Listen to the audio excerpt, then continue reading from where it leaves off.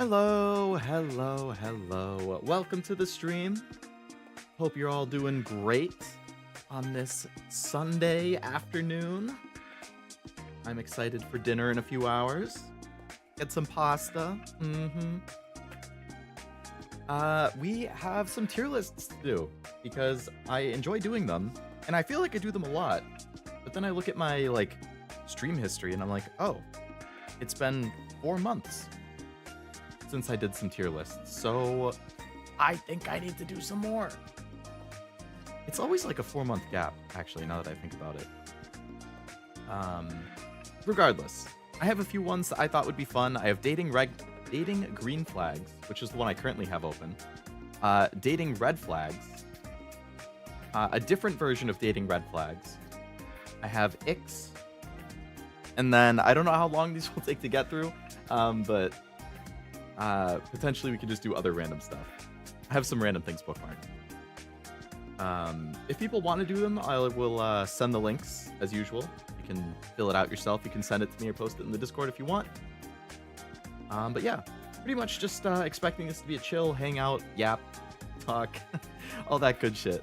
Yeah, again, happy Sunday. Welcome to the stream. Hello, Cashew. Hello, Wasabi. Hello, any lurkers. Welcome. You're right, Cashew, they do. I feel like they won't take long, and then they inevitably do.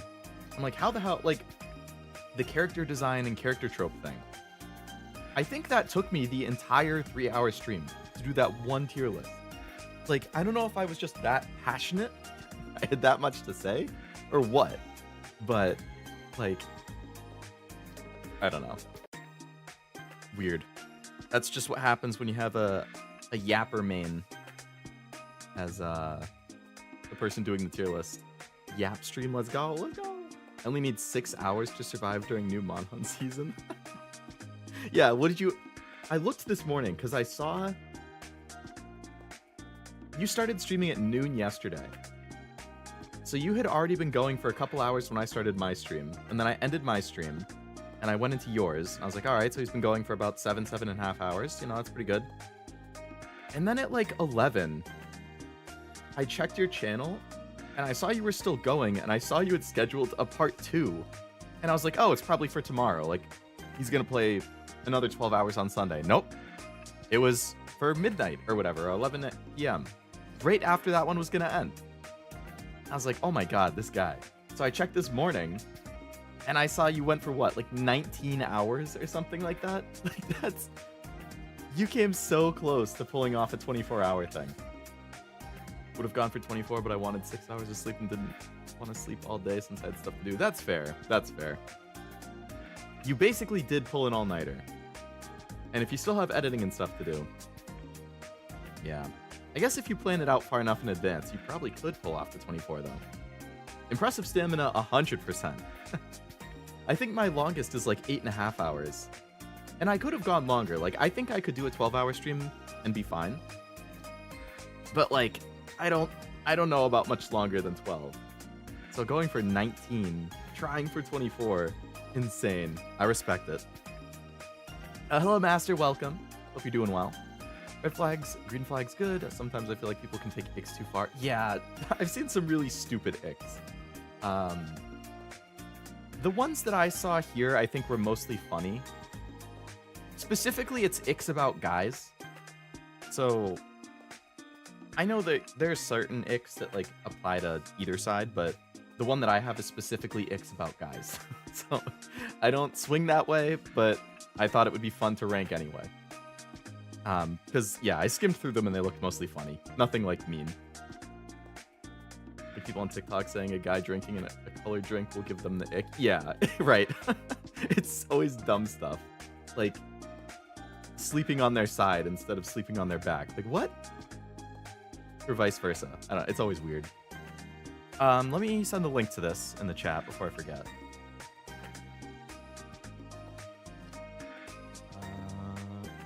Green flag. So these are all theoretically good things in this green flag tier list. What we're ranking is how much of a green flag it is. Absolutely necessary, very nice, but not necessary. Okay, it's an extra bonus. Doesn't really matter, kind of a bad thing, or that's a red flag. If anybody says one of these is a red flag, I would probably be a little concerned, but... I mean, not concerned, but obviously everybody to each their own, right? We're not going to judge. These are all personal preferences. In my experience, only women talk... Yeah, I haven't seen it so much from the other side, but... I mean, I can definitely come up with some. It was a trend for a while on TikTok and Twitter, though. Luckily, it doesn't seem as talked about now, but... I do think the funny ones are entertaining. For the ones that are, like, insanely oddly specific. Like, it was one specific person in one specific instance that they did it. And it just was like... they never forgot it, and now it's a permanent ick for them. I forgot to change the chat to live chat. Oops. More red than green in this tier list?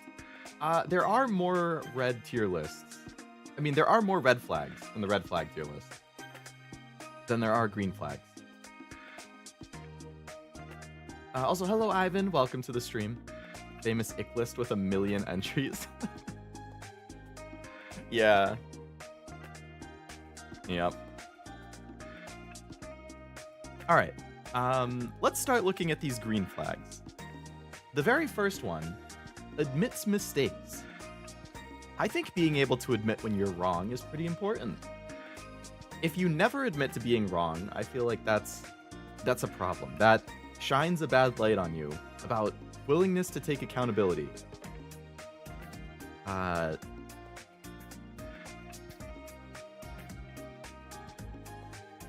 doesn't really matter the size of how wrong you are either, or the size of the mistake. Whether it's a big mistake, a little mistake, I feel like it's still important to admit that you made a mistake.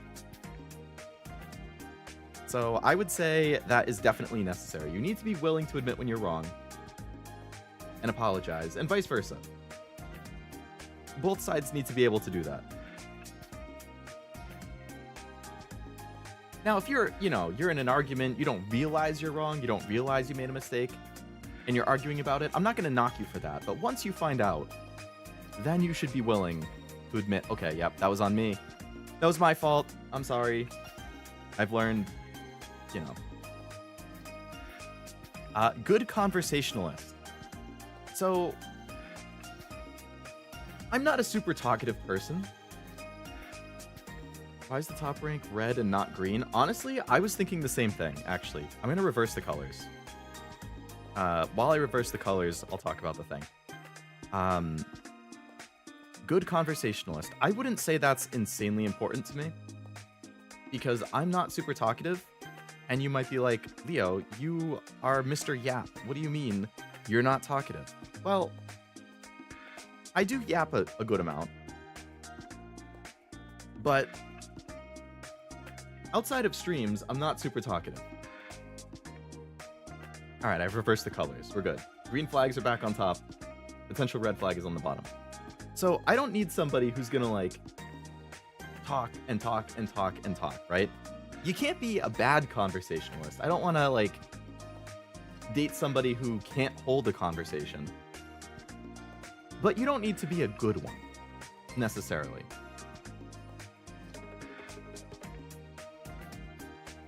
I feel like extra bonus should actually be above doesn't really matter.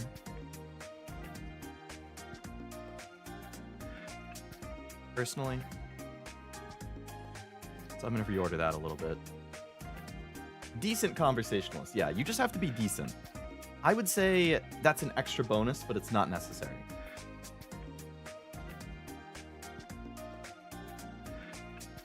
Shows vulnerability. I don't feel super strongly about that either way. I mean, it's good to talk, if something is going on that's bothering you. If you're feeling sad about something, if you're frustrated about something, whether it's with your partner or in life, with your family, with your friends, with work, it's good to be able to get things off your chest and, like, talk about it. But I know some people just aren't like that. Like, I'm not really somebody to talk about stuff when I'm being bothered most of the time. Like, I will if I want to, but I don't necessarily feel like I need to. And I kind of feel the same about my partner. I'm gonna put that in doesn't really matter.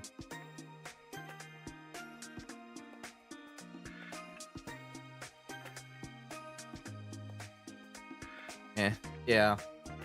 I feel with Creative. I would say being creative is very nice, but not necessary. You know, I'm a content creator, right? I like to stream. I like to make videos. I like to, you know, I do my whole anime awards. I like to put together the projects. Like, I like to create things. I think it would be nice if somebody I was dating or, you know, interested in was also creative. I think whether they're a content creator, whether they do art or music or, you know, writing, whatever it is, I think being creative is nice. You know, they have a good imagination, they have a passion project, they have something they like to work on. There's really not a downside to being creative. I wouldn't say it's absolutely necessary, but it's very nice if somebody is creative.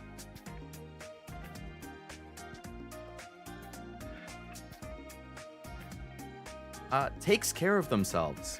That's absolutely necessary. I'm assuming that means hygiene.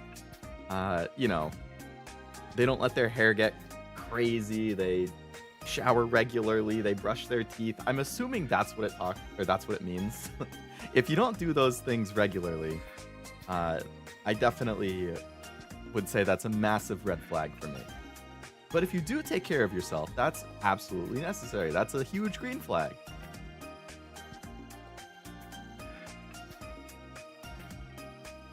Offers to pay. I'd say that's an extra bonus, but it's not really necessary.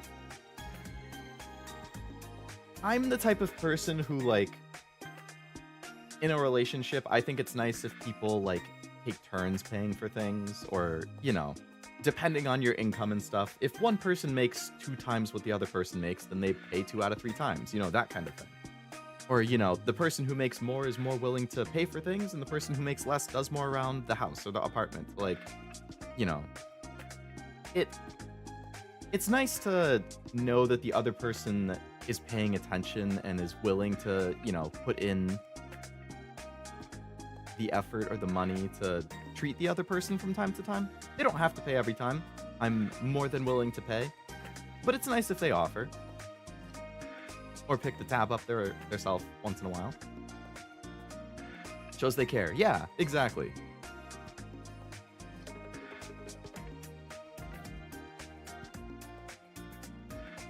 What is tech savvy?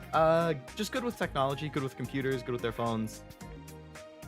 You know, the type of person who's not going to come to you all the time and be like, how do I bookmark a page? You know, it says my password is wrong. How do I reset it? Even though there's the forgot password button right there. You know, like, you know, they can use technology. I would prefer if they know how to do things without me needing to, like, explain everything. They don't need to be like a freaking like a computer science major who can explain the intricacies of why certain software perform better than others on certain operating systems, or like code me a program to do something. You know, like, you don't need to be like a whiz like that, but, you know how to use a phone and a computer like an average person. Sure. They can help you set up the printer because they're a tech whiz. You know, setting up printers is always a pain. I can't fault people for having problems with printers. Like, one time my mom had a problem with it. The printer was working fine, and all of a sudden it stopped working. And I couldn't understand why, because it was working fine for months or years before that. Like, we unplugged it, we plugged it back in, there was no issue with, like, power, there was no issue with the connection, it could detect it, it just wasn't printing. So I had to solve it by, like, I downloaded I updated the drivers for the printer, and then I had to, like, download an app that you could print through the app rather than printing through, like, your web browser or through Excel and stuff. I was like, that was a pain. You know, like, I'm not gonna fault people for having trouble with it because I had to look it up and I had to Google things, right?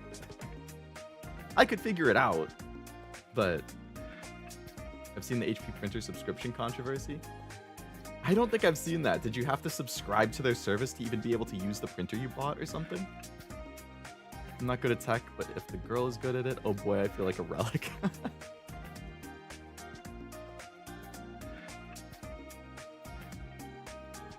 Fair. Opens doors for you. I don't care. I guess it's nice if they are ahead of you and they open the door, but it's not something I really care about. That's like 1940 type stuff. There's a double in this one, takes care of themselves is in it twice, once capitalized and once not. Oh, really? I'll have to skip over that one then. We have a pretty even split right now. 2 in every category except the bad ones. Doesn't drink. So just doesn't drink alcohol? I don't really care.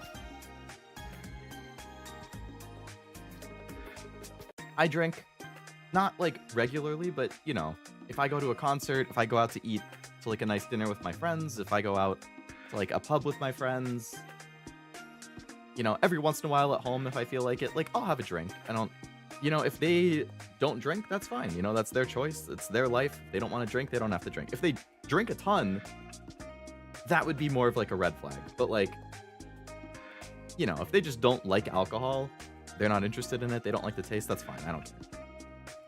As long as they don't have an issue with me having a drink every once in a while. Hello, Tim. Welcome to the stream. Hope you're doing well. No big deal. Open door. Depends on the context of doesn't drink, because what if they're a recovering alcoholic? I mean, I would be happy for them that they cut it out and are, like, now sober. But it would add the chance of a potential relapse at some point, which would then make me a little antsy. Subscription for how many pages you can print? That's so BS. If you're buying the hardware, you shouldn't have to subscribe to something too. Which I know is kind of rich, because then, like, you can say the same thing about game consoles, right? Like, PlayStation, Xbox, and Switch, all 3 of the big companies, all of their consoles, you can buy the console, you can play games offline, you can play single-player games just fine. But if you want to play online multiplayer, you gotta pay for the subscription for all 3 of them. You don't have to on Steam, but for a console, you do.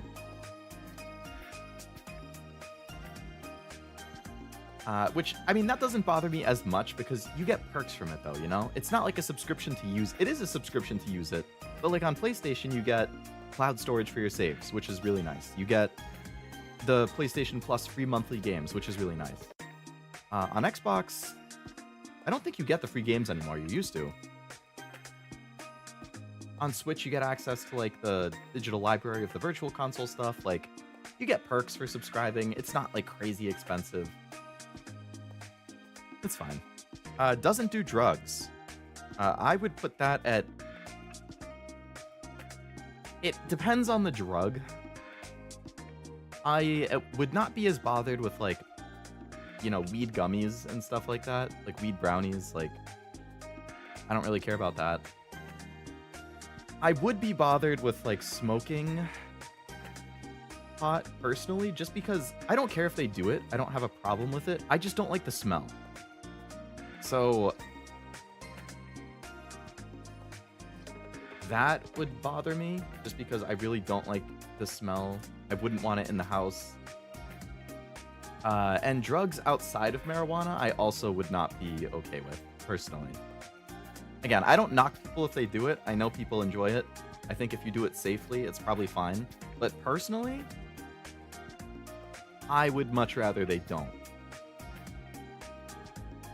So for me, that would be up and absolutely necessary. With the exception that, like, the weed gummies are fine. Weed gummies, Wasabi, it's basically like gummy bears, but they have, like, the THC or whatever it is that is in marijuana, but it's in the gummy. So it's like, you can just eat the gummy and you kind of get a little bit of a high, but it's not actually smoking. It's just like a different way to have the drug, basically.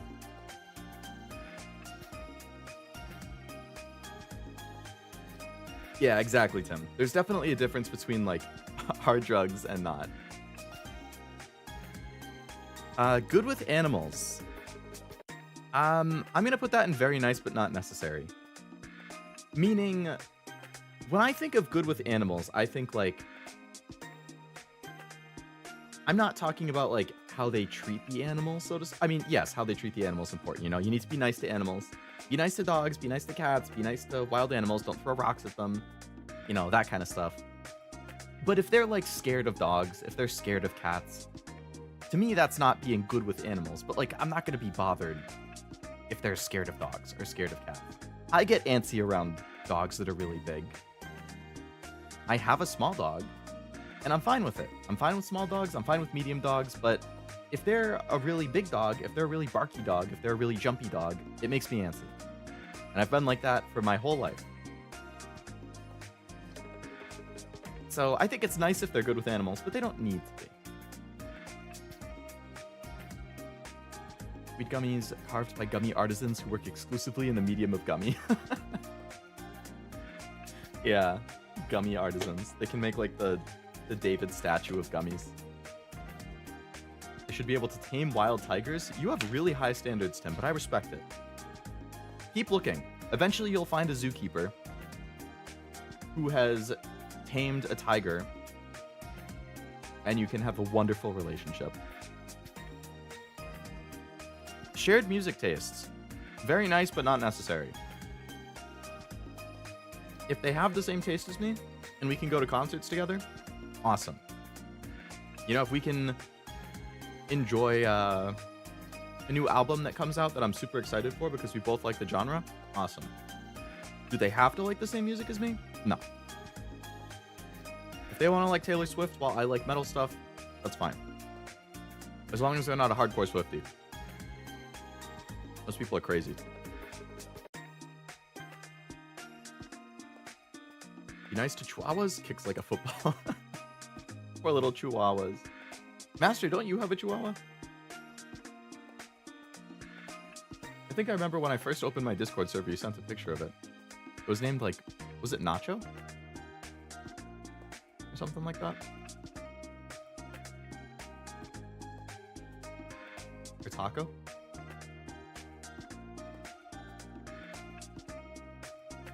I thought it was a funny name. And it was a cute picture. Taco, yeah. And he had like the cute little like blep thing going with his tongue.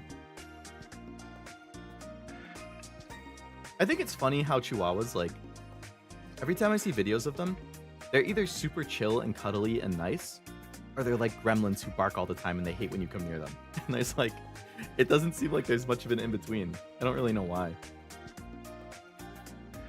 But I love seeing the super chill cuddly ones, especially when people put like little doggy sweaters on them and stuff. I love that. Makes you laugh. Like a sense of humor? Yes, I would think that's what it means, Ivan. I would think very nice, but not necessary. They don't need to be a stand-up comedian. But if they can make me laugh, if I think they're funny, awesome. Play sports. I don't really care.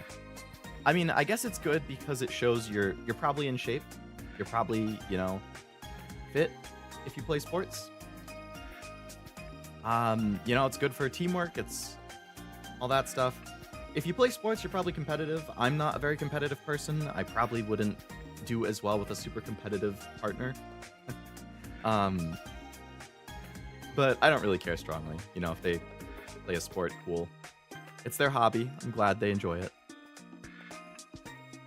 Shared values. I would say that's pretty important. I would even say that might be absolutely necessary. You care about the same things. You value the same things. You... Yeah.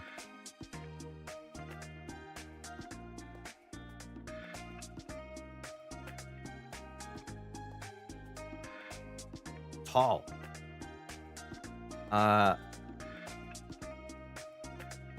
I am kind of in between doesn't really matter and kind of a bad thing. Because I would prefer somebody my height or shorter than me. So if they're taller than me, that's not necessarily my preference, but it's also not like a hard no. So I guess I'll put that in doesn't really matter.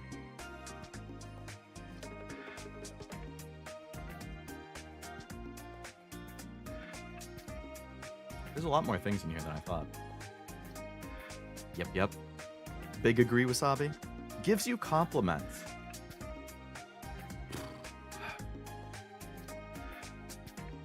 It's nice being complimented. You know, it feels good. I feel awkward when people compliment me because I'm never like I never really know how to react. But it obviously feels good. I guess it would be sad if they never compliment you.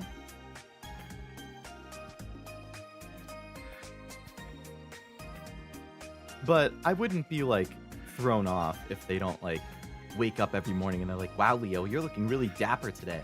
Wow, your eyes are as blue as the sky. You know, like, I don't need stuff like that. But a nice compliment here and there is good. I guess extra bonus probably would be where I would put it. Extra? All right. Independent. I would say independent is very nice, but not necessary. I'm pretty independent. I think I would be kind of annoyed if they were very clingy and needed me to help them or do things with them all the time, because I like my time, I value my alone time, I value my personal space. I think it's important that they can do those things on their own without needing me to do it. I don't mind helping, but they should be able to do things on their own. They shouldn't need to have everything include me.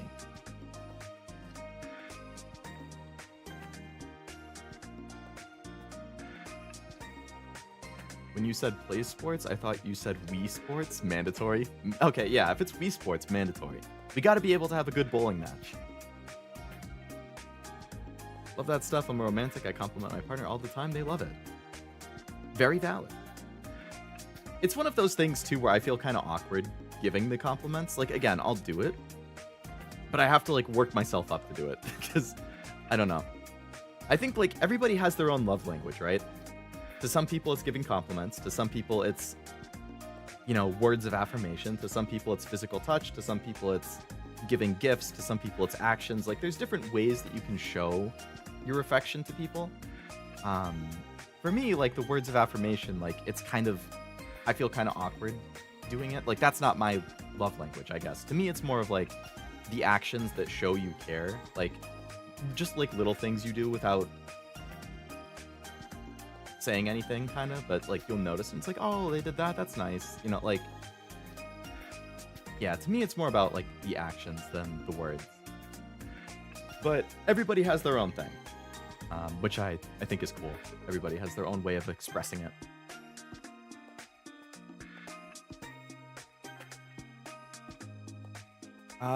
Reliable. I mean, yeah, being reliable, I would say, is pretty necessary. I don't know why you would, like, I'm trying to think of when that would ever be a bad thing. It's not. I mean, these are all green flags. These are all good things. But, like, you know, you want to be able to count on them. They're not going to do something crazy out of nowhere. They're not going to, you know, catch you off guard with who knows what. Being kind, self-explanatory, that's necessary. I would never consider dating somebody who's not kind. Outdoorsy. Outdoorsy is interesting because I am not outdoorsy. I don't want to be forced or dragged into doing outdoorsy things. I'm a homebody. All of my hobbies and enjoyment revolves around being indoors. You know, streaming, playing games, watching anime, collecting things. You know, like, pretty much every hobby I have is an indoorsy thing. The only, like, things I really enjoy doing that aren't indoorsy are like going to conventions, going to concerts, like, I like that kind of stuff. But like, I don't hike, I don't camp, I don't want to go exploring stuff, like, to me, outdoorsy might actually be kind of a bad thing. Just because it's very, very different from me. It's not a red flag. And I don't fault people for being outdoorsy, because there's a lot of good things that you can do outdoors. But like, on a personal level, I am not an outdoorsy person. And I don't necessarily want to be forced into participating in outdoorsy things. If you want to go out and throw a frisbee, that's fine. I'll do that. You want to go out and play catch, I'll do that. But like, yeah. Depends on the level. Right, yeah. That's the thing. Like, all of these kind of have levels. Reliable pretty much has no downside. Some people like others to see them as independent, so they don't want someone to see them as needing reliance. Very true. I only found one thing that was a red flag? Ooh. I assume I haven't gotten there yet. If it's outdoorsy like clubbing, no thanks. Yeah, no, I would have zero interest in that either. Set a tomboy to Leo and let her dominate. Oh man. Outdoorsy's fine but not important. I'd rather some who like to go for walks. Yeah, like I like going for walks too, right? Like if you want to go out for a 30-minute walk or something, that's cool. I'll do that. If you want to go out for a 5-mile run, I'm sorry, but you're going to need to find somebody else. Open communication. Necessary. I agree with you, Ivan. I want somebody who is mature enough to speak their mind and, tell me about problems they have. If I'm doing something they don't like, if I'm doing something they do like, they should be able to be honest. They should be able to have a conversation about stuff. They should be able to communicate. Don't be secretive. Don't hide things.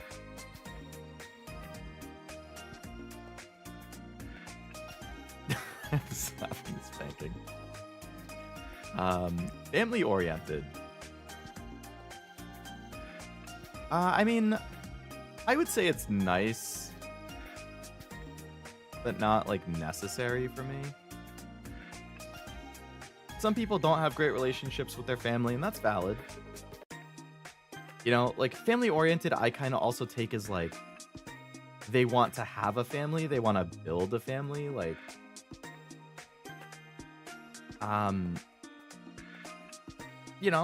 That's fine too. I think that's great.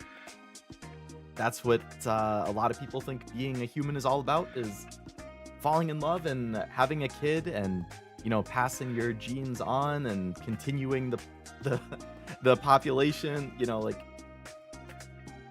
a lot of people really value that. I don't know if that's necessarily me. But I wouldn't fault somebody for it. I wouldn't ever think it's a bad thing. It's fine, yeah. Family-oriented is more about family making, not good with their family, that's later. Okay, gotcha. They cannot want kids and still be family-oriented. Some people like being the cool aunt, uncle. That's true, that's true. Like, Frost is the cool uncle. I don't think he's here because I think he's working at this time typically, but I know that he's talked before about, like, he built a computer, I think, for his nephew or something for a Christmas gift. I was like, holy crap. That's, like, one of the coolest cool uncle things you could do. See, I'll put it as extra bonus. Can have comfortable silence. I'm going to put that in absolutely necessary because that's how I am. I think I've talked before in previous streams about how I like the separately together kind of thing, where like you can live in the same space and be around each other, but you don't have to always interact, right? You don't have to constantly have a conversation. I can be sitting on the couch playing a video game and she can be sitting on the couch, reading, or vice versa. We can be near each other and doing our own things, but we don't have to be talking. You can have comfortable silence. You can enjoy spending time together without needing to constantly talk and interact. And I'm also, like I said, I'm not a super talkative person. If I feel like I constantly have to be talking, that's going to annoy me. Comfortable silence and uber important. Don't want somebody to be questioning why I'm quiet. Yeah, that's annoying too. Why are you so quiet? Because I am. I just don't want to talk. What? If you can talk about everything and nothing, it's the best kind of togetherness. Parallel existence is important. I agree. I'll play my games and she'll read her Gooner novels. Yeah.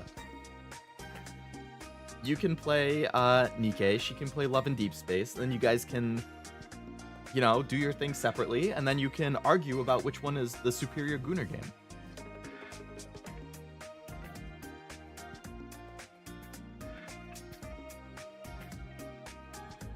Spirituality. I don't really feel strongly about it either way. Not a bad thing. Not like a make or break thing. If they're religious or spiritual, that's cool. That's their thing. They can enjoy it. If they're not, that's fine. I don't really have a whole lot to say about that. Barely on social media. By barely on, I'm assuming that means they barely use it. They don't have like too much of a presence. That's kind of how I am. Like, I have a Facebook. I never really use it.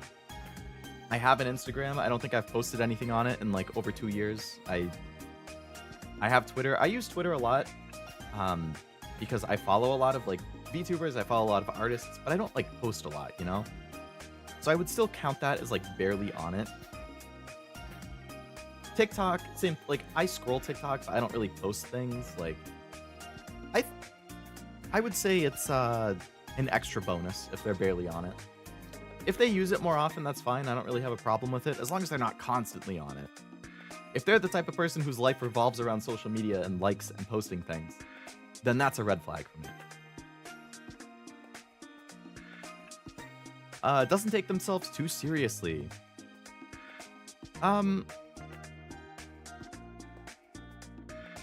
Is that an extra bonus or very nice? I wouldn't say it's necessary. It's fine to take yourself seriously from time to time. If you're always taking yourself seriously, I feel like that might be kind of annoying. For me, again, personal preference, I'll put it as extra bonus. It's nice if you can goof around, you can joke about yourself. You don't need to be like self-deprecating, you don't need to rip yourself apart, but you know, you make a mistake, you joke about it. Kind to service workers, absolutely necessary, not even a question. If you're a jerk to a service worker, if you're a jerk to somebody at a restaurant, to somebody in retail, to a post office employee, to a delivery driver, I don't care what it is. If you're a jerk, or if you're a jerk to them, then you're a jerk. Like, I want nothing to do with anybody who's mean to any kind of service worker. Those people do not have easy jobs. It sucks working customer-facing jobs. And you being a jerk is just a massive red flag. You absolutely need to be nice to them.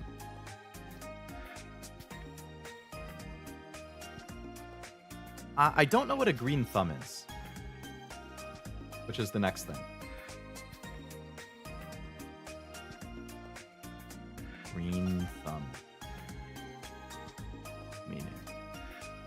If somebody has a green thumb, they're very good at gardening and their plants grow well. Okay. Thank you, Google. They're good with plants. There we go. Thank you. Everybody knows this other than me? Okay, Ivan didn't know the green thumb thing either. We're good. Somebody else didn't know. I mean, I guess that's an extra, like, I guess I'm gonna put that in doesn't really matter. If they're not good with plants, that's not a bad thing. I'm not good with plants. I can never seem to keep stuff alive when I try growing them. A lot of people in my family are like that, actually. But, you know, if they enjoy it, if they're good with it, cool. If they have their own little garden, I think that's a fun hobby. They can grow food during the apocalypse. That's true. That's true. What if they're jerks to CEOs of health insurance companies? A little more understandable. Would you just end it at the restaurant if your partner did that? I think I would, Master. No, oh, sorry. If it was like a first date and they were mean to somebody at the restaurant, I think I would try and like discreetly leave. I would like, you know, excuse myself to the restroom. I would find the waiter. I would pay for my part of the tab, not hers. And then I would leave. And I would tell them, I would text them, be like, that was not cool. Not going to spend my time with somebody who's disrespectful like that. If it was like a long-term relationship and they had never done that normally, and then they were suddenly mean to a waiter or something, I would probably be like, what the fuck are you doing? Like, where did that come from? Like, I would definitely try and figure out if something happened that made them act like that. It wouldn't be like an immediate breakup thing, but, you know, depending on the response and stuff, or if it was a regular thing, then absolutely. Like, I would just break up with them.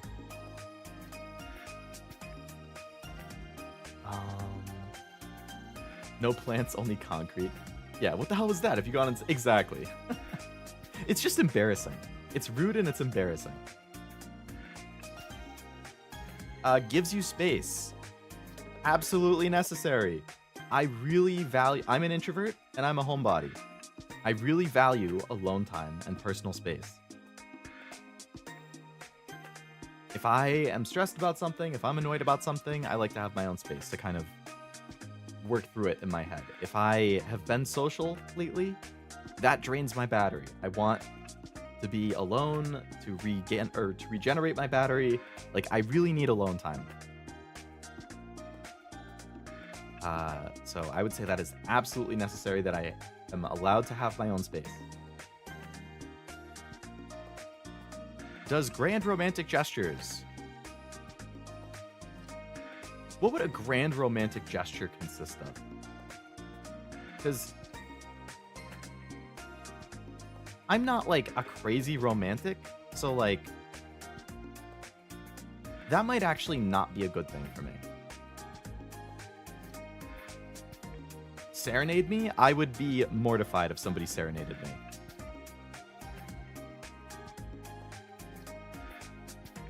Expensive trips and jewelries? I'm not really a trip person. I don't wear jewelry. Maybe like getting you on the kiss cam of a baseball game. I would be mortified. Oh my god, I might cry if somebody did that to me. Okay, I'm gonna put that as kind of a bad thing. Again, it's different people's love language. If that's their love language and both people in the relationship are like that, by all means, go for it. I am not like that. So to me, that's a bad thing. I don't think it's a red flag, because I think it can work for people if they're into that. But to me, it's a bad thing. Don't like that for me? Agreed.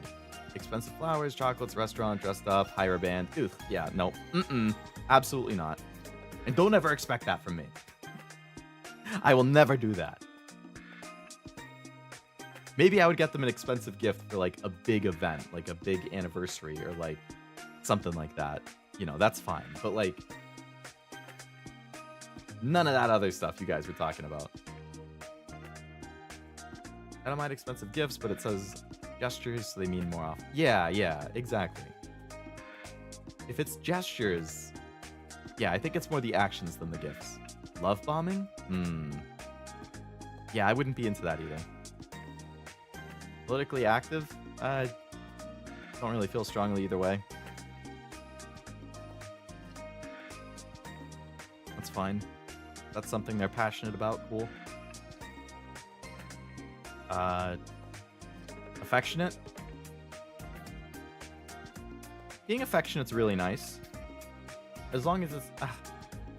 a lot of these, yeah, they have like levels. Like how affectionate. How constant. I like affection. I don't want to be hugged 24/7.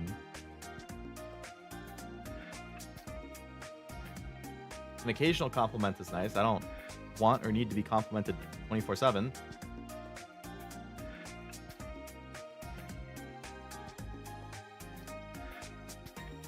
If they're not affectionate at all, though, then I would say that would be kind of upsetting. You need to be affectionate, just like within reason. I guess I'll put that in necessary because I wouldn't say it's not necessary. But it has to be within reason. Normal amounts of affection. Oh, you can't fully see it because the chat kind of covers it. That's fine. It's only the far right that will get cut off.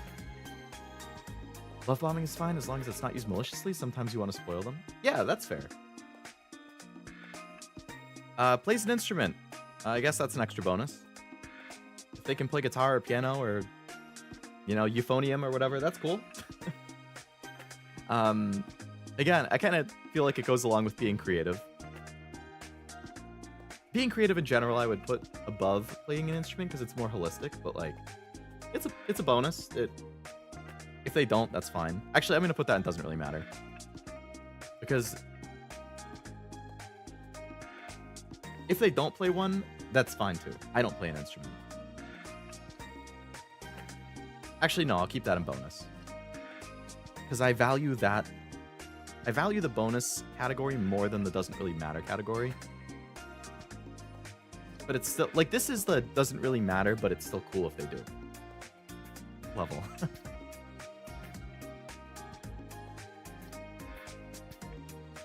I don't need expensive gifts, but if they're affectionate, I'd appreciate that a lot more. I agree. Actions and general affection, I think, are very nice. Confident? I think that's also an extra bonus. They don't need to be confident. I'm not very confident, which I know is not something that that's not necessarily a good thing, that I'm not a super confident person, but I don't think it's a problem if other people aren't confident. Everybody has their own levels of confidence in themselves and the things they do. If they are confident, cool. I'd say that's a bonus. But if they're not, that's fine. Artistic skills, I'm going to put that right next to plays instrument. Extra bonus. If they can draw or do other art stuff, cool. I love art. If they can't, I got no problem with that. I wish I could.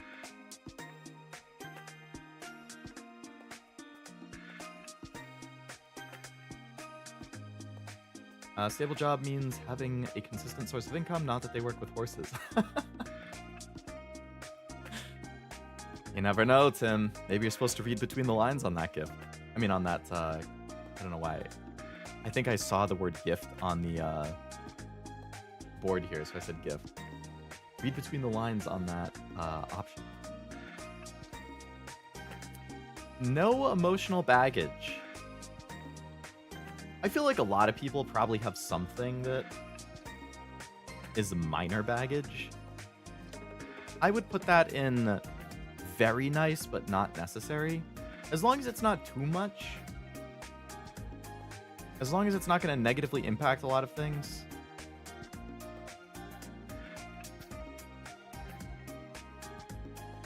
That was my red flag. If they don't have any baggage, that's super weird to me. Being too perfect is a thing. That's true. For all dragging emotional baggage, everyone has history. Yeah. Which is kind of what I said at the start, too, with, like, I feel like everybody has something.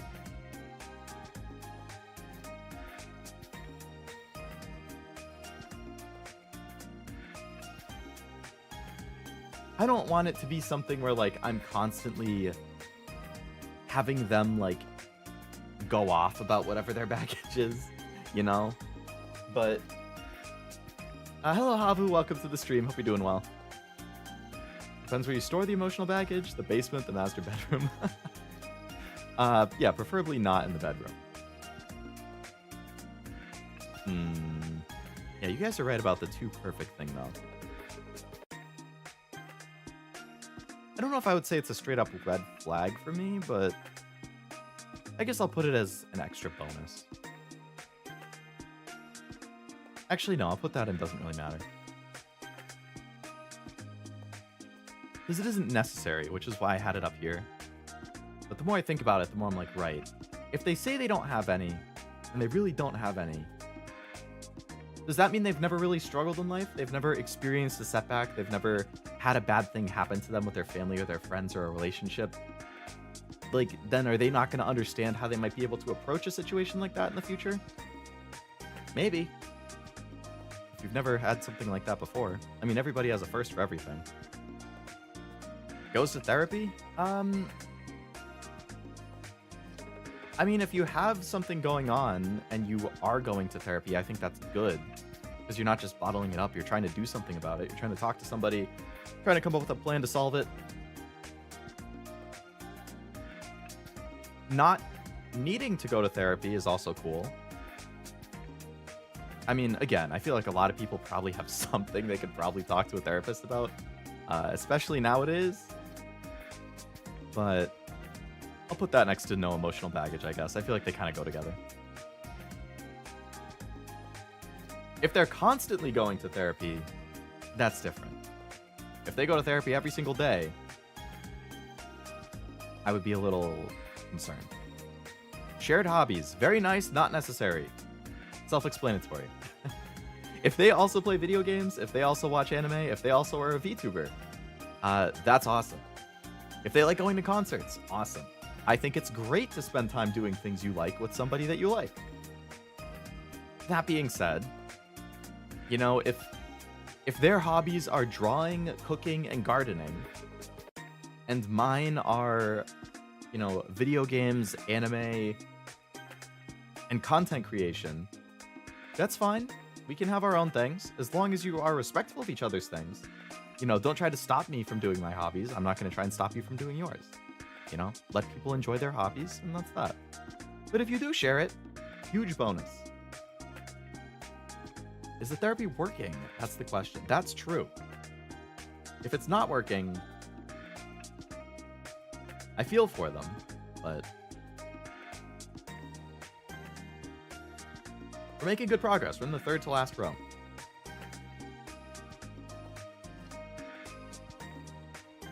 Calm under pressure.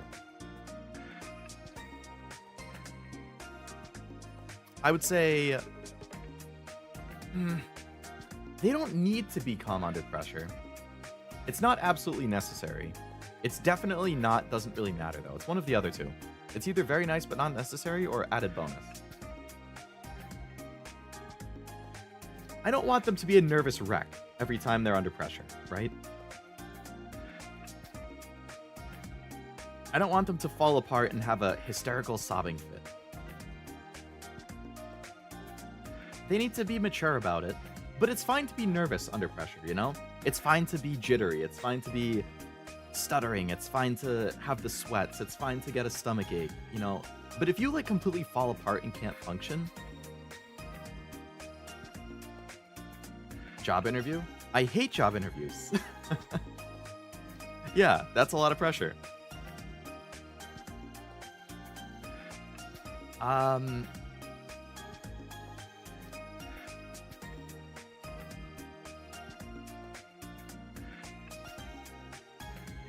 Like me, when I'm under pressure, I generally I get a stomachache. And I definitely get just antsy, but I don't fall apart. You know, I can still function. I can still do things.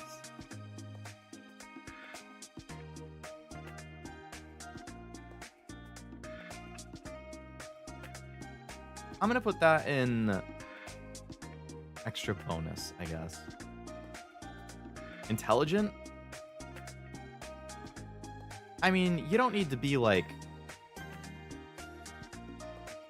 freaking graduating from an Ivy League college with a 4.0 GPA working as an engineer at NASA or something, you know? You don't need to be a freaking genius. But I don't want somebody who's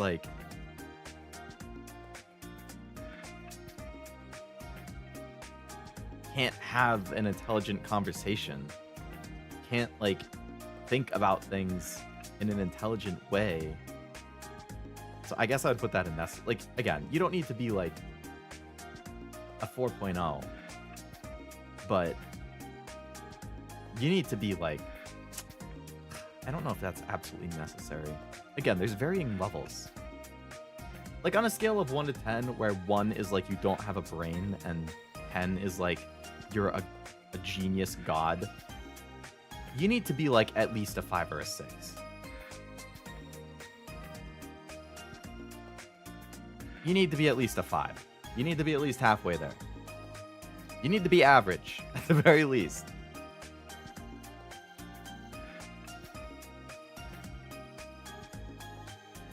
Intelligence to me means, at the very least, good common sense. Yeah, you need to have common sense. I agree with that. Which is why I'm like, this one's really hard to place. Because I feel like there's factors to it. I'm going to put it in necessary. With the caveat that I don't mean you have to be a genius. You have to be reasonably smart. You have to be average smart. You have to have common sense. They exercise.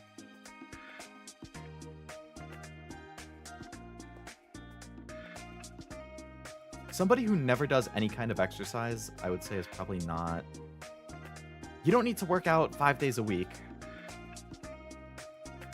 You know, if they go for a walk from time to time, if they do some physical activity, that's fine. You know, you don't need to have like a strict workout regimen, I don't necessarily think. Especially depending on like your metabolism and your general health level and whatnot. If you're on a drive in a long empty road late at night, you don't have to check on somebody lying on the side of the road, drive past, call 911 later. Yeah. It's... That's one of those things where some people would absolutely pull over and check on them. But yeah, personally, on a long empty road late at night, I'm the type of person who would look at that and be like, is this a trap? Like, is this the type of thing where once you stop the car and get out to help them, are there people waiting in the dark off the road who, like, knock you out and steal your car? Who mug you? Like, because that's a thing. I've seen videos of it.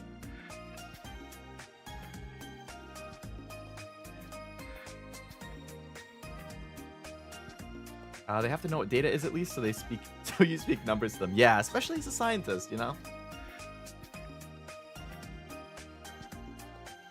I'm gonna put exercise in very nice, I guess. I would say it's not necessary, like, if they're healthy in general, you don't necessarily need to exercise. I went a long period of my life without exercising. And I'm, like, an average dude.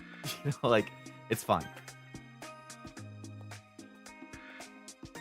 I wouldn't like it if their whole life was exercising, though, you know? Like, gym 5, 6, 7 days a week.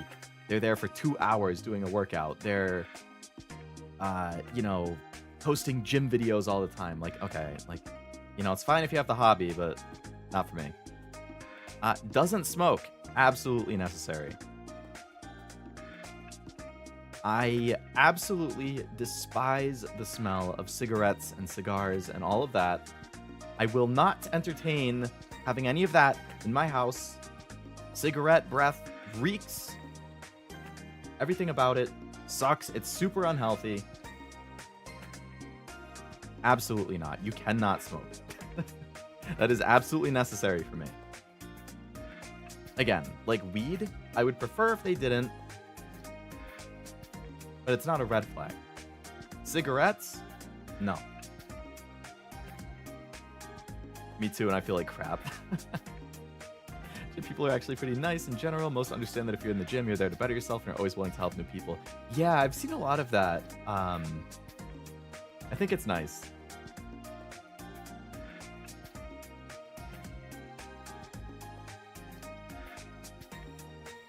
I don't care about smoking, drinking, or drugs as long as you aren't doing anything illegal. I used to be a smoker, so I don't care.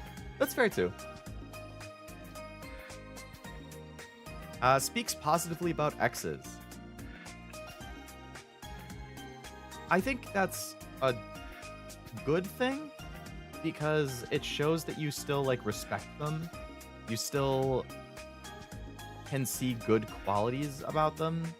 It shows the relationship didn't crash and burn. If you have multiple exes and you speak really badly about all of them, then I kind of start questioning things. Like, I have a couple exes and I generally would speak positively about, like, I don't really have bad things to say about them. I don't, you know, like, they're good people. It just didn't work, you know? That's fine.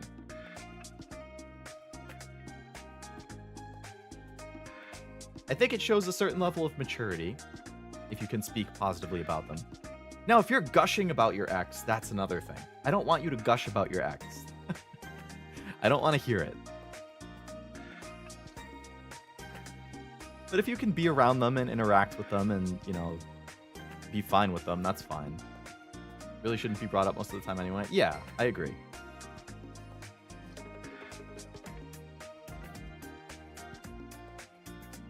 So I'm going to put that in a bonus.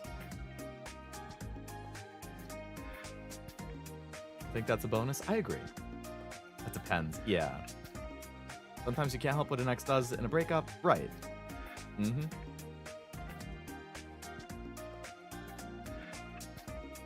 I agree with all of that. A stable job.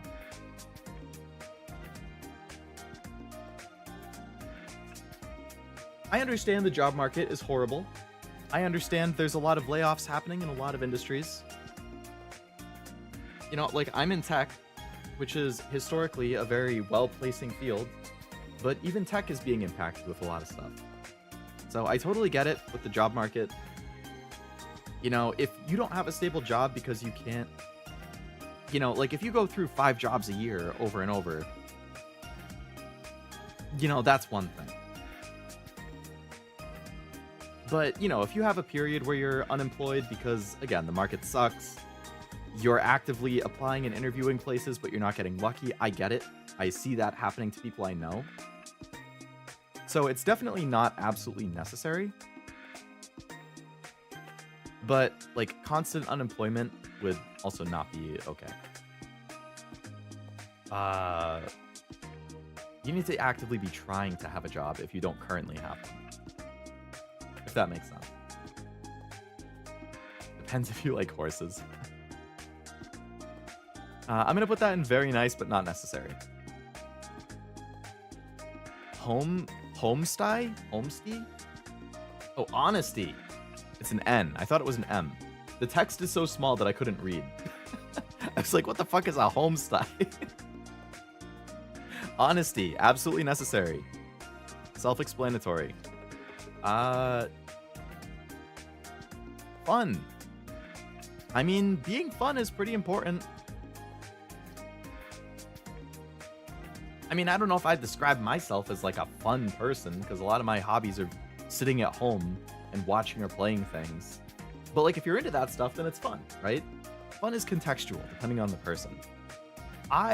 Some people think it's really fun to travel and explore the world and go hiking and, you know, go clubbing. I don't think those things are fun. Yeah, compatible fun.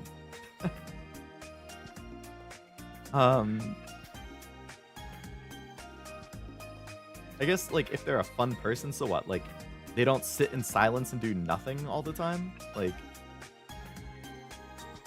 I guess I'll put that as a bonus. If it's compatible fun, then I'd say very nice.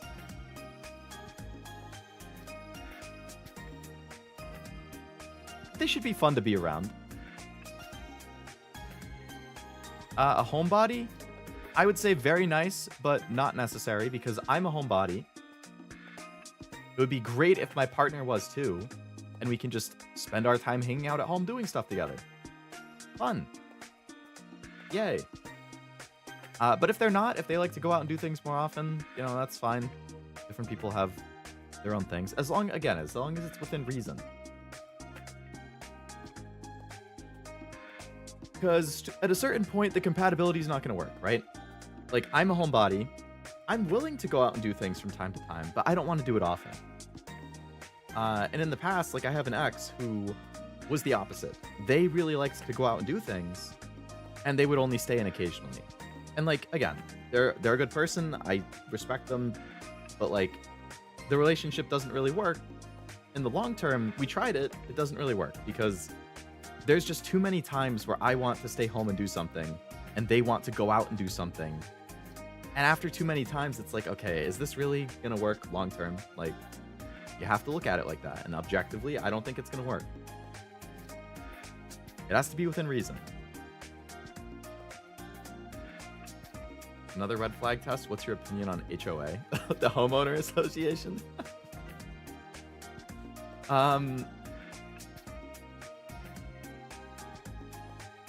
I don't necessarily think it's evil. I don't necessarily think it's a bad thing, but I think a lot of HOAs are kind of shitty. I think there's a lot of ridiculous clauses and stuff in HOAs sometimes. I don't think it's a bad thing for homeowners to like agree, like, okay, you know, all of the homes on this street, we're gonna team up. We're gonna, you know, when it's snowing, we're gonna all contribute to paying for a plow who's gonna come through and plow our street. That's cool. That would be like a perk of an HOA. You're all chipping in so that you all get to have your road plowed. Cool. You know, if you have a general agreement that like, hey, we're not gonna let the grass in our yard get a foot long, probably a good idea. You don't want houses getting like overgrown and gross looking, right?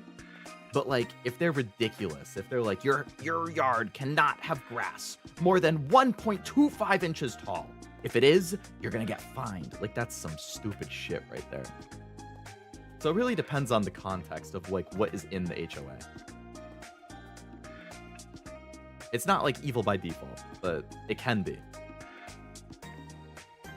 Rules are fine once you start putting fines up. That's the problem because they charge you out the butt. Yeah. But like a general set of rules you can agree to, I think is fine. Likes to travel. See, this is one of those things where it's like, I'm kind of inclined to put that in kind of a bad thing. I don't think traveling is a bad thing. It's not a red flag. But to me personally, I don't really like to travel. So in a relationship with me, I think that would be kind of a bad thing. Because I don't want to travel. I want to stay at home. There are certain things I might want to go and do. Like I want to go to a concert. You know, if I want to go to Anime NYC, I don't live in New York City, but if I have to travel to it to go to the convention, that's fine. But it's like once in a blue moon. It's not constant. I don't want to go on a trip every other month. I don't want to go abroad every other month. I want to stay at home. So I don't know if I could definitively put that and doesn't really matter. Because if they like to travel a lot, if they like to travel occasionally, that's fine. Depends on the occasion and the distance. Exactly. How common is it? Is it for a specific reason or is it just because? How far is it? I'm going to keep that in kind of a bad thing just because it's not for me. Emotionally intelligent. Yes. Please. Please be emotionally intelligent. Please be able to speak your feelings and deal with things in a mature way. Don't throw a tantrum like a baby. Supportive. Necessary. Please be supportive. Support your partner. I feel like that's self-explanatory. Puts the shopping cart back. Honestly, I'm going to put that in absolutely necessary. Because I kind of feel like that goes with kind of service workers. If you, like, when you think about the parking lots where you have a shopping cart and you bring the cart out to your car and you put stuff away, they usually have like little areas where you put the carts. They're probably not more than 50 feet away. If you are too lazy to walk 50 feet and put the cart back in the little cart area, that's a red flag. If you don't realize that that is giving more work to the employees because now they have to go track down your cart, or you're also blocking parking spaces because you're just leaving a cart where the parking spot is, like, you're being a jerk. Just put your cart back, man. It's not that hard. I always do it. Some people, man. Yeah. Like, it's, how frustrating is it when you're going to like a grocery store and you see an open spot in a packed parking lot and you're like, fuck yeah, I can park. And you go up and as soon as you get to the parking spot, there's a cart in the middle of it. Because somebody decided to be a jackass and just leave the cart there. Kind of annoying, right? Don't be that guy.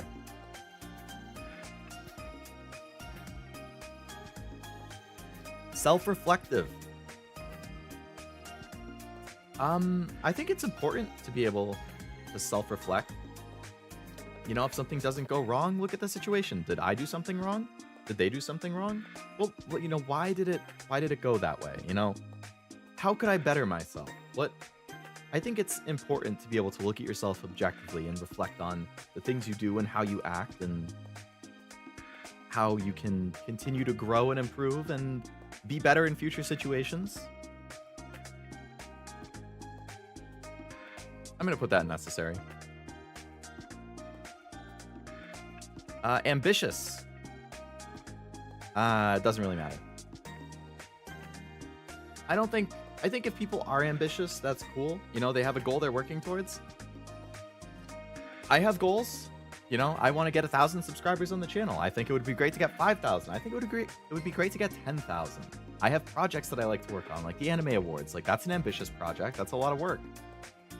You know, but if you don't have big projects you're working on, if you don't, you know, you don't need to be some, like, I want to be the CEO of a company one day. I want to own my own business. I want to have 1 million subscriber YouTube. You know, you don't need to be like that. I guess I'm going to put it an extra bonus. If you never have any ambition to do anything, I guess I would kind of look at that and be like, I mean, but you want to, like, grow in some way, right?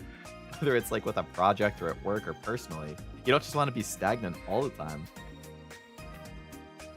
A thoughtful gift giver. I wouldn't say that's necessary. Like, if you just ask me, hey, what do you want for your birthday? And I tell you and you buy it for me, that's fine. You don't have to come up with a crazy thing. Honestly, I'm fine just getting money. I'm fine just getting gift cards. I mean, if you're dating, I would probably prefer something that's not just money or gift cards. I would prefer something that shows you're listening to me or thinking about me. Not that those things aren't thinking about people, but, like, I'm going to put that as extra bonus. You don't need to come up with anything crazy. Good hygiene. Absolutely necessary. Self-explanatory. I don't want you to stink. Quick to text back. I guess that's an extra bonus. I am not somebody who's quick to text back. I'm sure anybody in here who has talk to me, whether that's on Discord, through messages, or just texting me because you know me in person or whatever, you probably know that you might get a text back from me within 5 minutes. You might also not get a message back from me for 2 days, because I might read it and forget to respond. I might not see it, because I might have notification silence, and then I see it when I open the app or whatever, and I'm like, oh shit. I think it's nice if people are quick to get back to you, but I'm not, like, bothered if somebody takes a couple hours to respond, if somebody takes a day or two to respond, as long as it's not something super important. If it's important and you take forever to respond, that's different. What if my ambition and goal is for inner peace? I mean, hey, all the power to you, Tim. Give your date a membership to my YouTube channel? Now that's self-promo. Get on Tinder and start plugging myself.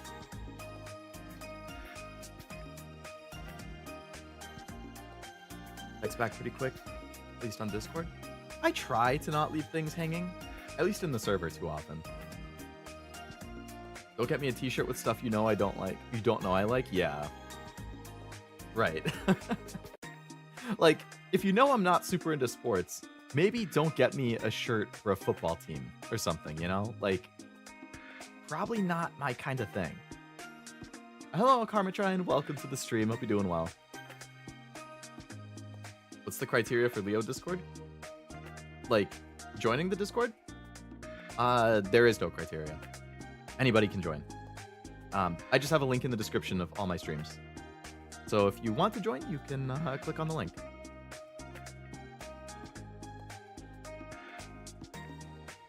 How you doing, my boy? I'm doing well. Doing well.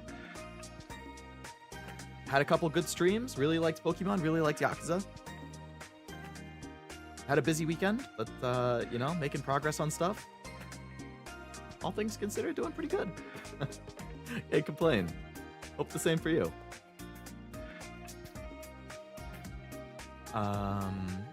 Good with kids is nice, but not necessarily comes naturally when you have a kid of your own. Yeah, you would grow into it, I think.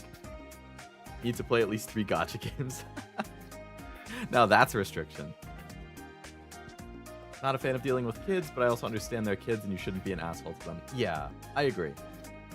I personally... Right. Good with kids, I think, is kind of the same thing as, like, good with animals, right? You should be nice to them. You should be mature in how you handle them.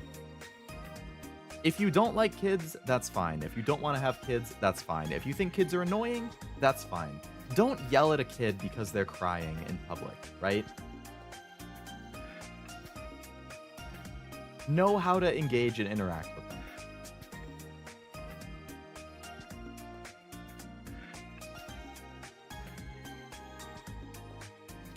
I'll put that in the same thing that I put good with animals.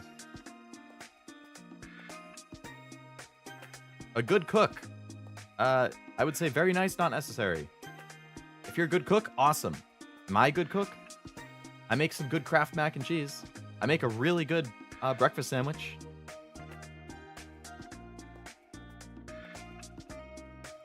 But, you know, I don't know how to cook anything crazy, and that's fine. You don't need to either. As long as you can make basic things, that's fine. I make basic things. You make basic things. We're good. Describe your breakfast sandwich. I do, I make a bagel. I make 2 eggs. Sunny side up. Preferably don't crack the yolk. Or break the yolk. I like it when it's, when you bite into it and then it's runny. So I make 2 eggs. I melt some American cheese on top of them. I put some salt and pepper and crushed red pepper for a little spice, a little extra taste. I put the 2 eggs with melted cheese on the bagel. If I have hot sauce, I will put a little hot sauce on the egg for another extra taste and kick. If I have ham, I'll usually put some ham on there. I really like bacon in a breakfast sandwich, but I don't have bacon at home most of the time, so if I had it, I would make that and put it in as well. But yeah, generally it's just like egg and cheese and ham if I have it. Salt, pepper, crushed red pepper.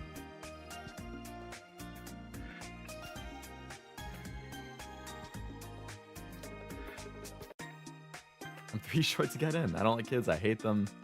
I don't want to be around them, but I'm still good with them. If forced to hang out, I can and will have fun. Yeah, I would say like that, but not quite as extreme for me. I wouldn't say I hate kids. I do think kids are kind of annoying. I would prefer to not really have to be around them if I had the choice, but I can still interact with them. You know, it's fine. One must not fear the pressure cooker. Yeah, pressure cooker and air fryers. Those seem super popular nowadays. Tuna salad or butter and chicken with a little salt in mine. Ooh, interesting. 7.5 out of 10, only because bagels are kind of tough at absorbing the leaky yolk. Yeah, the bad thing with the bagels is when you have the leaky yolk, if it drips through the middle, it just gets on the plate.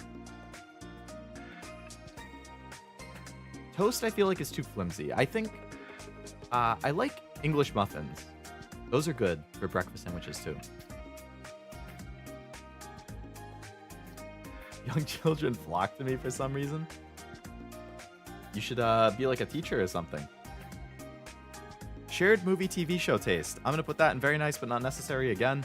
Same thing as shared hobbies. I think it would be great if we like the same anime, we like the same movies, we like the same TV shows, we can watch them together. If we don't, you know, if you want to watch Grey's Anatomy and I want to watch Full Metal Alchemist, that's fine. As long as you're respectful of each other's taste, cool. Shares household chores. Necessary. Don't make me do everything on my own. Let's split it. I'll do the vacuuming. And you can do the laundry. I'll mow the yard. I'll mow the lawn. And you can do the dishes. You know, like, split it. I don't want to do everything myself. Like, can Goku be Dr. Gray? Who's Dr. Oh, Dr. Gray from Grey's Anatomy.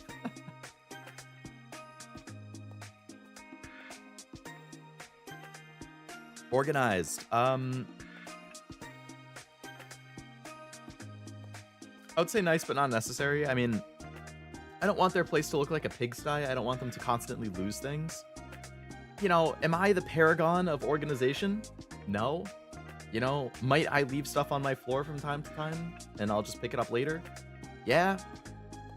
Do I organize my shelves really nicely? Like with my manga and my games and stuff? Yes. My CDs, my figures and stuff, do I keep it all very nice and neat? Yes. You should have some level of organization.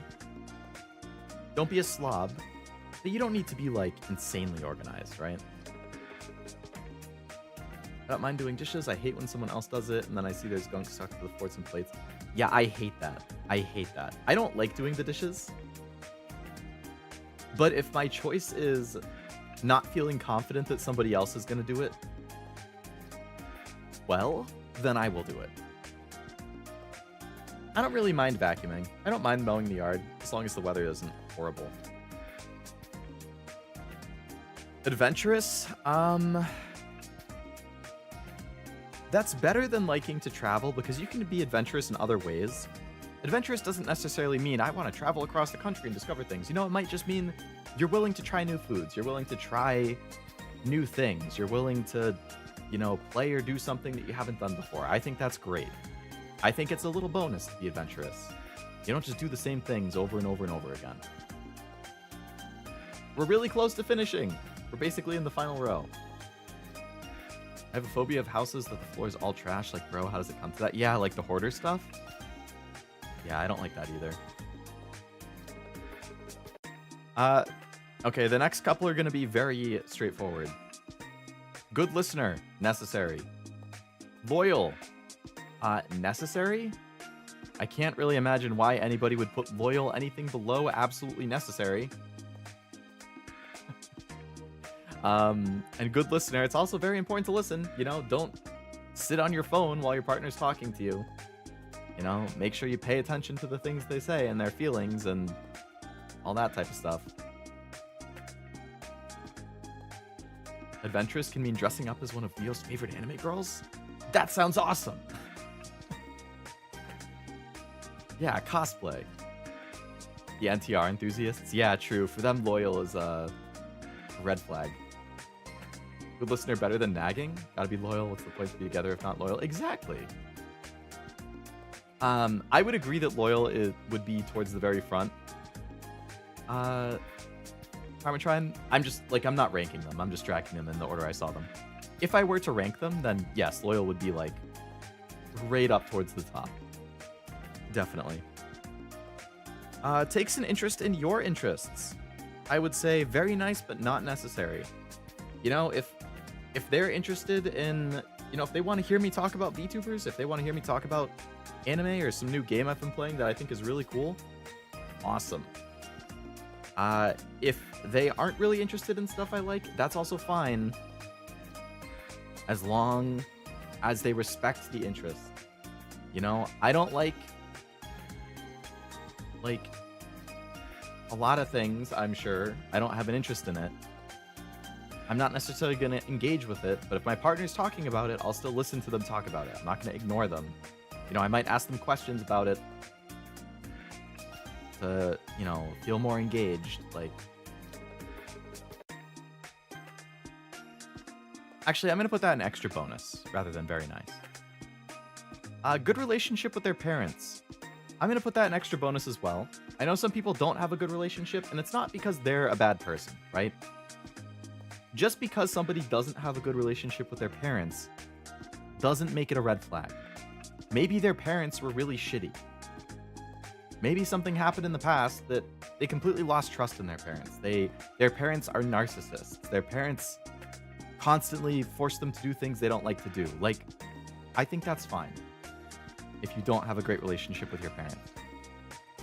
It's not a red flag. I have a good relationship with my parents, but, you know, I'm not going to fault somebody. Now, if they don't have a good relationship with anyone in their family, or like any friends, then that's a red flag. That makes me think they're the problem, right? But I'm not going to fault somebody if like they're not on good terms with their parents or one of them or something. Just saying I know a lot of things in the field. Yeah, I agree with you there, then. Means you don't have to deal with the in-laws. True. Respects boundaries. Absolutely necessary. Don't make me do things I don't want to do. Clingy. Kind of a bad thing. Some people like clingy. I don't. Because I said before, I like my own personal space. I like the separately together thing. I don't need them to be all over me all the time. I don't want them constantly to be like laying on me or like have to be attached at the hip all the time. You know, I think some people like that. That's great. If that works for you, that's great. Sometimes is it fine? Yes. Constantly? No. For me. Remember, this is all for me. I'm not criticizing you if you like doing it or if you like it. Wealthy? I don't really care. Doesn't matter. Likes to play video games. Very nice, but not necessary. It would be great if we could play games together and talk about games. If you don't like games, that's fine. Positive attitude. I would say that's an extra bonus. It's kind of exhausting to have to always deal with somebody who has a bad attitude about everything, you know? Like, they have a comeback for everything.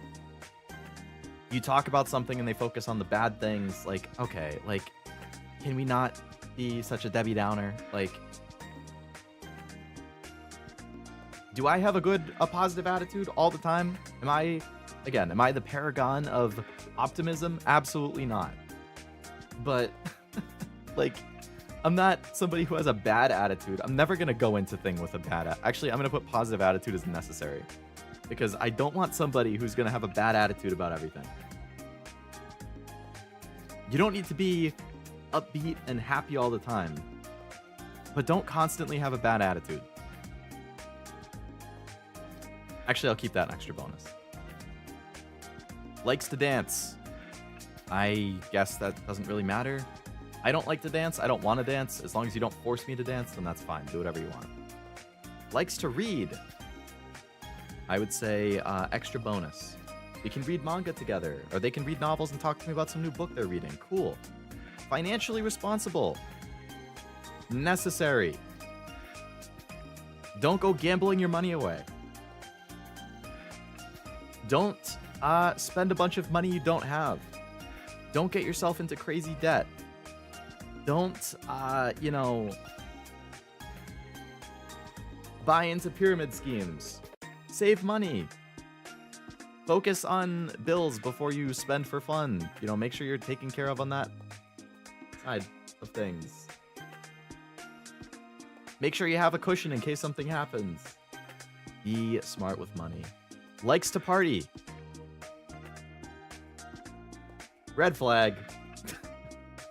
I hate parties. I hate clubbing. I have zero interest in it. If they like to party, that would be a turn off for me.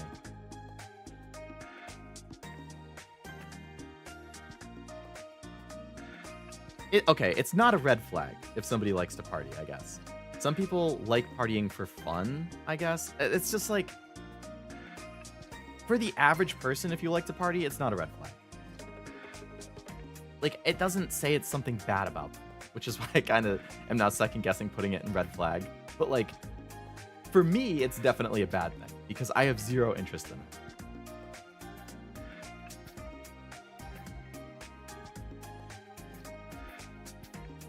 I'm going to keep it in red flag for now. Absolute red flag, shake. All right, people agree. Don't get involved in loan sharking. I'm not breaking knees for you. You got to do that yourself. Who doesn't want to play It Takes Two with a lover? I still haven't even played that. I mean, I probably won't at this point. Like, if I had, like, a girlfriend or something who wanted to play it, that's fine. I would play it with them. But, like, I've watched people play through it before, so I kind of already know it. Which is why I'm like, well, why would I play it? I already know it.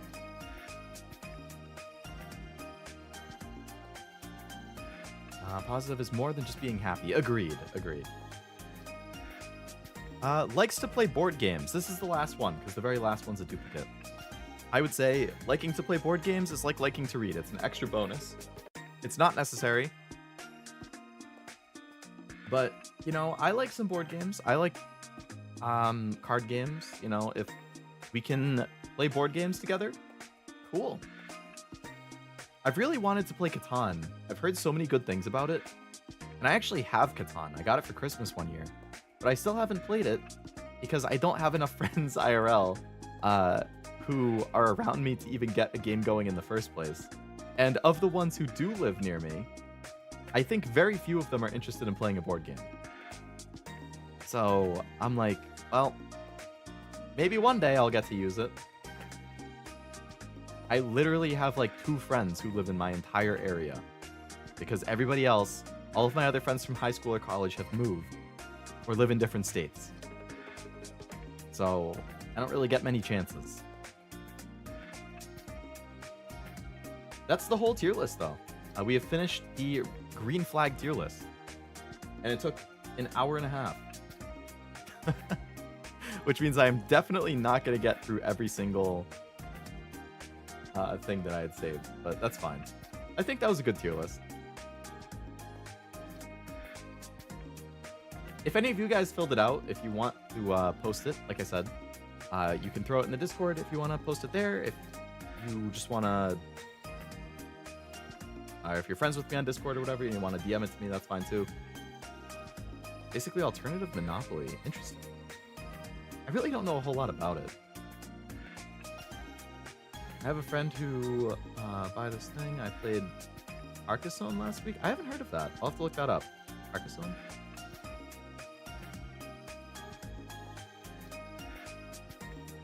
Let me throw that in a notepad so I can remember to look it up later. Mine's basically the same as yours. Good taste. Good taste, Wasabi.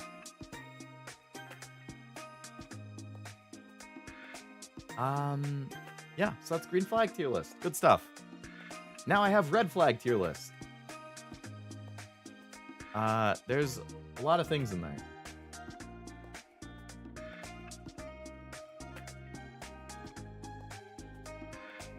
Oh yeah, so I mentioned the icks one. This one was specifically, oh, you can't see it. This one is specifically icks about men. But I thought a lot of them were funny. Some of them aren't, like being rude to a waiter. Like, okay, yeah, that's a bad thing.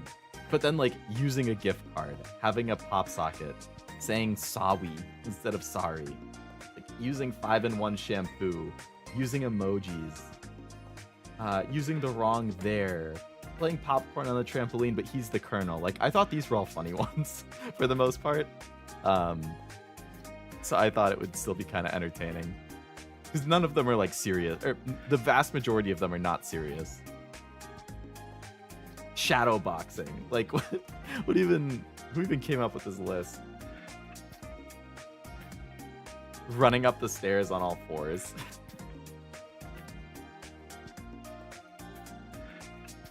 All right, I'm gonna have some of my tea. A city builder thing, okay.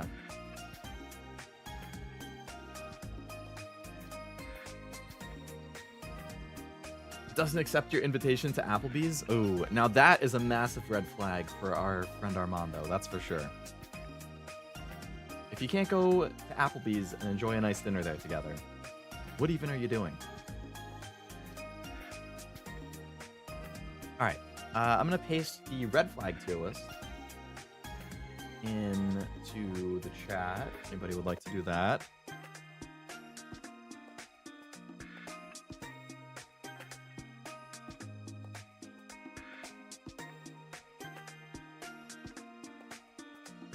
Wearing flip-flops is not a red flag.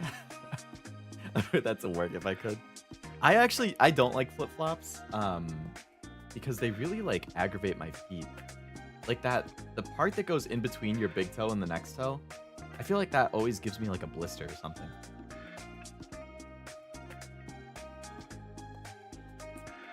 All right, so red flag tier list. We have instant deal breaker. This one is actually ordered correctly. It has red at the very top. Instant deal breaker, bad but manageable. Not the worst thing. Depends. Neutral, could be good, or actually I like this.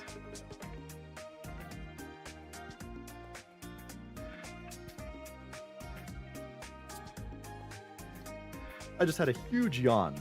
Jeez. Oh, flip-flops are a cultural thing? That makes sense then, why you would like it a lot more. I feel like they're not super common outside of like summer here, but I see people like wearing flip-flops to go shopping and stuff in the summer.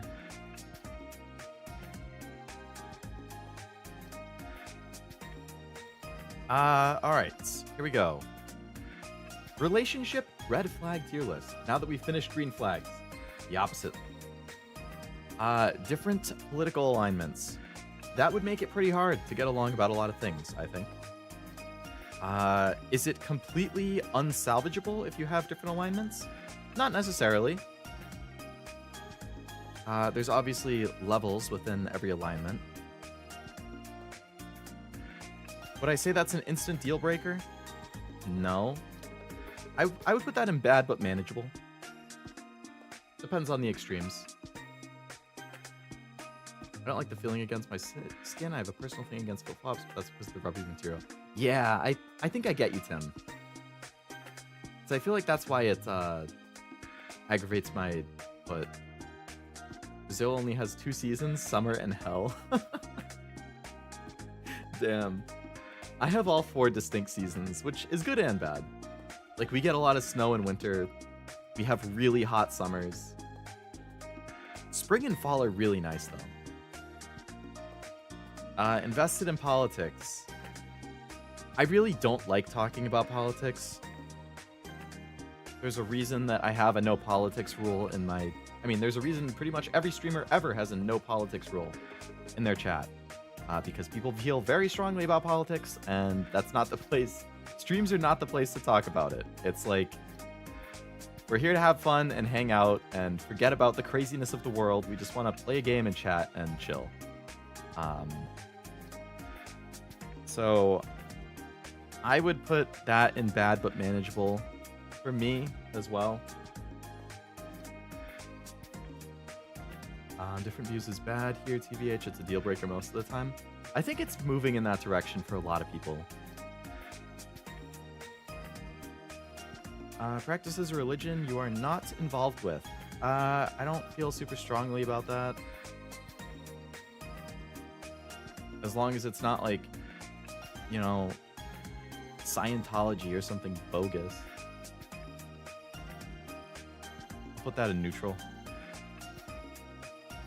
Lives with parents, also neutral. Nowadays, with the housing market being as shitty as it is, house prices are, you know, crazy. Apartment rent prices are going up. There's not as many options to even pick from.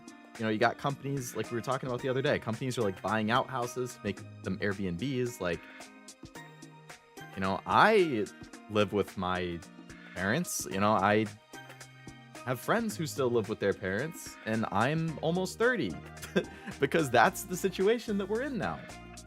The prices and the market is so shitty. You know, would I like to get my own place? Yeah, once I have enough money saved up and the market's not horrible. And I think a lot of people are in that kind of same situation, so I would not knock somebody for living with their parents. I know how tough it is out there. Would you not want to kiss Tom Cruise? What do you have against Nivy and Tom Cruise? Poor Nivy can never escape the Tom Cruise allegations. Choose loudly. I have said it many times on stream before, but people who chew loudly and especially chew with their mouth open make me very upset.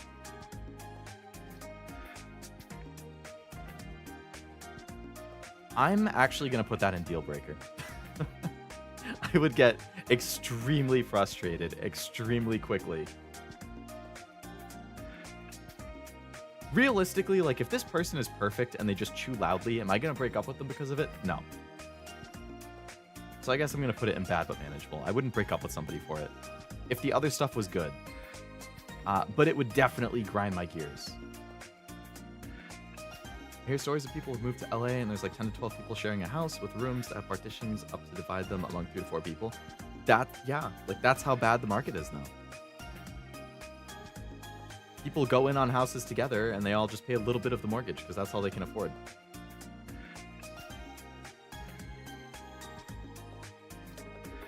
Orders the fast food option at specialty restaurants. So does that mean like if you go to a fancy restaurant, you're gonna order like the chicken tenders or something? I think that's kind of embarrassing. Like, I get it. A lot of the specialty restaurants kind of have really niche food. A lot of times I look at the menus and I'm like, ugh, like, I really don't see a whole lot I would want to eat here either. But, like, if you're going to go to a fancy special restaurant, you probably shouldn't order the chicken tenders. You know, you're not like a kid anymore. You can be mature about it and try something new. Even if you don't like it, at least you tried, right?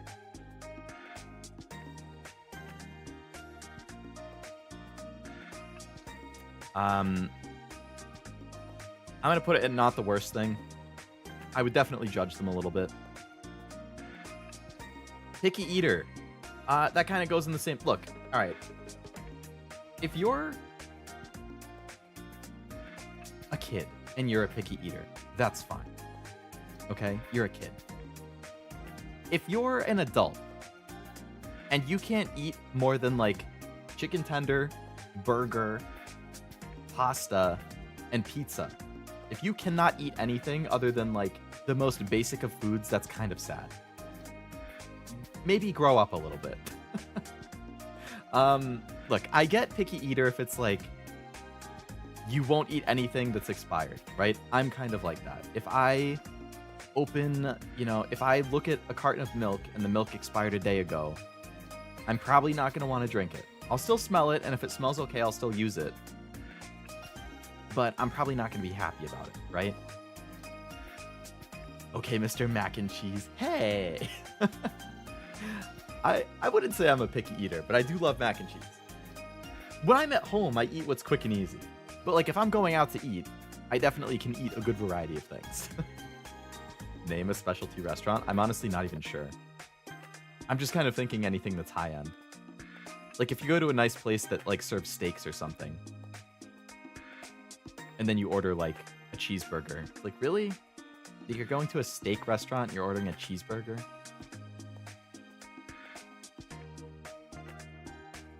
I would put picky eater in...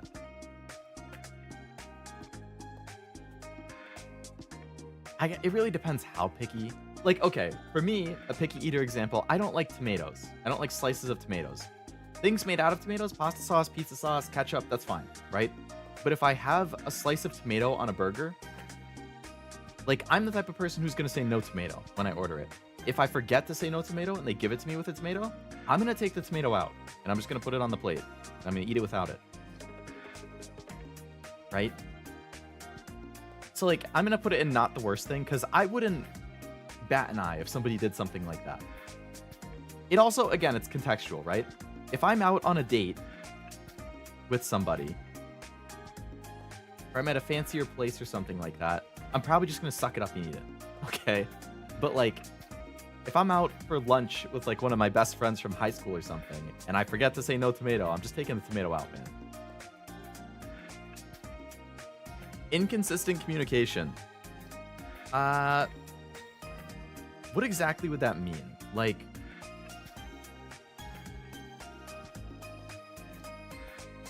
Is that just...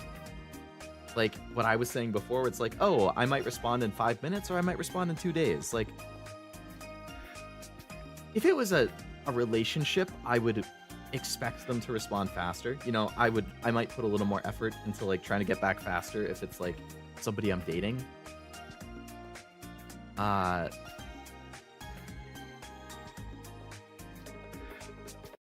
guess I'm going to put that in bad but manageable. I think it's more annoying than anything. Dismissive of your feelings or opinions. Now that is a deal breaker. That's easily a deal breaker. I feel like that's pretty self-explanatory. Go to a cultural restaurant and picking french fries and meat, bro, at least try the monkey soup. Right, like when I went to Louisiana or whatever, like down south, and I went to restaurants, I tried, like, the alligator tail. Right? Like, it's a local thing. It's not something that I can get where I'm from. But I'm kind of curious. I'm in a new place, so I'm like, maybe I should try the alligator tail. Right? Just to give it a shot. And I tried duck. I had never had duck before, but it's popular down there. like, I'm willing to try new stuff like that. It would be nice if, you know, people are willing to try new things rather than just, you know, sticking to the same 2 things no matter where you go. Eat the century egg. Controlling? Easily an instant deal breaker. I feel like that's pretty self-explanatory too.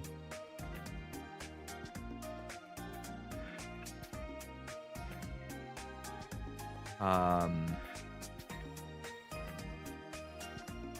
don't need somebody telling me when I can and can't go places, who I can and can't talk to, what I'm allowed to do or say or watch or play. Like, no, absolutely not.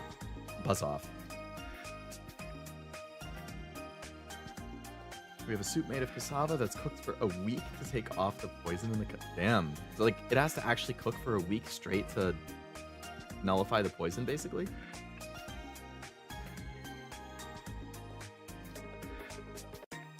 Lack of accountability. Basically never can admit when they're wrong or something is their fault. That's a deal breaker. Be mature. If you did something wrong, own up to it. Unwilling to address or resolve conflicts. Also deal breaker. If there's a problem in the relationship or in your life, you should be mature enough to actually talk about it. Talk to your partner, let them know you're having an issue, figure out a plan to fix it. If you are unwilling to have those kinds of conversations, or if they are brought up to you and you are not willing to resolve them, that's a deal breaker. Passive aggressive. I think passive aggressive is super annoying. That's a deal breaker. Get out of here with that. Lack of emotional availability. I'm not quite sure what that would entail.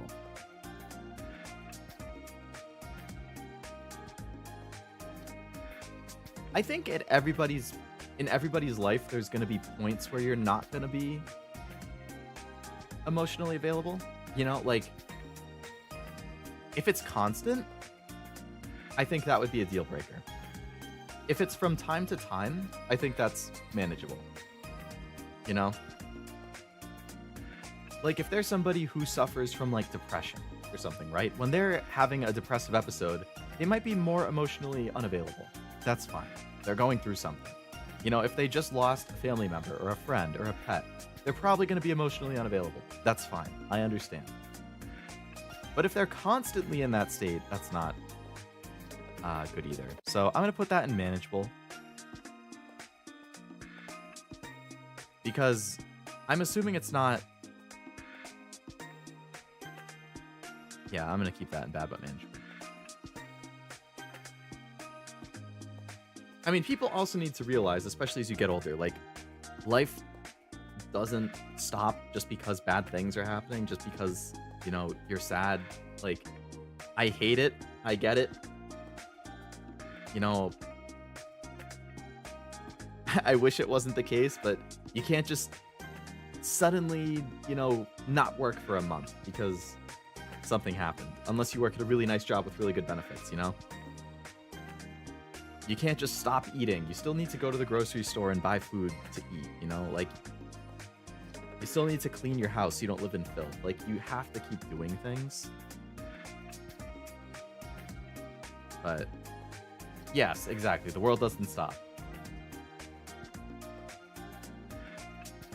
Excessive jealousy. Deal breaker. Super annoying.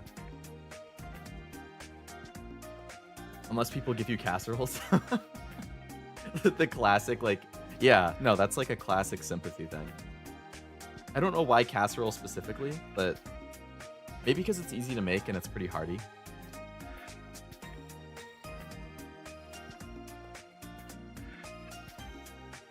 But yeah, some jealousy is fine in a relationship, I think. You know, I think that's normal. I think you just need to talk through it. Excessive jealousy? Hell no. When you lose someone and people bring you casseroles to free so you don't have to worry about food. Yeah, exactly. It is a thing. Yep. Where are you from? I'm from the United States, Parmetrine.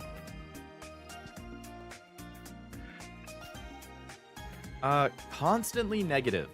That is definitely a deal breaker for me. Again, am I the paragon of positivity? No. Am I negative at points? Absolutely. Am I constantly negative? No. I have things I'm excited for. I have things I look forward to. I have things that make me happy. You know, I would say my typical state is just neutral. I'm probably happy more than, or positive more than negative. I'm a little cynical. You know, I can't lie about that. But, like, I'm not constantly negative. Hello, Greenie. Welcome to the stream. Hope you're doing well. You're in the US? I thought you'd be in Thailand with your boyfriend. No, yeah. Zero and I haven't moved in together yet. Maybe one day. Then we can do all sorts of crazy science experiments and off collabs.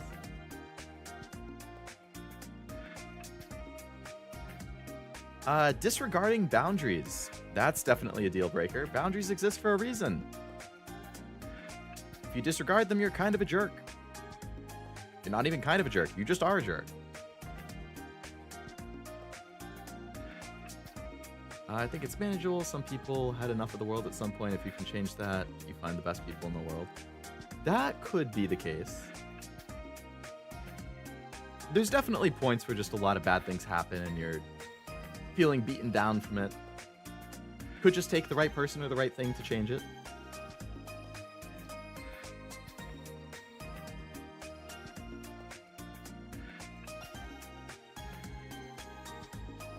Oof, yeah, disregarding. Yeah. No bueno.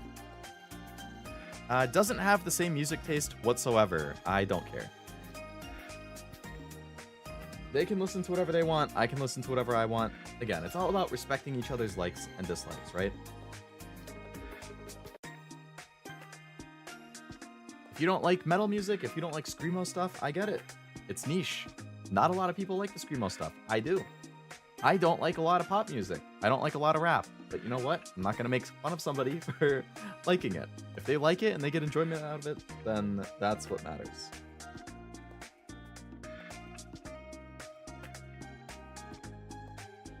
If it was just not knowing or realizing what the boundary was, then it would be situational. I agree, right? If you don't know about it and you accidentally cross it, then, you know, that's one thing. Once you know of it, after the fact, then that's fine. As long as you don't cross it again. I agree. I like that, actually. I discovered ABBA and K-pop because of that. Also City Pop. I mean, that's true. That's true. It does expose you to new music. I definitely have found songs and bands that I didn't really listen to before that I liked because of previous relationships. One-uppers. One-uppers are definitely annoying. For people who don't know what that means, it's like they always kind of have to have a comeback and say why something is... why they have something that's better or worse. Like, oh, you know, I finally beat Demon Souls, the remake. That's the first time I've beaten a FromSoft Souls game. I'm super proud. Oh, that's cool. I've beaten the whole franchise. Cool. Didn't ask. Talking about my accomplishment here. Or, oh, you know, I'm pretty bummed because, you know, my pet cat just passed away. Oh, you know, that sucks. I remember when my pet cat, dog, gerbil, hamster, and parrot all died on the same day. That was pretty depressing. Okay. I'm currently mourning here. Why do you have to compare your pet's death? Like what the hell? Like, yeah, so that kind of stuff. Like, those types of things. I don't know if I'd say deal breaker, but it's very annoying.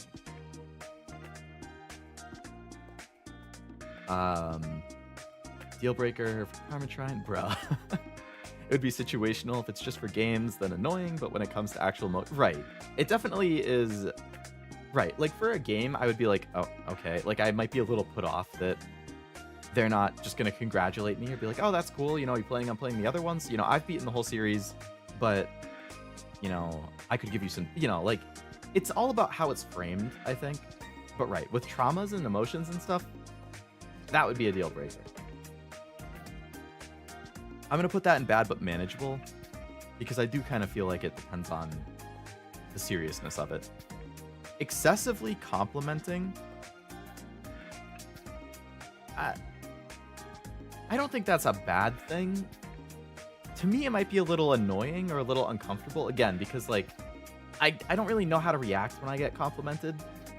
If they're constantly complimenting me, I might be like, it's kind of overdoing it. It kind of lowers the impact of it too, right? Like a well-timed compliment on occasion, I feel like is going to hit more than if every day you're complimented 10 times. Like, then it just kind of becomes normal. I feel like it's better when it's situational. I get embarrassed. I would too.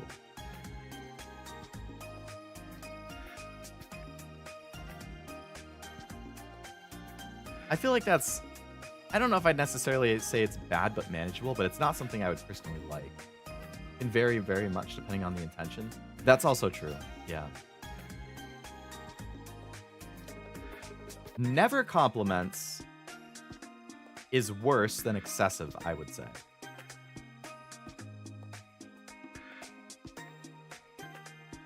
I don't know if I would say it's a deal breaker to me, but it's definitely bad if you never compliment your partner. Actually, if you can never compliment your partner, I would say that's a deal breaker. I think that's lame. That's kind of immature. Like, even me, like, when complimenting makes me feel kind of awkward or whatever, like, I'm still going to compliment my partner, right? So I would say if you can never compliment somebody, that's bad. For manipulation reasons, then it's very... Oh, yes, definitely for the excessive thing. But if it's somebody who's just, like, clingy and they really like being affectionate, then it's not a bad thing. It's just a little over the top. Only compliments physical attributes. That's definitely not great, you know.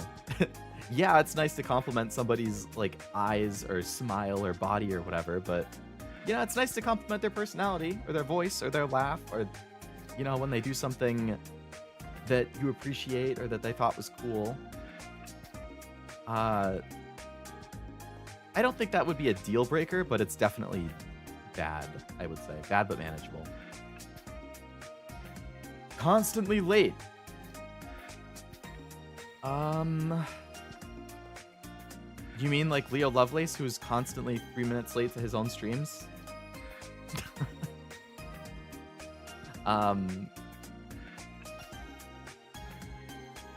I wouldn't say that's something that's a deal breaker, but again, it depends on the extent, right?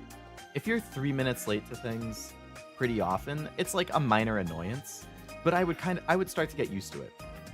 You know, if you're 5 minutes late to everything, I'm probably just going to tell you to get, like, if I say, oh, we're going to meet here at 11:30, I might say, oh, we're going to meet at 11:20. And I'm factoring in that you're going to be late for 11:20, but then you'll be there for 11:30, which is when I actually wanted you to be there, right? Like, you can get around that. Obviously, it also does depend on the situation, right? There are certain things that are more okay to be late for than others, right? A casual meetup with your friends, is it a little annoying? Yeah. Is it a huge deal if you're a few minutes late? No. A doctor appointment? A funeral? A wedding?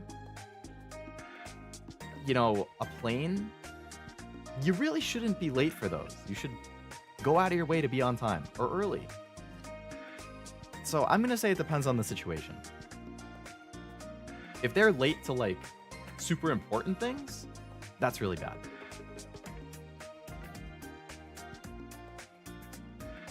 Getting ahead, out constantly late depends because they could just have ADHD. That's true. Last minute cancels. So, like, you're going on a date, you have plans and they cancel 5 minutes before. That's really annoying too because you've probably left for it. You know, if it's like, oh, we're going to play something online together tonight, and then they're like, I'm not feeling it. You know, I don't feel so well, I'm tired. That's fine. That's fine. If we have a date and I've already left for the date and then you cancel on me when I'm already on my way, I'm probably going to be annoyed. Again, it depends if there's a reason for it. that's understandable. If it's just because you don't feel like going anymore, that's not quite so cool.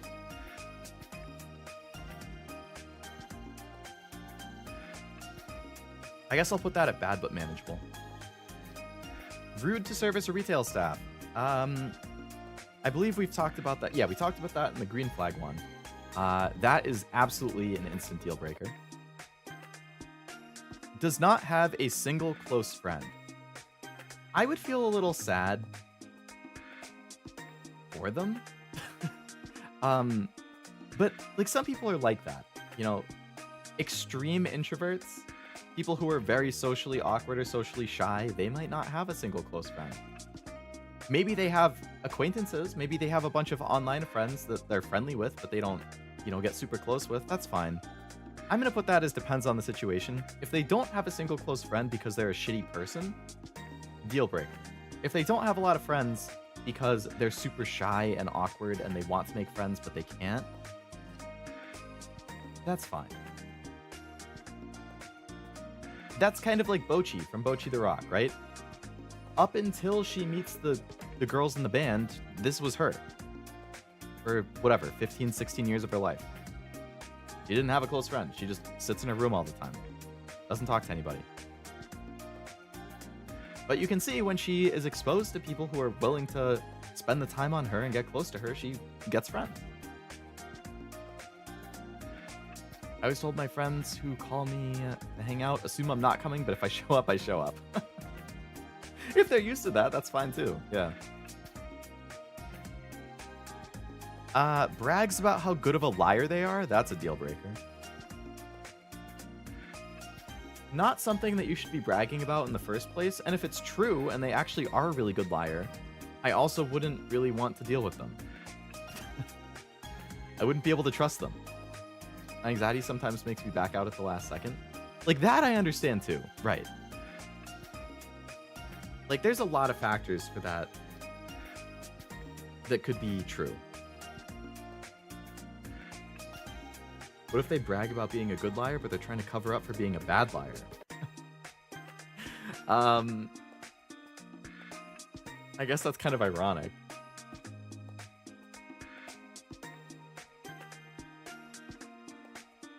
It goes to the gym every day. I think that's a little over the top. Again, if you want to work out 3, 4, 5 times a week, I think that's fine. Every day, I think, is a little over the top. You're not supposed to work out every day. You're supposed to have 1 day of rest at least. Maybe more, depending on how seriously you work out.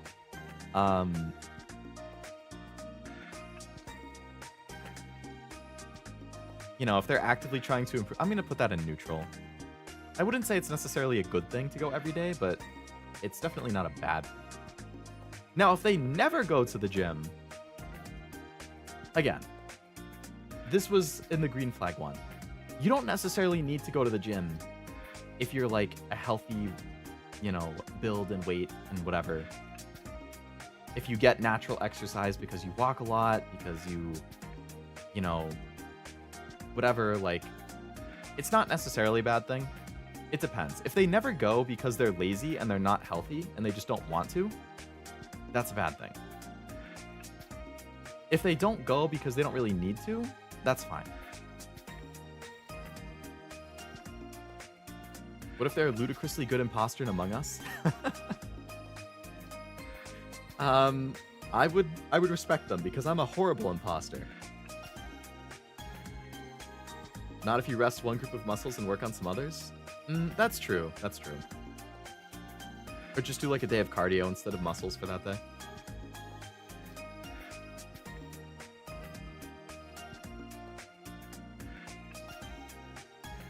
If it means they can pin me up for longer, I'm okay. Looking to be dommed, Greenie?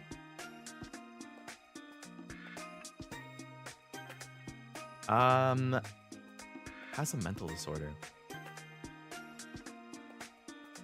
There's a lot of them, and there's also various extremes, so I feel like that's kind of hard to say. Like, anxiety is considered a mental disorder, isn't it? Like, an anxiety disorder? And I feel like there's a lot of people who have anxiety. I have anxiety. I don't have like a diagnosed disorder, but I definitely get anxious about a lot of things. And it definitely like will physically impact me because I get stomach aches when I get really anxious. You know, like I guess if you're diagnosed, it's probably a little more extreme, but there's so many disorders and there's so many extremes to it that it's really hard to say like a blanket statement for that.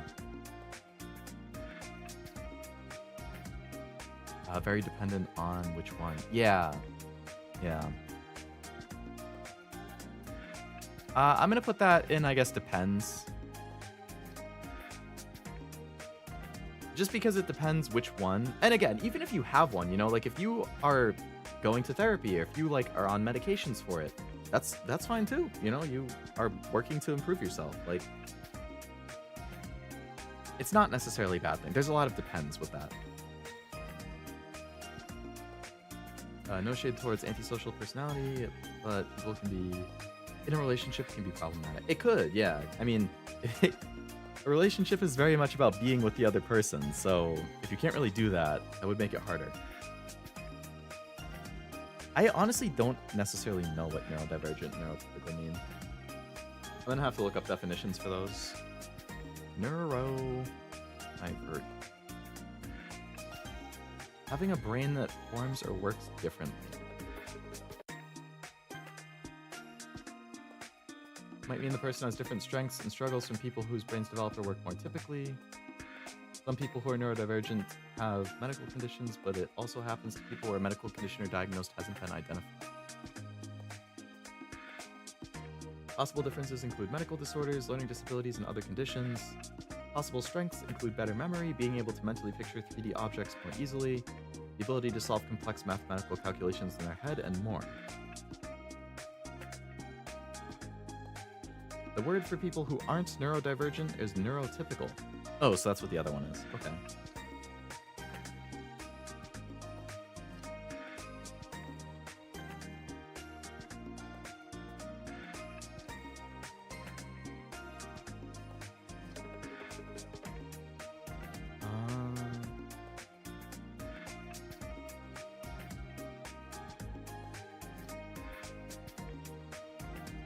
Okay. Simply put, the lack of ability to feel empathy may not be best in a relationship. Oh yeah, for sure. If you can't be empathetic in a relationship, then I'm gonna put neurodivergent. I guess it depends because it really depends on what it would entail. Neurotypical is, I mean, that's fine. It just means you're like typical, I guess, for lack of a better word, since it's in the word.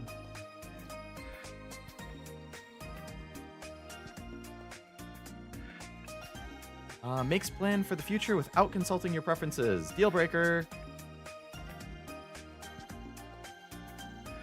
Don't plan out my life for me. Don't commit, you know, you're talking to your friend, oh, we should get together, we should go on a double date. Yeah, let's do it. Let's go on, you know, this Saturday at 5 o'clock. And then you come to me on Thursday or Friday and you're like, oh, by the way, we're going out for a double date with blank Saturday at 5. I'd be like, what the fuck? You didn't talk to me about it. You didn't tell me anything about this until a day ahead of time. I have plans. I have my own things I want to do. You can't just drop that on. You can't agree to plans without talking to me about it.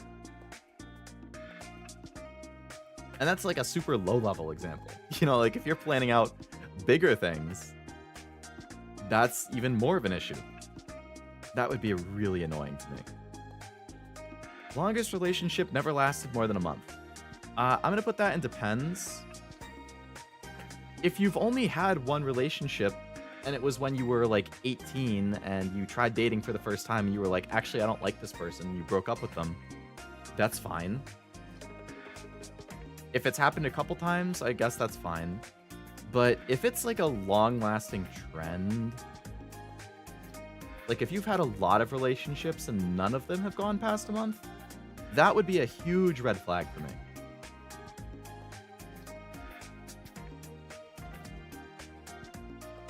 So I think that really depends on if this is like a 1 or 2 time thing or if this is like a 7 time thing, you know? Multiple exes within the same year. I would be kind of concerned about that. That's like the previous one, but worse.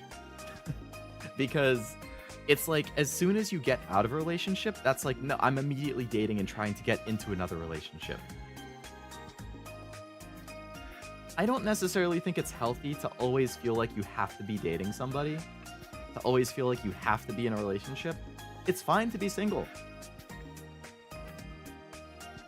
You know? It's fine. You know, if your relationship ends and you want to take a couple months to like do you, that's cool. You don't need to always be in a relationship. You suddenly have a life insurance policy in your name. Uh-oh.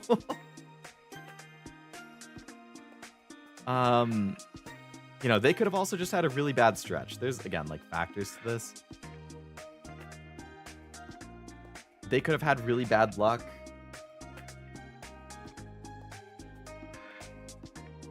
I guess I'll put that in bad but manageable. If you're shopping around, all the power to you. That's great, but I ain't beating your latest project. Good way of putting it.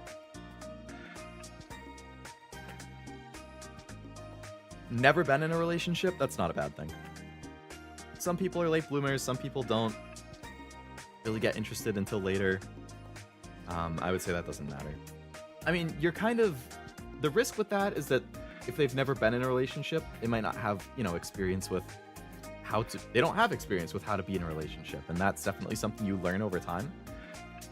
But I don't think it's a bad thing if they've never been in one. I mean, it is contextual, but... puts a lot of labels on themselves? I don't know. I guess it depends on what the labels are. Constantly brings up an ex, that's super annoying. That would be a deal breaker for me. Again, if you can speak positively of your ex, that's fine. If you had a terrible breakup and you want to, like, rant about it, that's fine, right? But, like, you should not be constantly bringing up an ex to your current partner. That's, like, something that you might do with your friends. But, like, if I'm dating somebody and every week they want to go off about their ex, I'm going to get really annoyed really fast.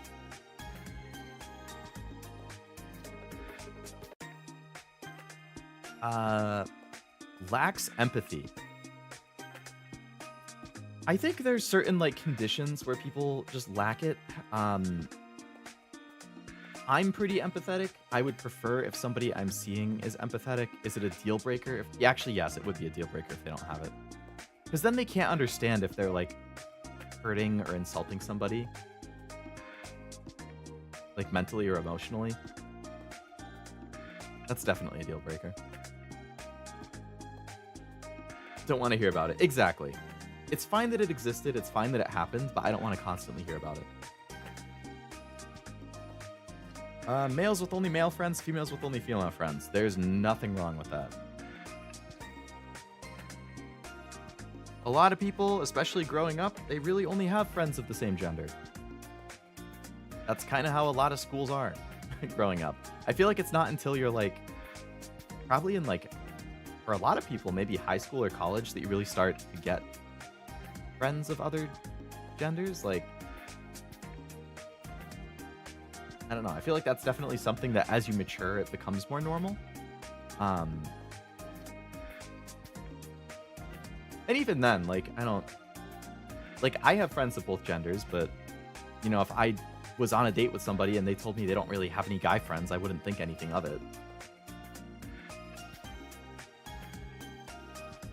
I think it's implying that they're not okay with you having friends of the opposite gender. I mean, that would be annoying.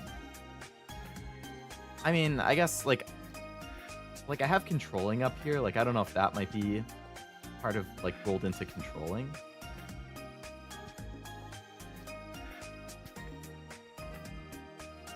Like, the next one is males with only female friends and females with only male friends. That one, to me, would put me off more. Again, is it necessarily a bad thing? No. If you're one of the guys, is it a bad thing? No. If you're one of the girls, is it a bad thing? No, I don't think so. If you don't have any friends of your own gender, like, is it implying that you can't really get along with them for some reason? Like, I don't necessarily know if there's implications there. I guess I would put that on depends. References outdated gender roles. I guess I would put that as a deal breaker. I think that's very archaic. You know, to be of the mentality where it's like, you know, the man needs to work 40 hours a week to provide for his family. The woman needs to be a stay-at-home mom and, you know, wash all the dishes and clean the house every day and take care of the kids by herself. Like, that's pretty shitty. You know, like I said, it's not 1842 anymore. The world has evolved. You should evolve with it. There's no reason to pigeonhole yourself to these outdated gender norms. Like, everybody can do everything. You can have stay-at-home dads. You can have, you know, the woman be the primary breadwinner. You can have so many different things that are so different than the typical thing that it used to be. If you think it should stick to the typical roles, yeah, like I said, I think that's very archaic.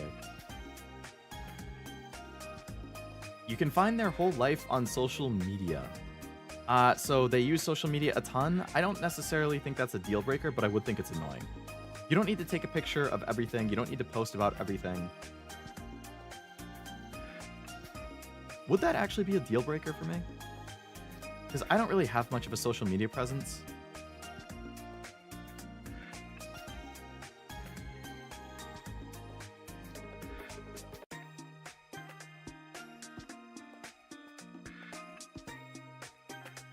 I guess I'm going to put that in bad but manageable. For now, I might have to think on that more. The future is now. No, it's not. No flying cars, but cars with features locked behind subscriptions. Damn subscriptions. Everything is a subscription nowadays. Everything has a battle pass.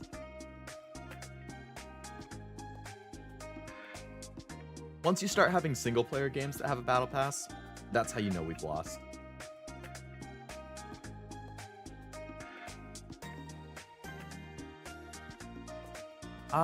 No drama, please. What is that supposed to mean? I mean, I don't like drama, is it? I don't even get what that's going for.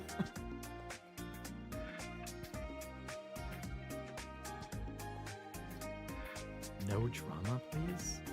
Is that like implying it's somebody who actually has tons of drama in their life and they just say no drama, please? Like, I don't get it. I'll just leave that there for now.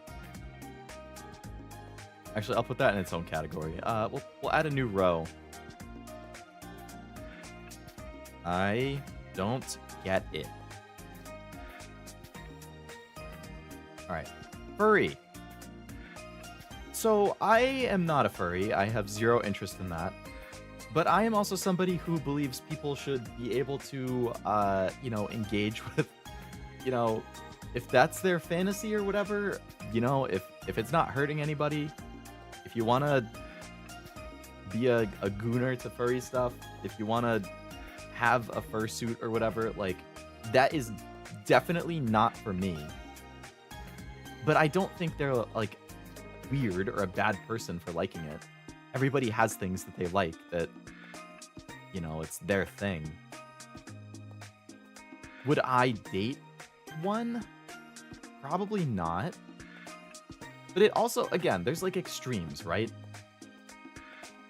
If they try making me do it, absolutely not. Go away.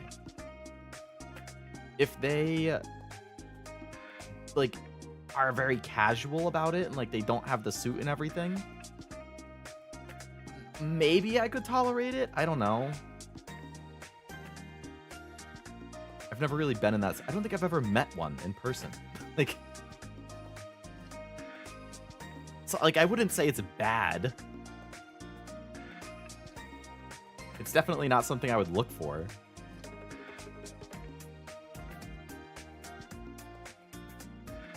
Fursuits are expensive. So if they're a furry, they got money? Be my sugar mama?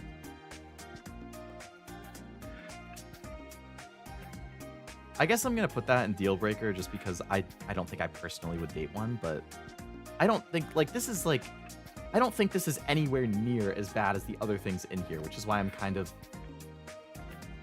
like I don't really want to put it there because like comparing that to controlling or lack of accountability or disregarding boundaries or rude to service staff, like those are night and day. But I don't want to put it in this one because I don't think it's necessarily like it's not a bad thing. But once I start putting it down here, like those are things that I might be okay with. And I don't know if I would be. I guess I'll keep it in deal breaker. Only hobbies include a TV, video game, or computer. I don't think that's a bad thing. It's nice to have other hobbies, but you know, if your hobbies are just gaming and anime, that's fine. I don't really care. Honestly, I might put that in could be good. Like, because I like gaming and anime, so that just means we have a lot in common. I have hobbies outside of that, but that's fine. One-word replies, that is super annoying. I can't even put into words how frustrated I get by one-word replies. If I text you asking you to do something, it's like, oh, hey, I forgot to take the trash out before I left for work. Can you do it when you wake up? Okay, that's fine. Okay, if everything is a one-word reply, if every text from them is a one-word reply, if you're hanging out with them in person and everything is a one or two-word reply, infuriating. Speak, please. Talk shit behind their friends' backs. That's obviously a deal breaker. I feel like I don't need to even explain that. Is the victim in every story they tell? I would also say that's a deal breaker. There is no way that you are the victim in everything. If they tell one story and they're the victim in it, that's fine. If every single story you ever tell has you as the victim and painting somebody else as the bad guy, that is definitely going to raise flags for me. I really doubt somebody who is constantly having problems and running into issues is always the victim.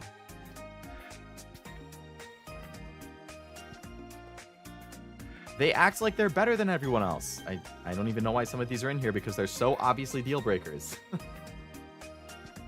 Self-explanatory. Always feels the need to prove themselves. I don't think that's a bad thing. That might come from a place of like low self-esteem. If they have low self-esteem, they probably feel like they need to prove themselves because that's the only way they feel like they can bump up their self-esteem or something, you know? Maybe because of their upbringing, they were put down a lot, so they always feel like they have to prove. Like, I feel like that's not necessarily a bad thing. I think it depends on why they're like that and the ways in which it manifests itself. There's definitely levels to it. I feel like I've said that a lot this stream. There's definitely levels to it. If you have a list of enemies in the dozens, you're probably the problem. I would be inclined to agree. Rude to parents, definitely a deal breaker. Pay attention to how your significant other deals or talks to their parents. Now, again, if they have a really shitty relationship with their parents because their parents, like, abuse them growing up, that's one thing. That's totally justifiable to be rude to them. If their parents are totally normal, average, happy people, and they're just constantly a bitch to their parents,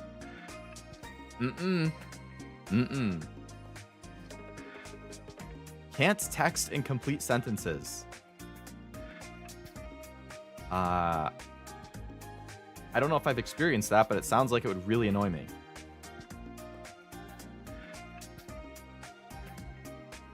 It's like if you were gonna say something like, I'm gonna put that in bad but manageable. I think that's more of a quirk and it would really aggravate me, but I don't think it's a deal breaker. The Book of Grudges. An attention sponge? Somebody who always wants to be the center of attention? I definitely would not like that. Oh my god, there's still a lot here.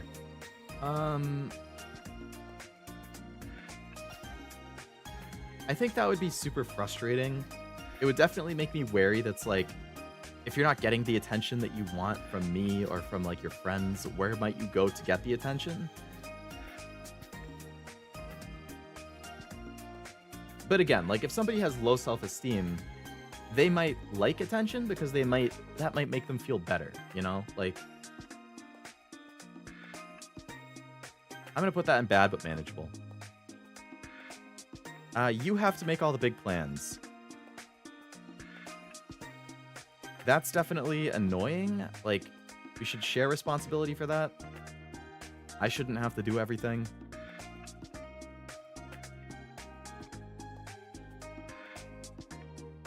I'm gonna say bad but manageable because at least then I can pick like if it's a trip, I can like list. I mean, I can pick a hotel I like or like a flight time that I'm more into. So it's not necessarily like a deal breaker. It's just annoying. I have to do all the work myself. Hello, Frost. Welcome to the stream. Hope you're doing well. Have you listed all the tiers yet? Like what they are? At the very, very start of the tier list, I did. Oh, sorry. I get it. You're just making a pun because of tier lists. I thought you were asking about the actual tiers in this specific tier list. We are in the midst of listing all the tiers. Yes, indeed, Frost. They want to make all the big plans. Not the worst thing. Depends. I'm just being dumb. No, I get you. I just didn't get it at first. Always on their phone. That's annoying. You don't need to live your life on your phone. I guess I would probably put that in like bad but manageable. I feel like it's...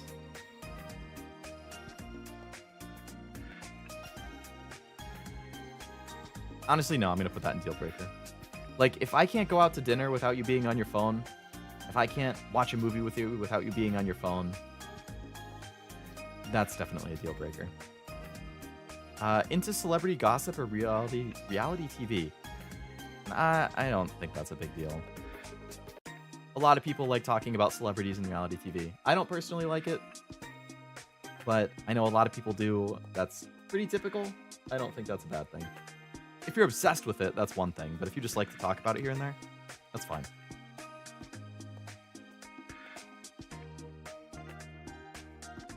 Can't stand watching reality TV. I hate it as well. But as long as they don't turn me into the person they want to gossip about it with. You know, talk with their friends about it. If they want to watch, like, Say Yes to the Dresser, like, shit like that, that's fine. Just don't make me do it.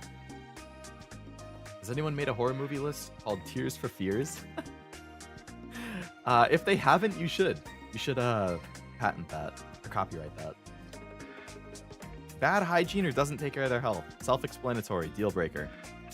I don't want somebody who stinks. I don't want somebody who doesn't get regular haircuts. I don't want somebody who doesn't wear deodorant. Don't want somebody who doesn't brush their teeth or take showers. Always wants to eat out. I would say bad but manageable. That probably means they can't cook anything of their own, which is like, okay, you're an adult. You should probably learn how to cook a little bit. I'm in the same boat. I can cook a little. I can't cook a lot. I need to learn more. Once I get my own place, I'm sure I'll cook more. You know, it's fine to do takeout or eat out here and there. Every single meal? Hell no. That's a lot of money, too. Cooking competitions are my big binge habit. I like those. Those are fun. Don't let them cook. I saw somebody on YouTube say they can't watch any show. They only rewatch Jersey Shore. Oh no. Jersey Shore of all things? Fuck that. Depends on what they eat. Oh man. That's true. I would not be able to be with somebody who only watches one show. Me neither. Variety is the spice of life. Likes going for drinks often. Alright. I'm not really a go out for drinks kind of person. I will do it here and there, but I don't want to do it often. If there's like a local bar they really like or a local pub they like and their friends all like to go there and it's like their hangout spot, that's fine. So I'm going to put that in depends. But it's not necessarily a bad thing. Struggles with keeping a job.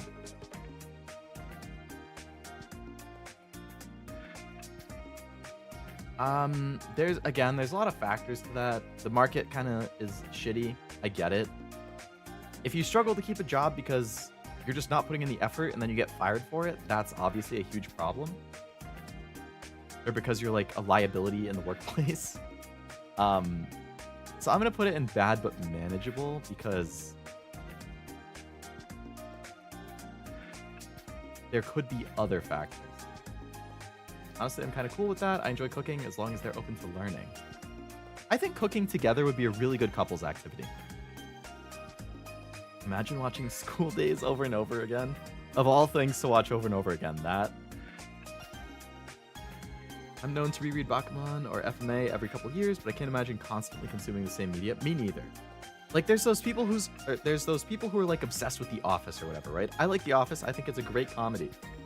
If that's the only show you watch and you just repeatedly watch all 9 seasons front to back or whatever, like, come on. There's other comedies out there. Try Arrested Development. Try Parks and Rec. Try something else. Calls themselves a nice guy. If you unironically call yourself a nice guy, that's definitely a problem.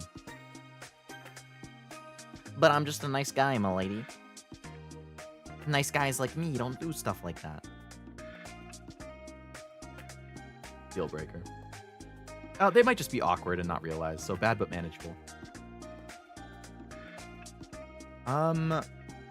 Girls who affectionately refer to their friends as bitches. What? Like, me and all my bitches were just doing this. Went out with my best bitch yesterday. That would actually really aggravate me. I thought it was funny when I read it, but as soon as I started saying it, it really started to annoy me.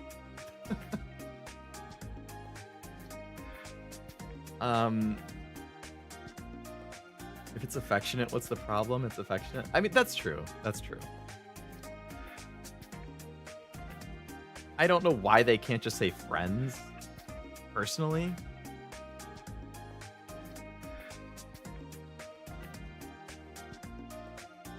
I'm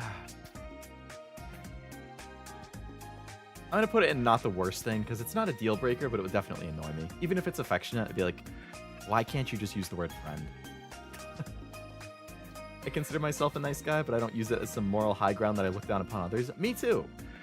I agree. Girls calling their friends bitch, doesn't matter. Guys calling their girls my bitch, not cool. Yeah. Definitely would not fly as well going the other way. Me all the time with everyone. Have you seen The Wire? Want to watch The Wire? I actually haven't seen The Wire. It's on my list. Hell's Kitchen has all their seasons on YouTube. Really? They do? I never knew that, actually. It's like a saying I've heard, everyone is their own hero in their own story. We judge ourselves on our intentions and everyone else on their actions. We do that a lot in my culture among guys. Oh, really? Call each other like bitches? Swears a lot. I think swearing a ton is kind of annoying, but it wouldn't like put me off if they swear a lot. If it's like every sentence has to have a swear, that would really aggravate me.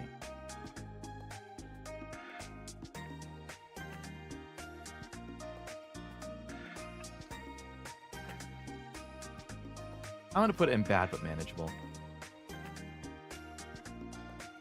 A moderate amount I would say is fine, but a lot, Is against swearing? I don't care. If you don't want to swear, don't swear. If you're gonna get mad at me if I accidentally say fuck or something, then that's annoying, but like, if you don't like doing it, that's fine.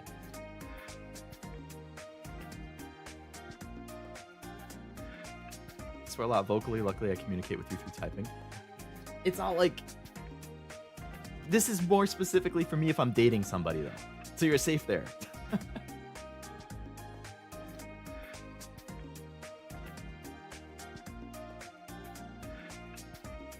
If you can't control your language around kids, yeah, you gotta have contextual stuff too. If you feel the need to tell everybody how nice you are, you probably aren't. That's also true. But that's like, if you just consider yourself a nice guy, that's fine. But if, like, there's the whole nice guy, quote-unquote, terminology online, I think that's what it's referring to. Leo just chat zoned me. No, Frost, it's okay. I would agree though, Tim.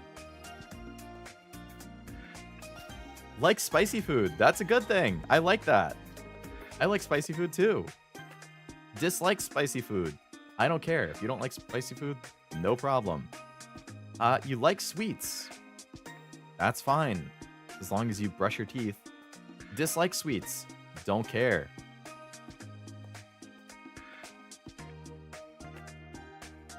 Doesn't matter what kind of food you eat. I say until the next one, which is fast food is their favorite genre of food. That's definitely bad. There's nothing wrong with liking fast food. You guys know I love Taco Bell. I'm not going to tell you fast food or Taco Bell is my favorite food. Like, that's ridiculous. Doesn't have a degree and isn't working towards one. That's fine. College is expensive. If you can't afford college, no problem. If you couldn't go to college, no problem. If you didn't want to go to college because you just entered the workforce directly, no problem. No drama, please, is when somebody doesn't want to talk about drama gossip. Like, oh, did you hear Becky did this? Or Jason may be cheating on Laura. Okay. I don't really like gossiping.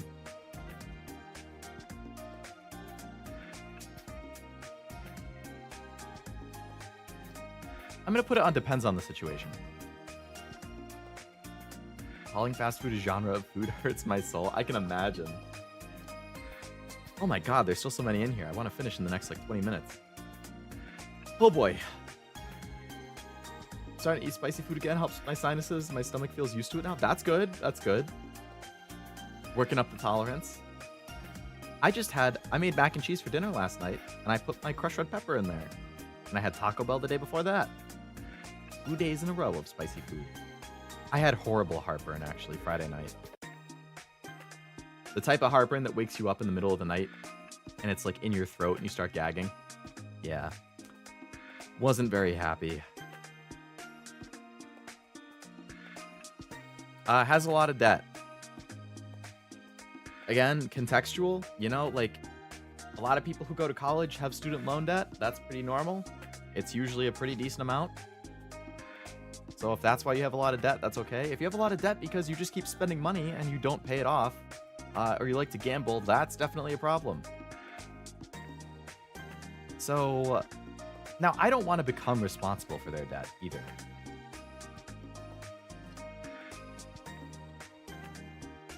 But I feel like it does, you know, if they have a lot of debt, like, you know, I'm almost 30, right? If I start dating somebody who bought a house and they have a mortgage for $600,000 they're paying off, that's a lot of debt, technically, right? If that's considered debt, I don't actually know if that's considered debt. But like, that's fine, because it's a house that you own and you're paying off the mortgage. So I'm gonna put that in depends on the situation. Never has traveled outside of their hometown. Not necessarily a bad thing. I mean, it would be nice to explore the world a little bit. I don't like traveling, but like, you know, go to a big city near you or something. I'm gonna say it's not the worst thing, but you definitely need to change that. I'm taking my Tums, had some stomach issues this past week, not sure on the cause. Ooh. Hopefully they resolve themselves soon. Time to get to bed, I have to be up early, have a good night chatting, Leo. Sounds good, Master. Have a good one. Thanks for hanging out. Hope you have a nice night. Ate flaming hot Cheetos after years of not eating it. Did they make it less hot over the years? Did they make it less hot, or are you stronger? Wants kids. So, wants kids and does not want kids back to back is kind of tough, because I don't necessarily know what I want in life yet. At my point, I don't know if, you know, 5 years from now, might I want kids? Right now, do I want kids? No. 5 years from now, might I want kids? Maybe. Who knows? So if they want kids, I don't think that's necessarily a bad thing. That could be good. They could be a great mother. You know, they could be a phenomenal mom. They want to build a family. That's fine. If they don't want kids, that could be fine too. Maybe I decide I don't want kids either, and then we line up great. So I think either of those could be good, depending on my position in life. Now, if I don't want kids and they want kids, or vice versa, if I want kids and they don't, then that's obviously a conflict of interest. I don't want kids, but that's because I'm not sure what kind of dad I would turn out to be. I don't want to turn out to be like my dad. That's totally fair. I think a lot of people probably feel the same. There's a lot of people who don't want to be like their parents, and they're worried if they become a parent, they will become their parent. And there's other people who really want kids because they weren't happy with their parents and their experience growing up, and they want to like be better. They want to give a different kid a better experience. They want to like show that they can be a good parent. I feel like there's both sides of that, but I totally get that. Needs a lot of personal space. That's fine. I like personal space. It depends how much and how often, but it's not necessarily a bad thing. Likes cartoons. Me too. I like anime. That's a Japanese cartoon, believe it or not. Hates cartoons. Probably a bad thing. I'm going to put it as depends because...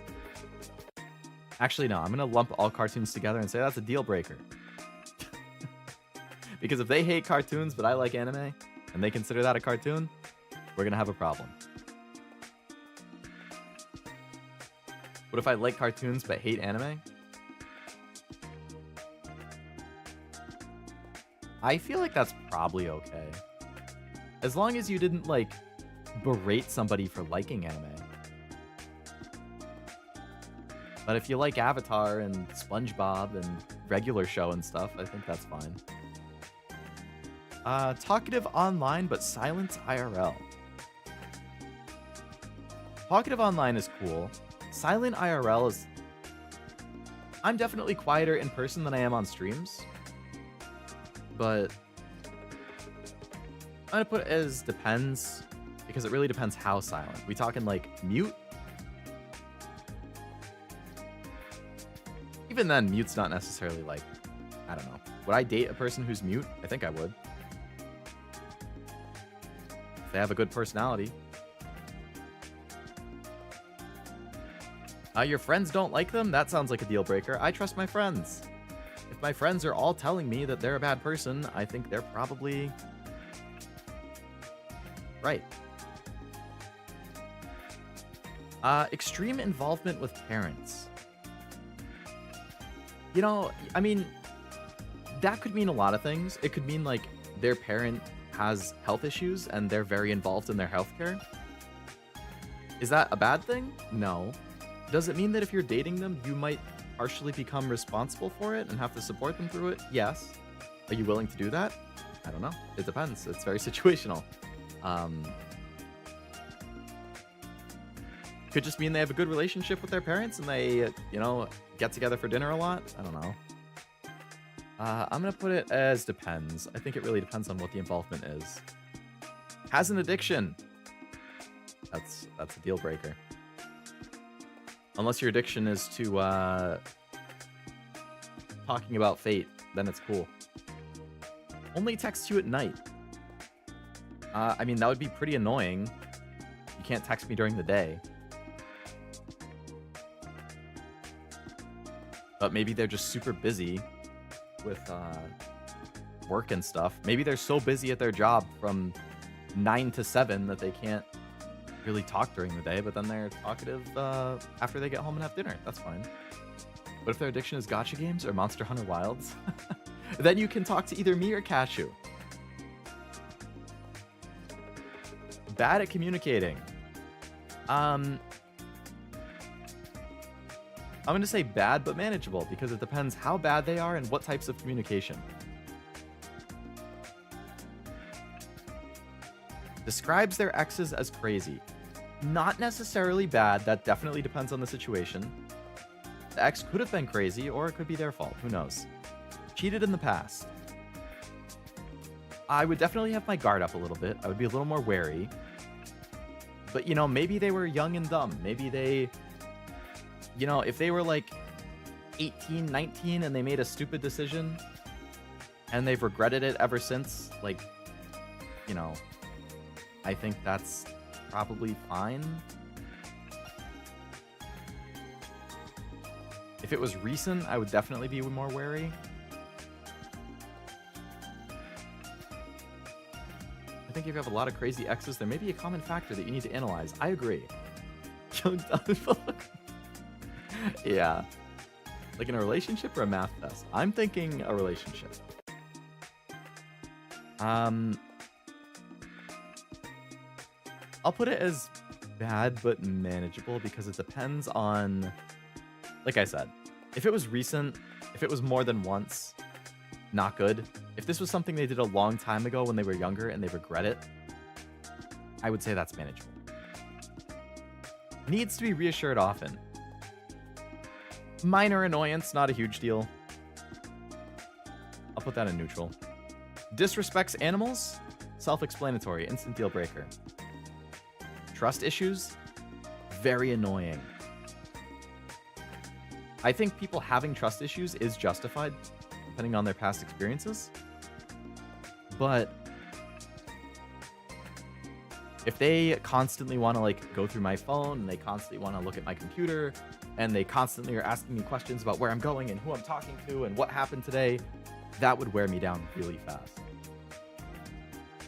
So I think it depends on how it manifests itself again. How extreme is it? I'll put it in bad but manageable. Doesn't understand pop culture references. The older I get, the less I understand about pop culture, so I'm gonna put that in neutral. You know, when I was 13, 14, I probably got most of it, but now at 28, there's so many people throw around celebrity names. I'm like, who the hell is that? Athlete names, who the hell is that? Memes and references, what the hell is that? Like, I've barely seen any recent movies from the last, like, 7 years. Like, there's so many things I don't know now. I don't think it's that big of a deal. Their parents track their location. Do they track it because their parents are like helicopter parents? Do they track it because they have a history of doing something in the past that makes the parents worry, so they need to track them? Whatever the reason is, it would give me pause. It's bad but manageable at the absolute lowest, or deal breaker at the highest. I feel like there's situations where I wouldn't, you know, like when you have like share my location or whatever on like iPhones and stuff, like if you're close with your parents and you just share your locations with each other or whatever, I would be fine with that. But if there's a reason your parents are tracking you, then that's different. I find so many tracking devices under women's cars. Yeah. Because like people could just stick AirTags or something there and then track it with their phone. They're not that expensive. They're small. They're like easy to hide, I guess. Like really scary. I can imagine. If you pause, I thought you were against furries. I'm not personally into furries, but I have nothing against furries. But that's a good pun. Smokes is a deal breaker. Again, smoking cigarettes is a deal breaker. Smoking marijuana is not a deal breaker. It's not something I'm into, but it's not a deal breaker. Smoking cigarettes is a deal breaker. Doing drugs, I'm going to put as deal breaker again. Again, marijuana, fine. Like weed gummies and stuff, fine. Cocaine, not fine. Hard drugs, not fine. Again, I don't judge people for doing it as long as it's not an addiction. I know it's common in like raves and stuff, but like, I don't want anything to do with it. Bad at driving. I mean, annoying, but not a deal breaker. Excessive thirst for anime men or women. That could be good. We can be the Gooner couple. What if they're smoking hot? I'm gonna put that in neutral rather than could be good. I don't really care. Then again, we could... No, I'm gonna keep that in good. That's fine. I feel like you only said weed gummies because I'm here. No, I've said that multiple times before you got here, Frost. You could check.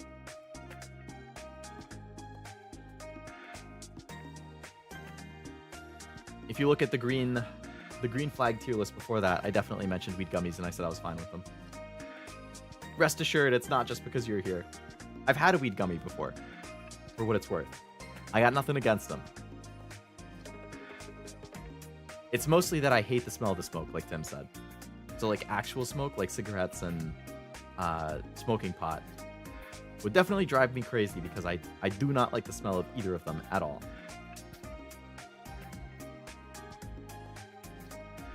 The Gooner couple's insanity. I heard Monster Hunter Addict. Sorry I couldn't reply at the time. I was playing Monster Hunter. Wow. He's not escaping the allegations, chat. This dude played for 19 hours straight and he's already playing again. I don't smoke it either, trying to maintain my singing, my voice. Yeah, true. If you smoke, that would make it a lot harder to sing, too. Vape, I don't mind. I don't mind if people vape either. Overly quirky. It depends on what the quirk is and how many of them there are. Extremely indecisive. Not the worst thing. It's kind of annoying. I'm also very indecisive, so I understand. It is admittedly annoying. It's something that I really don't like about myself. But it's okay.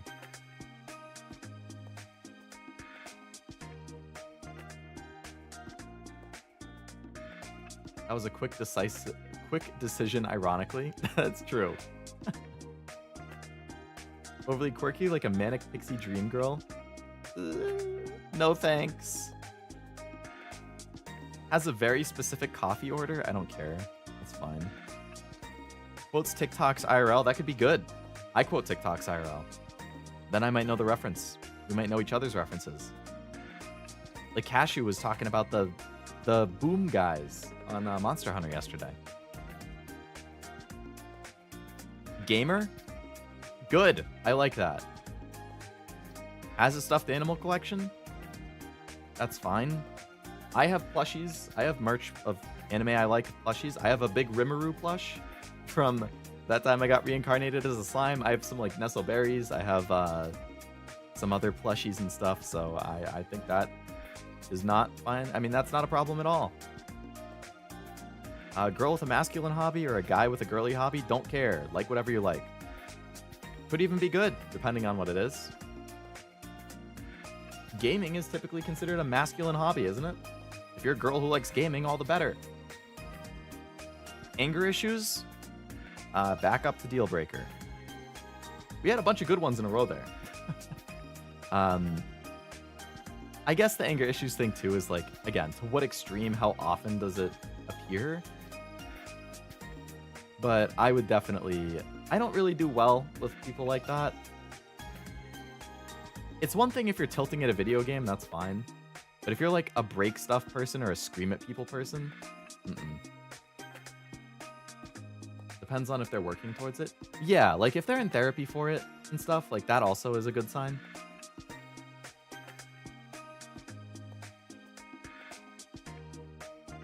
But like if you're somebody who's gonna scream at me, even if you're working on it, that's really gonna bother me. I don't do well if I'm yelled at. I like shut down. I like disassociate until they're done.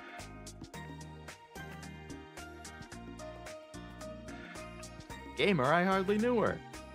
Quirk is all for one. Oh boy. Had recent on-again, off-again relationships? Depends. I don't think that's necessarily a bad thing. Doesn't like when you're with your friends. Deal breaker. Don't ever try and get between me and my friends hanging out. Says they do not care? I mean, what does that mean? Like, I try bringing something up and they just say don't care? There's definitely things I don't care about, but like... The worst thing is if you have anger issues and don't even acknowledge you have them, like you think it's completely normal. Yeah, that would be bad. I'm gonna say says do not care is, I don't know. If it's like your partner's trying to talk about their hobbies and they just say don't care, stop, that would bother me. But there's definitely things I don't care about and I don't really want to talk about.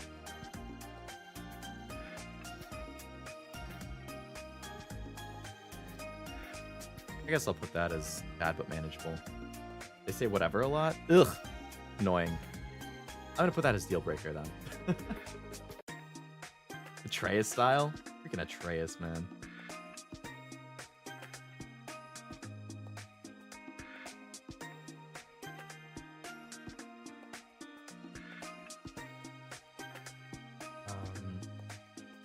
One sec, gotta respond with text.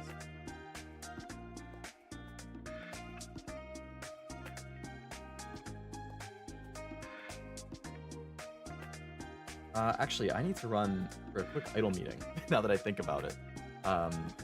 My damn frost drink, my sparkling frost lemonade, with its caffeinated thingamabob, is getting to me, so I'll be back in like un minuto.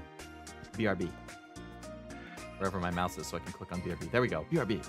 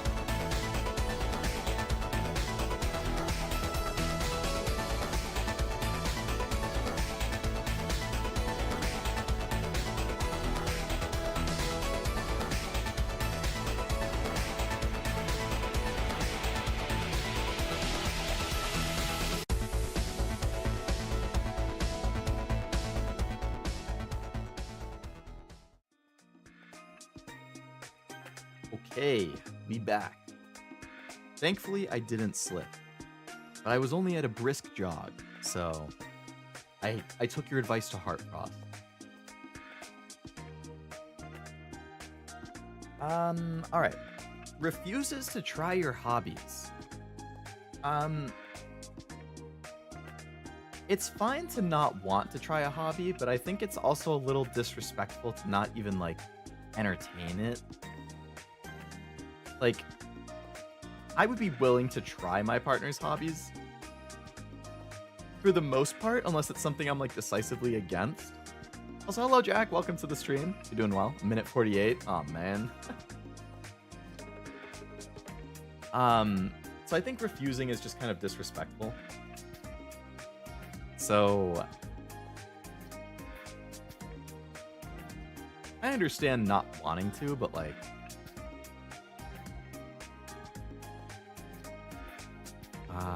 is that an instant deal breaker or bad but manageable?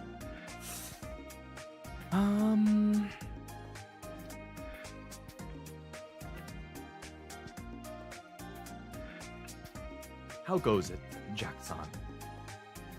Jacques-san, as a man would say. Fine with me. I have a friend who tries to get me into the Renaissance Fair with him, and I have zero interest. I've seen some pretty funny clips. There was a guy from a Renaissance fair who's going viral recently.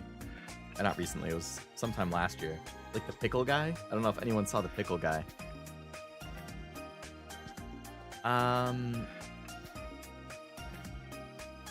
I'll put it as not the worst thing.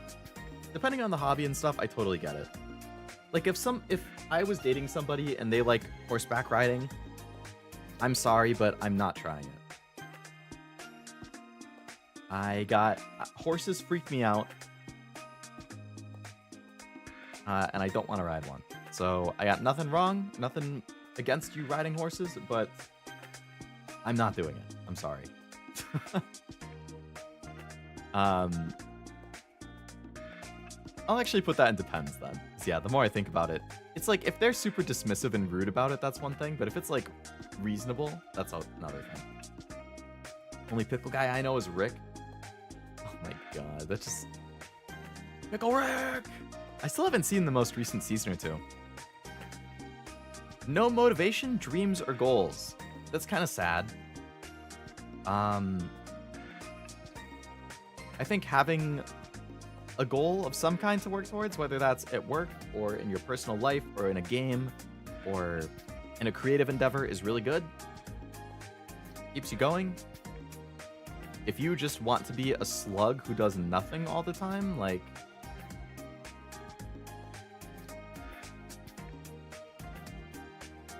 Now, if they don't have motivation because they're depressed, that's another thing. I'm honestly going to say that that's bad but manageable. I don't think I would break up with somebody for it, but I definitely would prefer if they have, like, some type of goal or dream they're working towards. I'm okay with being a slug. I'm a slug, like, 5 days a week. Just looking as I did some errands and dailies. Nice, nice. Glad you at least got to listen a bit. I'd love to learn to ride a horse. Has that been, like, a long time thing for you, Tim? I've been super procrastinating drawing more houses for that Nivy art. The one where you drew like 200 or something recently.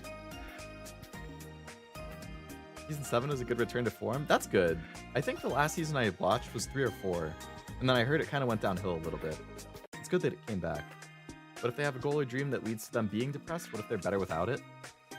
Frost, you're coming up with these good I mean, not Frost. Tim, you're coming up with these hypotheticals that make me question everything.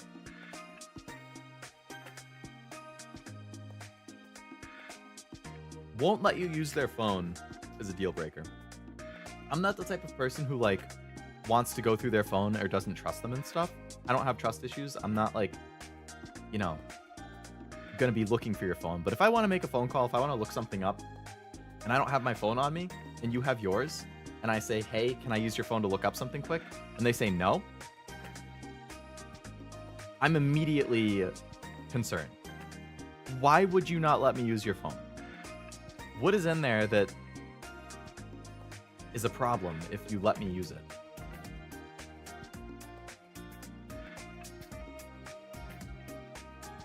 Likes obscure music only, don't care. Like whatever you like. Doesn't like music. I was gonna put that in bad but manageable, but like, you know, people have it. Some people don't like listening to music, that's fine. I like music a lot. So that's, I would say it depends. If they don't like music because they just don't personally like it, I guess that's fine. But if they're like, hey, Leo, I don't want you listening to music around me because I hate music, I would be like, what the fuck? Are you serious? All the rest of the houses is being on fire because Nivy set them on fire. I'm pink, Frost is blue. It's like the 4th time you've been confused. I think it's just because your names are right next to each other in chat.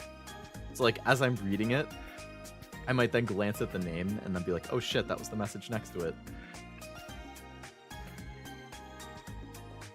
Early bird. I think being an early bird could be good because I am more of an early bird. So if they're getting up early, I think that would help me. With my goal of getting up early. Being a night owl is fine. I try not to stay up too late if possible, but if they stay up late, I don't really care as long as they're not being loud. I don't get it if they don't like music, any music.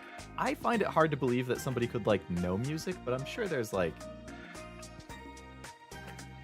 situations. been through depressive episodes where I couldn't handle listening to music. Hard to explain why. See, like, that's one of those situations where, like, I feel like it's fine being independent. Because, like, if it's a situation like that and you're having an episode and music just is not your thing, that's fine. I'm not gonna, like, criticize or judge somebody for that. I'm an early bird because of insomnia. I'm restless, so I can't be an early bird. I'm like, I guess I'm an early bird by choice. I like being up early because I feel like I accomplish a lot more. And like, I feel way more productive in the morning than at night. Like from 7 a.m. to noon, I'm a lot more productive than I am from like 1 p.m. to 5 p.m. I don't really know why, but I've noticed that over the last couple years with work and stuff that I am way more productive in the morning. So I definitely prefer being up early because I just feel like I can get so much more done. That being said, with insomnia or restlessness, I can see why that makes it hard. I think night owl is my natural inclination. I've been on the morning shift for a long time, but on my days off, I still lean to sleeping later. Which is, I get that too, because like during the week when I'm working, like Monday through Friday, especially Tuesday through Thursday when I'm in the office, like I try to wake up at like 6:30 so I can get to the office early. But on days I work from home, I'll usually sleep until like 8:30 and then I'll get up and log on at like 9. Chronically online is bad. I'll put that as bad but manageable. Learn to do something other than be online all the time.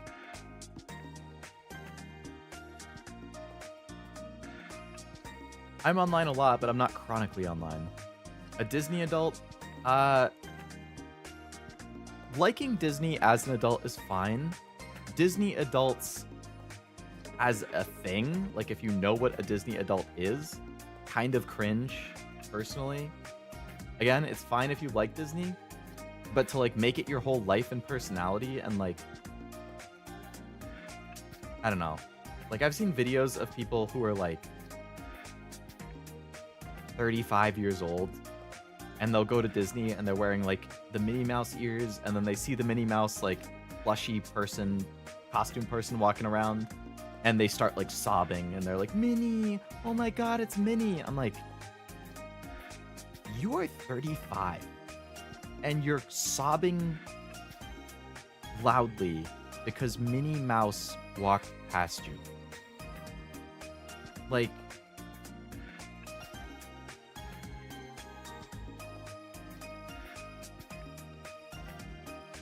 so if you're just an adult who likes Disney, I think that's fine.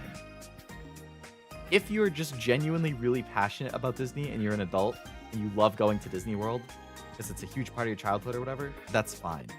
But if you're like the sobbing on the streets of Magic Kingdom when Minnie Mouse and Cinderella walk past you, then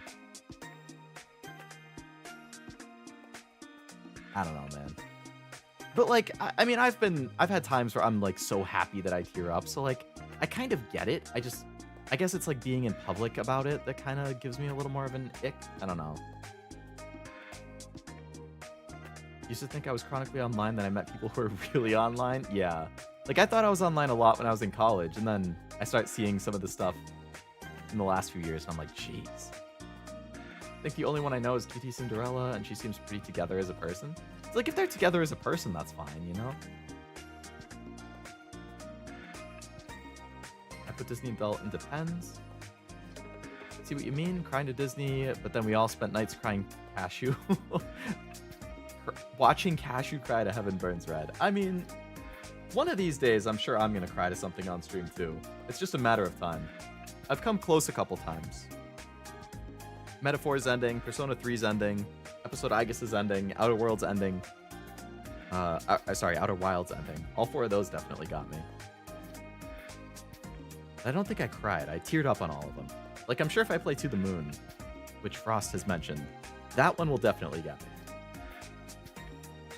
Part of me wants to challenge the gas into push-ups just to be demolished. That guy's insane. I'm gonna put Disney adult. I'm gonna agree with Jack and put it in depends. I feel like it depends on how extreme they are about it and to what extent it goes to. Racist comments as a joke, deal breaker, self-explanatory.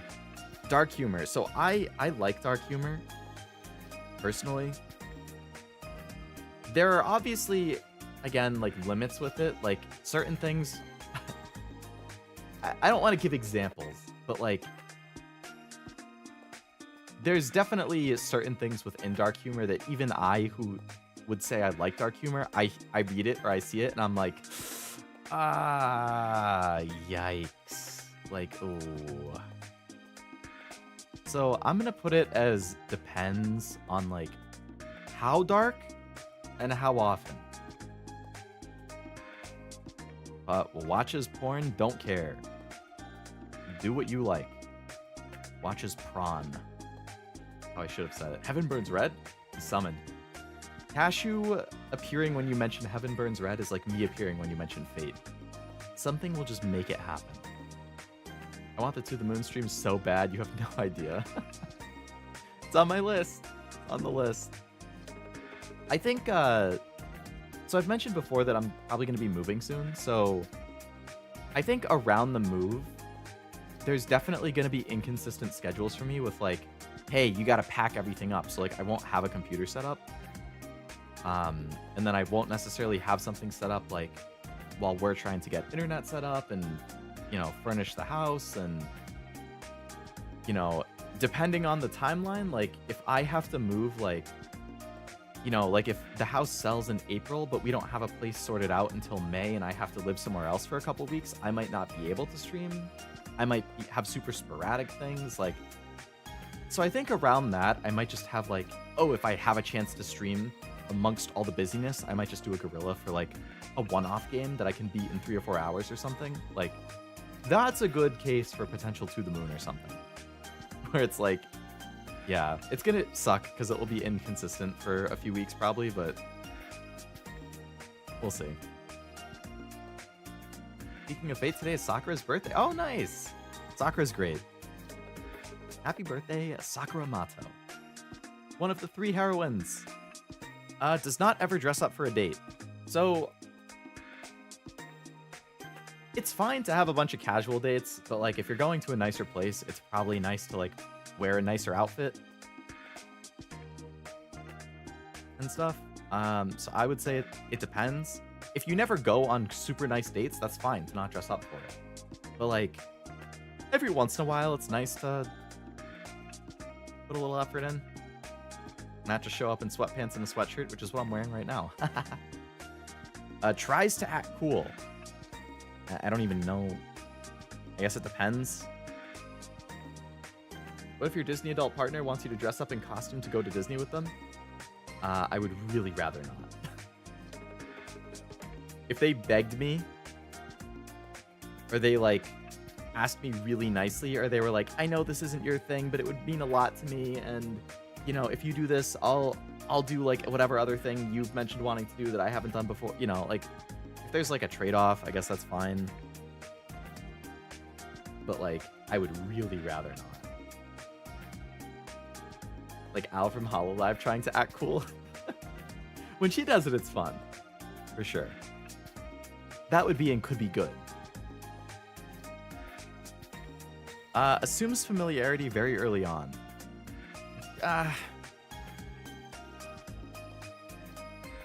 Not the worst thing. It might put me off a little bit to be like, oh, we've met twice and you're acting like we're best friends now. Like, I'm definitely somebody who feels like it takes time to build up those kinds of relationships.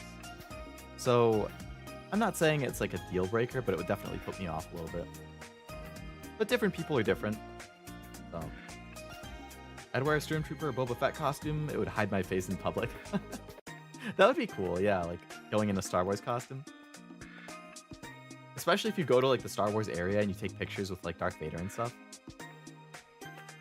Love bombing? There was something similar. Excessive compliments. Love bombing, I would put near excessive compliments. With like personally, I think it might be a little, it would make me feel kind of awkward or uncomfortable, but like it's definitely not the worst thing. I love you very early on is definitely like if you're 3 dates in and they're like, I love you, and you're like, we aren't even dating yet. We've gone on 3 dates. Like, on one hand, maybe they did catch feelings that fast. Maybe it's genuine. That's great. Maybe they just fall in love really fast. Okay? You know, they don't have to be on the same timeline as you. I think that's okay. But saying it too early is kind of off-putting to me. So I guess I would put that with love bombing and excessive compliments of like, it kind of depends when. If it was Bomberman, I'd be okay with bombing. Bomberman's such a classic. Forgets important holidays or anniversaries.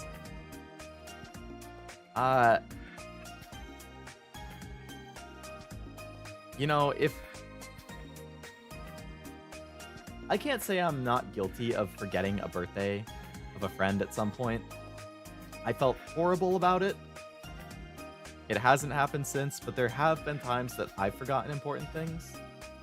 If they forget every once in a while, you know, a birthday, a holiday, okay, an anniversary, I would be a little more, like, I'm not somebody who's like, oh, we have to go out for a fancy rooftop dinner at a nice restaurant for our anniversary. You know, I'm fine just hanging out together on the anniversary, but, like, to forget it entirely is pretty bad.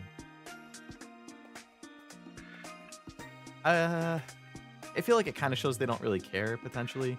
I guess I would put that as deal breaker. Nah, I would put that as bad but manageable. If it happens once or twice, it's okay. Calls you daddy or wants to be called daddy.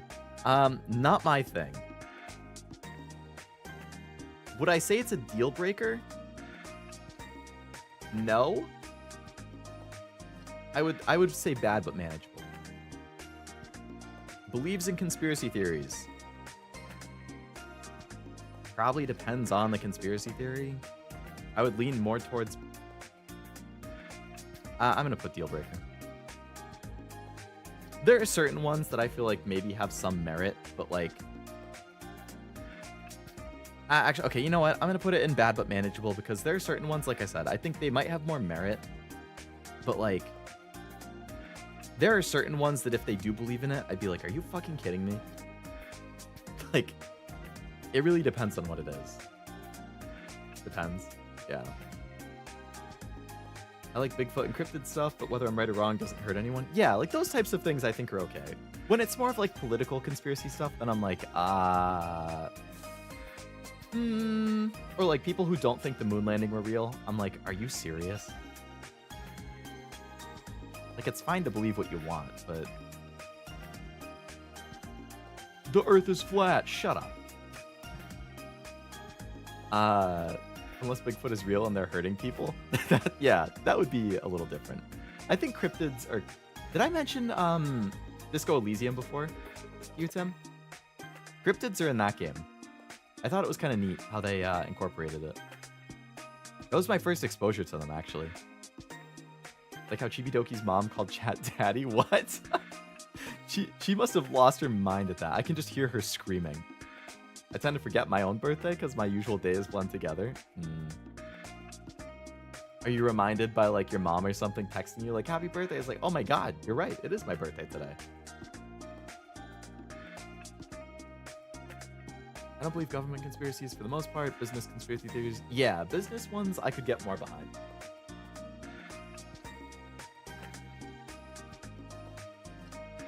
Tries to convert your beliefs. I would probably put that in deal breaker.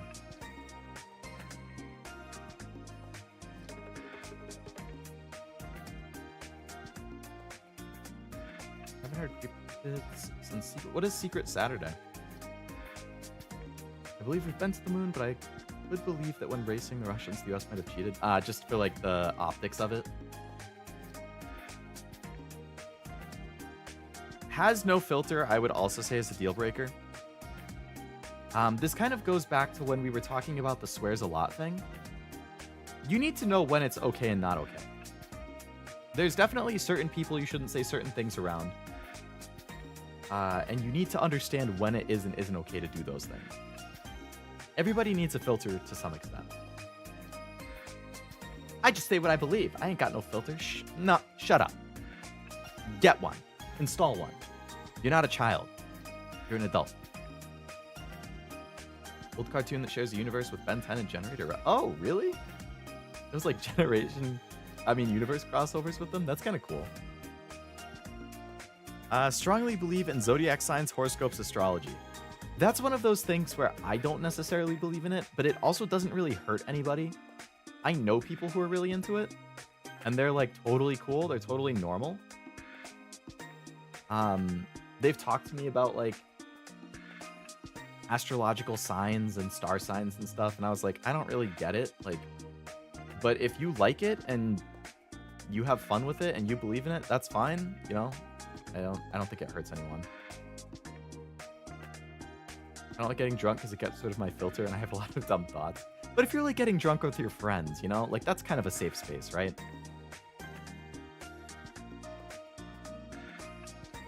So I'm gonna put the strongly believes in zodiac sign stuff as like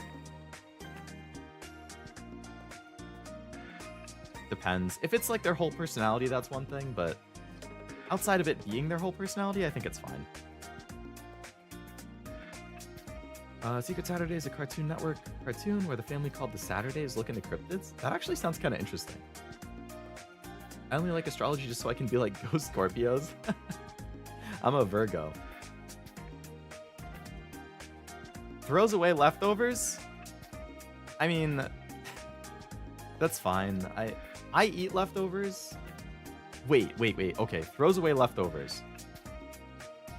If you have leftovers in the fridge and they're just clearing it out on trash day, that's fine. If they mean throws away leftovers as in like you're at a restaurant and you have like half your pasta left and you just don't bring it home, or like you made dinner and you have half of it left and you just throw it away instead of saving it, that's bad. That's a waste. That's another meal you're missing out on. Depends. I'm not sure exactly what it means by throws away leftovers. Goes with the flow? That's fine. I mostly go with the flow. Road rage? Bad. It also depends on the road rage. If it's road rage as in like, you might like smack your wheel because somebody cuts you off, or like somebody cuts you off and you're like, you fucker! You know, like if you just like have an angry outburst or something, that's fine. I can deal with it. I have that like little kind of road rage here or there. If you're talking road rage like honking like a crazy person, you know, driving up to people and flipping them off, like that kind of stuff, that's a deal breaker. That's a huge deal breaker.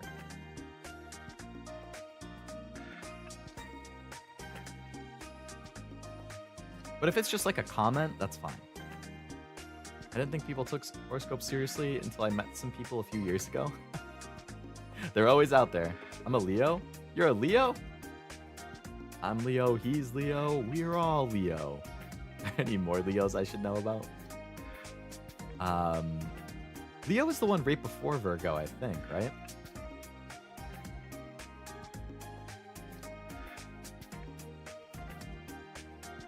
I'm going to put road rage in depends. Because it depends if it's the little road rage or the severe road rage. Actually, I don't even know if I would describe what I said as road rage.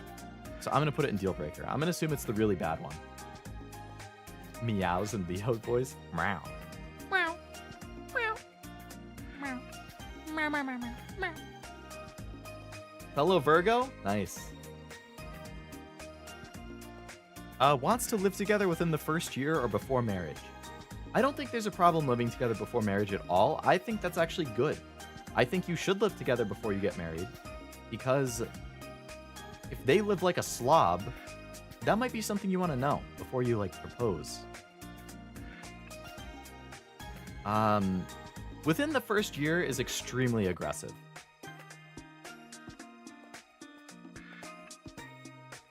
So I don't feel like those should be grouped together. Work out while living together? There's a couple ways you could do that. I'm gonna put that as not the worst thing. Because before marriage, I would say that could be good. But if it's within the first year, I would say that's, I guess, bad. I wouldn't want to move in together that fast. I value my own space. Doesn't make time in their schedule to see you. Deal breaker. If you're in a relationship, you should be one of each other's, like, priorities, right? If I'm dating somebody, I don't need to see them every day, right? We have our own IRL obligations and stuff. But I'm probably going to want to see you at least once or twice a week, right? So you should definitely make time to see your partner. Emotional outbursts. Depends. You know, if you're super stressed and it's all like bearing down on you and you have an outburst because of that, that's tolerable, you know, that's understandable. If it happens a lot and often and they're super intense, then like, I'll put that in depends. I mean, work out bad habits while living together? Oh, yes. Working out bad habits is good. You're doing okay on time. I am, yeah. I didn't expect this tier list to take as long as it did. But pretty much as soon as I finish it, I will just leave or end stream so I can have dinner. But yeah, it is going about, by the time I finish this, it'll probably be like another 10 to 15 minutes. It'll be like 50 minutes longer than I thought. But it's fine. All good. But thanks for checking. In case I hadn't noticed and was gonna be screwed.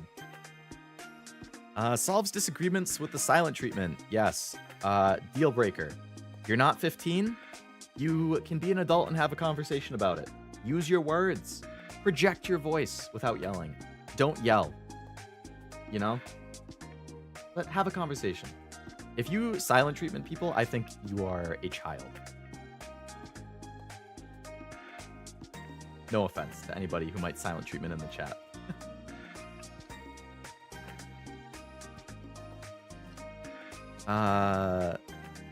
Constant self-deprecating jokes. I make self-deprecating jokes. My friends make self-deprecating jokes. I think it's fine to make self-deprecating jokes. If it's constant, it's like a little obnoxious, I guess. But I don't think there's anything wrong with making them. I'll put it in not the worst thing. I do believe if you're angry with each other to walk away for a while, calm down and collect their thoughts and then talk about it later. I agree with that. I think that's healthy. I think that's good. In the heat of the moment, when you're both like really wound up and angry and mad, I think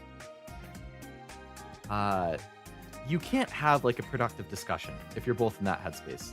It's much better to walk away and calm down and collect your thoughts and think about it.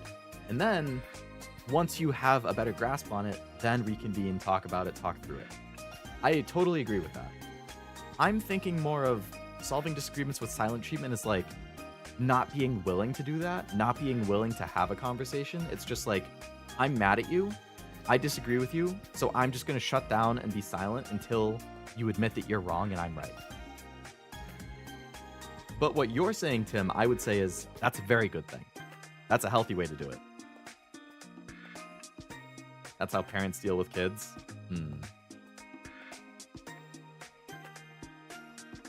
My friend who used to have anger issues always goes on a walk for a while to calm down when he gets really heated.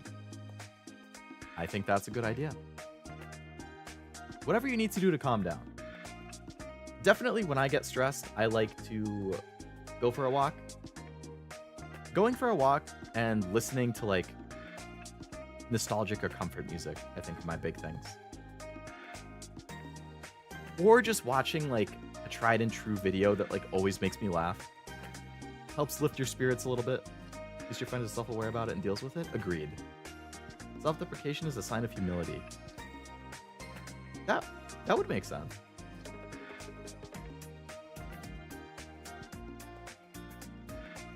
Has a child from a previous relationship. So that, I'm going to put that in not the worst thing.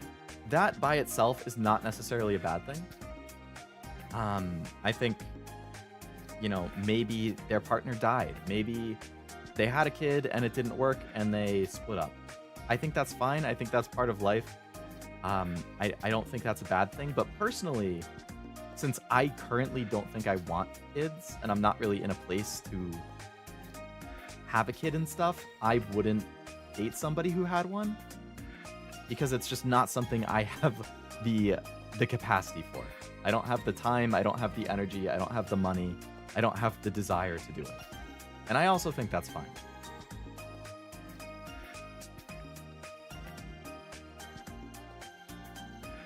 Humility? My dumbass wouldn't know about it. I don't like kids, but I'll always have a soft spot for kids who had a piece of shit or absentee dad. Yeah, I feel for them, for sure. I would never be mean to the kid. I definitely empathize for them, or with them. Sympathize for them, empathize with them. They don't ask questions about you. I would say that's bad, but I don't know if I'd say that's a deal breaker. It's definitely a sign that, like, they don't care as much. It's always talking about them. Actually, you know what? That's a deal breaker. Always talking about themselves, never asking about you, never wanting to talk about you. Everything has to be about them. That's frustrating. On the first date, 100% deal breaker. But if it's like, you've been on a few dates or you're dating and they do it, I'd be a little more tolerable, because it's like, oh, I kind of know how you feel about that. I'm probably the most humble person I know. I don't think anyone could be as humble as me. That's the humblest thing you could have said. Always wants to split the bill. Not a fan. Like I said, I'm somebody who likes trading off. Like, you know, I got this time, you get next time, kind of thing. If they always want to split, I'd be like, why? Like, why can't we take turns? I don't mind splitting the bill. We don't have to do it every single time. I don't mind paying sometimes. It would be nice to be treated sometimes. I'll put that in, I guess I'll put that in not the worst thing. Because, like, they always want to contribute, I guess, which is good. Like, they want to pay for part of it every time. But, like, if I want to pay for it, let me pay for it. You know? Expects you to pay for everything? Now that is a deal breaker. I wouldn't be able to compete with Frost. I can't be that humble. Yeah, I'm not your sugar daddy. I'm not paying for everything. I don't got the money to pay for everything. I got my own things to pay for. Needs to borrow money a lot. I get times are tough, you know, I get wanting to borrow, hey, can you spot me 5? Can you spot me 10? That's fine, here and there. If it's a lot, if it's really often, I would probably put that as, like, again, I get it. Like, there's times where you need to do it, but if it's a lot, you gotta figure it out.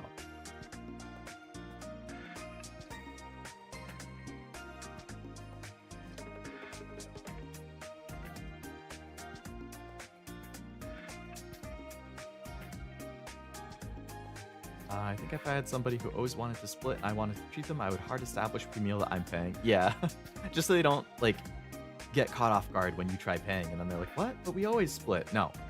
Going into this knowing this is like a gift. This is a birthday gift. This is an anniversary gift. This is, you know, I got a big promotion at work and I got money and I want to treat you to celebrate. Like, yeah. Establishing ahead of time is good. Like, gotcha. Their whole personality revolves around one thing. Bad. Deal breaker. You have to be more multifaceted than your life revolving around one thing. I don't care what that one thing is. I don't care if it's politics. I don't care if it's, you know, religion. I don't care if it's,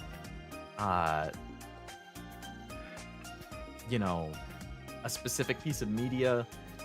You have to have more to your life than one thing. Unless it's in a comedy anime. That's true. They're very stereotypical characters. Monster Hunter Wilds? Damn. I just insulted Cash without realizing it. Now I feel bad. Say you don't own them until marriage, deal breaker. Again, what is this, like 1691?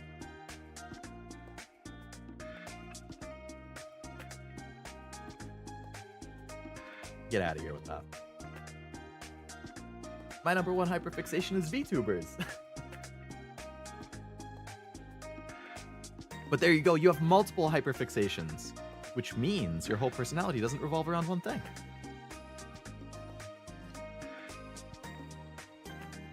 Bueno.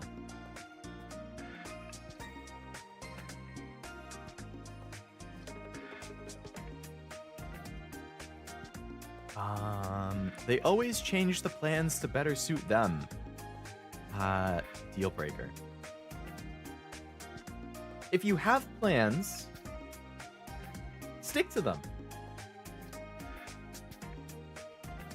The world doesn't revolve around you. Sorry to say it. Sometimes plans are not going to be 100% up your alley.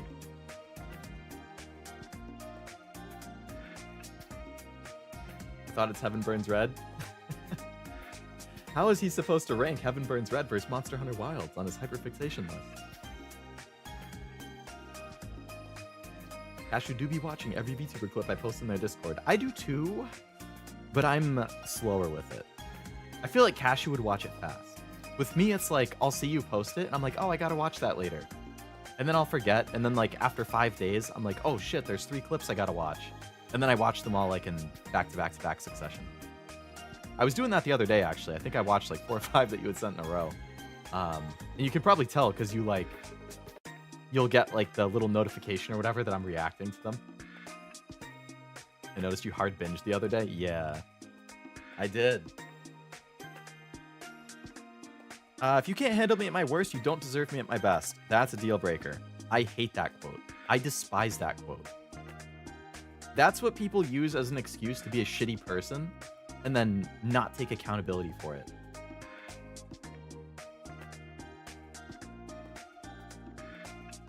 Like, back in the day when I was on Tinder more often, like in college or right out of college, like, if I saw somebody with that in their bio, I would instantly swipe left. I wouldn't look at their pictures at all. As soon as I see the quote, left swipe. Nope.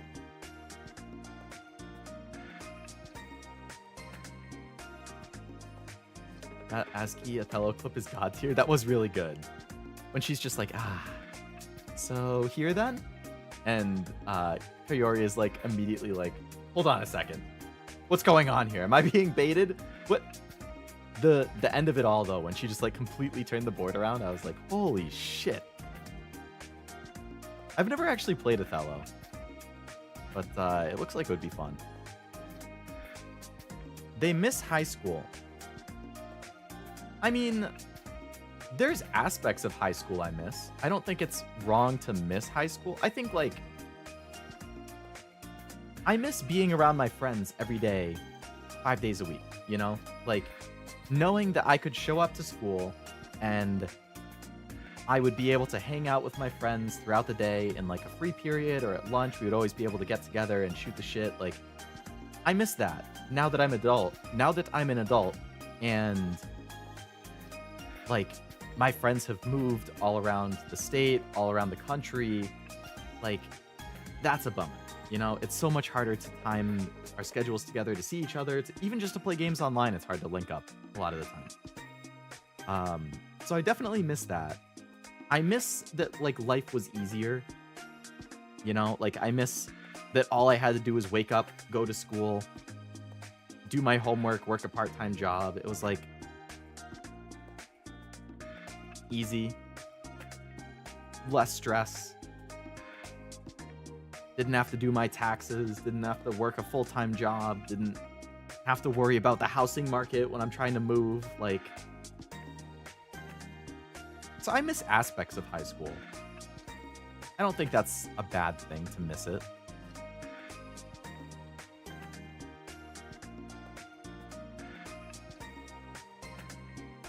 I miss the carefree feeling of being a teen. Yeah, exactly. Like, life was easier back then. Your Uncle Rico from Napoleon Dynamite. If Coach would have put me in the fourth quarter, we would have won state. See, a quote like that makes me think of Thad. Or Chad. Sorry, TikTok guy. Thad is like Thad Castle from Blue Mountain State. I don't know if anyone has seen Blue Mountain State. I loved that show. That was one of my favorite comedies when I was in college.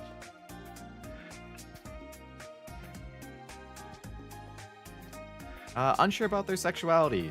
Totally fine.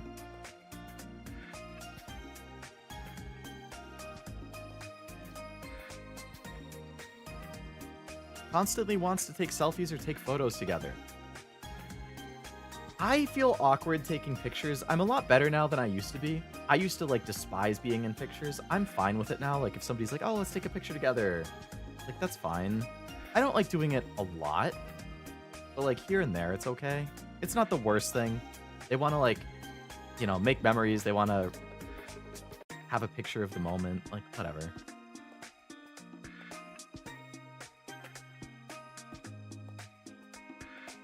Are you VTuber? Hey, that's different.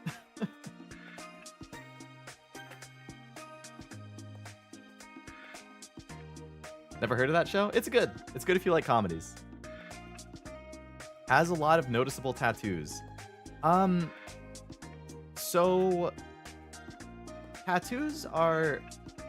I don't have any tattoos.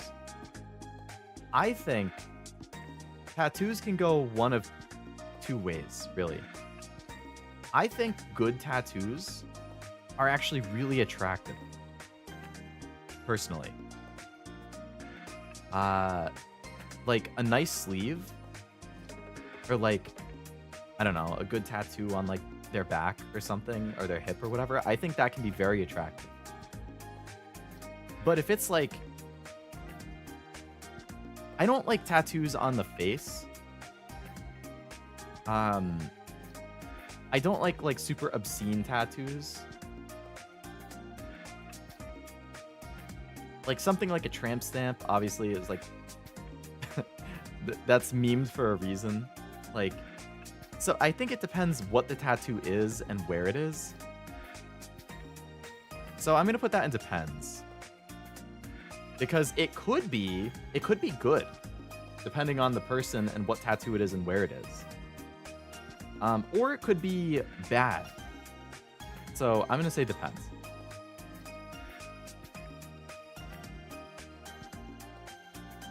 In high school, one of my favorite rants was about how I used to be a lead backup singer for the Eagles back in '86.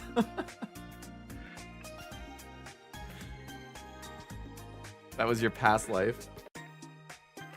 Unless it's one of those temporary tattoos, then no thank you. Not into tattoos, Jack. Which is fine. It's all personal preference stuff. This is getting complex. Yeah, this is a big tier list. I've put a lot of things into here. How many were in it? It says it's 160 plus. This was a lot of things to go through. We're down to the final 9. We're almost done. I have a few tattoos. Mine are culture related to my tribe, though. Interesting. That makes me kind of curious about what they are. Needs the relationship to include sex. I think that's pretty normal. As long as you're not like, chop chop, it's the sex hour, let's go. You know, like that's not really cool. You know, but if it's an important part of your relationship, I think it's normal to have that be a part of your relationship. So I'm going to put that in neutral.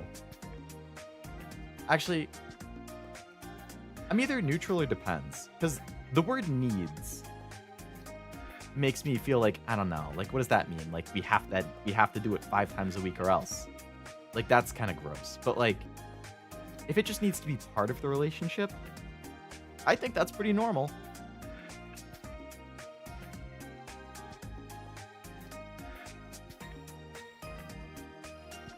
Looking panther with these standards is important because partner with these standards is important because spending the rest of your life, exactly, yeah, like it's a long time, it's a long commitment. And I think it's, you know, if somebody has a really high drive and somebody has a really low drive, then like that's normal. I think you know, if you don't match up, that's fine. You're just not what each other's looking for. There's plenty of people with high and plenty of people with low, plenty of people in the middle. post my leg one later. It's these stocks since I wear pants usually, but I'm embarrassed. It's all good, man. It's all good. I mean, if you just want to describe it, that's cool too. I'm not saying you have to post a picture either. Like, I just didn't even realize that you had tattoos, I don't think.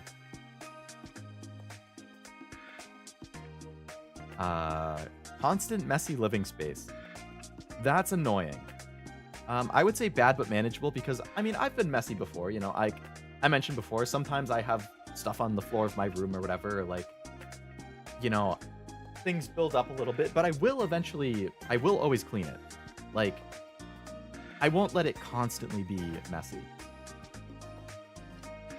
And I always have like my shelves and stuff organized nicely. Like, I would say it's manageable as long as you can stay on top of it. Like, no, come on. Let's clean. Let's go. But like, if they're always living like a scrub, then not so good.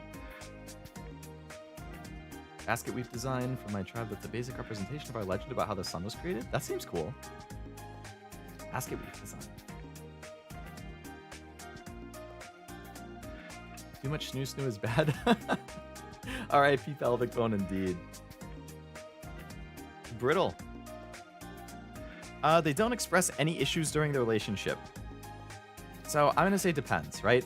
That's one of those things where like, is somebody too perfect? You know, like, somebody could be basically perfect for you, right? But are you really never, ever, ever, ever, ever gonna have an issue with them? They're never gonna say something or do something or buy something or like anything that you have an issue with that you might want to bring up with them? I find that kind of hard to believe. Band around my cat. It makes me wonder what I would get if I ever did get a tattoo. I feel like I'd get something smaller. But I don't know what it would be. Have to do everything together. To me, that's a deal breaker. Like I said before, I like the separately together thing. I like being around each other, but doing your own things. I don't think you need to do everything together. I would actually be kind of annoyed if I had to do everything together because I like to do things alone. I value my alone time. I value my space. If I can't do things by myself, and if they feel like they have to do everything they want to do with me, that's definitely going to grate on me. For me, that would be a deal breaker, but I think for some people who really like affection and being with somebody all the time, they would like it. So it's very case by case. Final 5. Can't hold eye contact during a conversation. I don't care. I used to be really bad with eye contact too.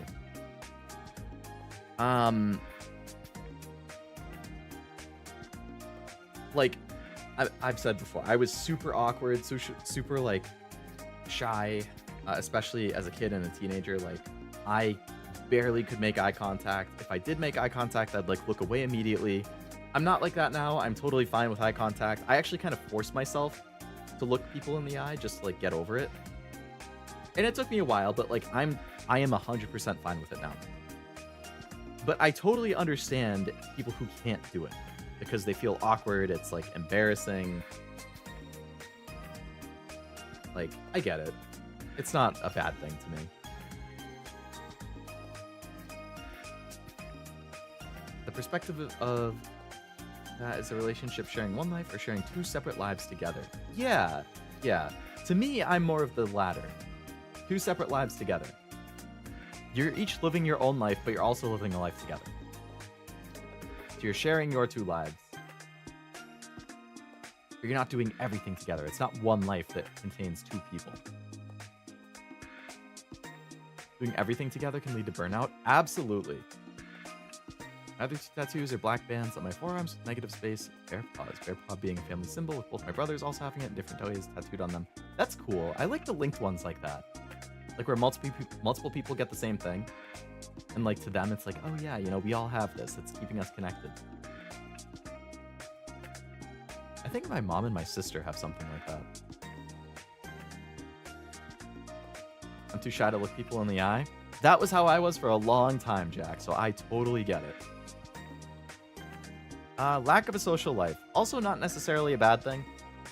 Again, if you're super shy, if you are a homebody, You might not have a ton of a social life, you know? Maybe your social life is,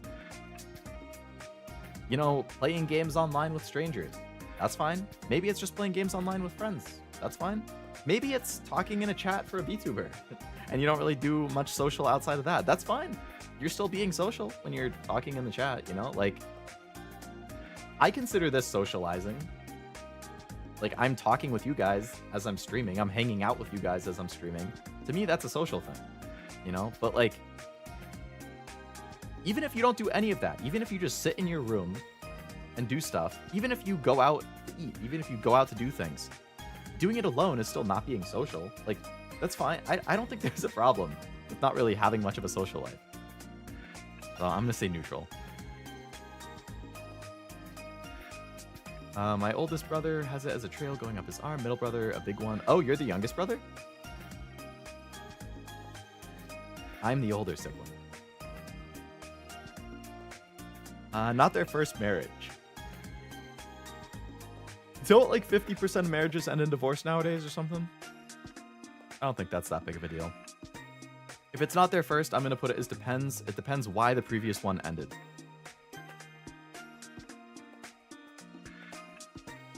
I don't know where that went. I dragged it somewhere over here and now I can't find it. Oh, here it is. Yeah. I think it depends why it ended. You know, did it end amicably? Did it end in a toxic craziness? Like, work is my social life. Customers yelling at me 24/7. No. Hello, Sebi. Welcome to the stream. Hope you're doing well. And also, Yunosuke, welcome. Hope you're doing well. It's actually 60. You think what was 60?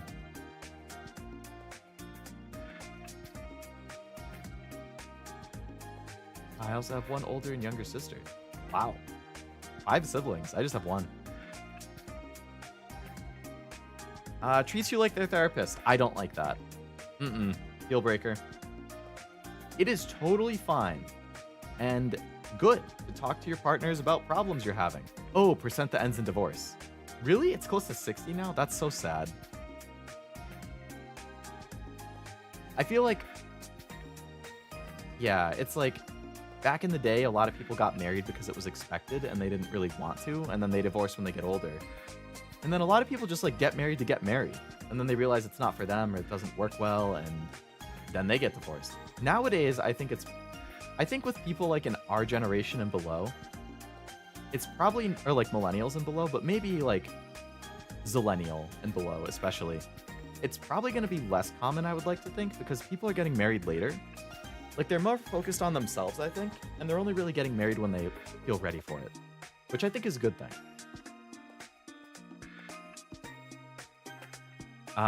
But yeah, the therapist thing is like, I think it's fine to talk to your partner about issues. You should.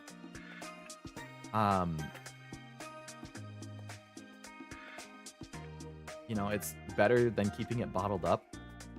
But I'm not your therapist, right? I think there are people better equipped than me. I can offer advice, I can listen, but there's people much better equipped than me to deal with what's going on, especially if it's a really serious thing. You should talk to the proper people for that. It's the same thing with, like, streams, right? Like, I feel for people if they have stuff going on. Whether that's in my chat or in other people's chats. But when you see people start to trauma dump, which is a rule in most streamers' chats, is no trauma dumping, it gets really awkward. Because people are looking to get things off their chest, which I understand, and I sympathize with it. But at the same time, it's not really the time or place. A streamer is not the therapist, of course. And it definitely affects the mood, because I think it will throw the streamer off when they see the chat and they read it. And it's like, how do I respond to that? And other people in chat are like, do I just ignore it and keep chatting normally? Like, because then if people start responding and it becomes a whole conversation, then it's like, well, the streamer's trying to stream, but now you're having multiple people in chat or like having a conversation about some trauma. Like, that's also not the place. So it's always a really tough situation because it's like not fun for anybody. And I really sympathize with the people, but it's like, you need to talk to the right people for that. Your partner, your friend, your favorite streamers, like, they're good people to talk to, but they're not a replacement for a therapist. You need to go through the right person. Like, yeah. So I put it in a deal breaker because with a partner, if it's constant and it's just like everything that goes wrong, they have to rant and complain, and all their issues that have bottled up, they're like, I need you to go to the right person for this. Then there's people like me who are perma-single. Hey, I've been single for like 7 or 8 years or something. I feel ya. I haven't really put any effort into not being single though. I've been totally happy being single. Would I be opposed to having a relationship? No. Do I have a lot of things that are just things that take time and money that I want to do, that are just me things? Yes. So for now, I'm happy just doing my own things. But at some point, maybe that will change. You know, if I have a relationship, that's less time for me to stream. That's less time for me to, you know, watch anime, play games, do my hobbies, you know, like, because everything takes time. And I already feel like I don't have enough. Like, I wish I could stream more. I wish I could play more games. I wish I could watch more anime. I wish I could, you know, go to more concerts. Like, I wish I could travel to more conventions. But, like, I already feel like I don't have enough time. And then if you add a relationship, that's a lot of time. The only way to get that time is to take time away from other things. So, it's rough. Our generation is less likely to get married in the first place. True. True. People are really into, like, just long relationships. One of the chefs I work with is 27 and had 2 divorces already. Really? Jeez. As he cheated in the past is bad but manageable. Not sure how much I agree with that one. I think my explanation for that one was, if it was like one time and it was a while ago, like, for me, I'm 28, right? If I start seeing somebody who seems well put together, they have a job, they, you know, are emotionally stable, like, you know, they're in a good place in their life, but they tell me that when they were like 18 or 19, they did something stupid, they got drunk, they cheated, they feel horrible about it, like, to me, I'm like, okay, like, if it's a situation like that, I think I can look past that, you know, like, I can manage that. I wouldn't be thrilled that they'd done it, but, like, I think with that much time, they definitely could have grown and changed. Like you just said, yeah, people can change, depends on the situation. So, like, in that case, I think I could look past it. But if they've done it multiple times, if they've done it recently, then that is 100% instant deal breaker for me. So it was more like context dependent. But I felt like putting it down and depends on situation is putting it too low. So I felt like bad but manageable is where I just ended up leaving it. A lot of these are hypotheticals, which can make it harder.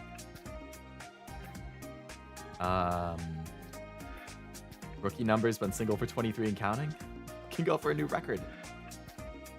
A new personal record, yeah.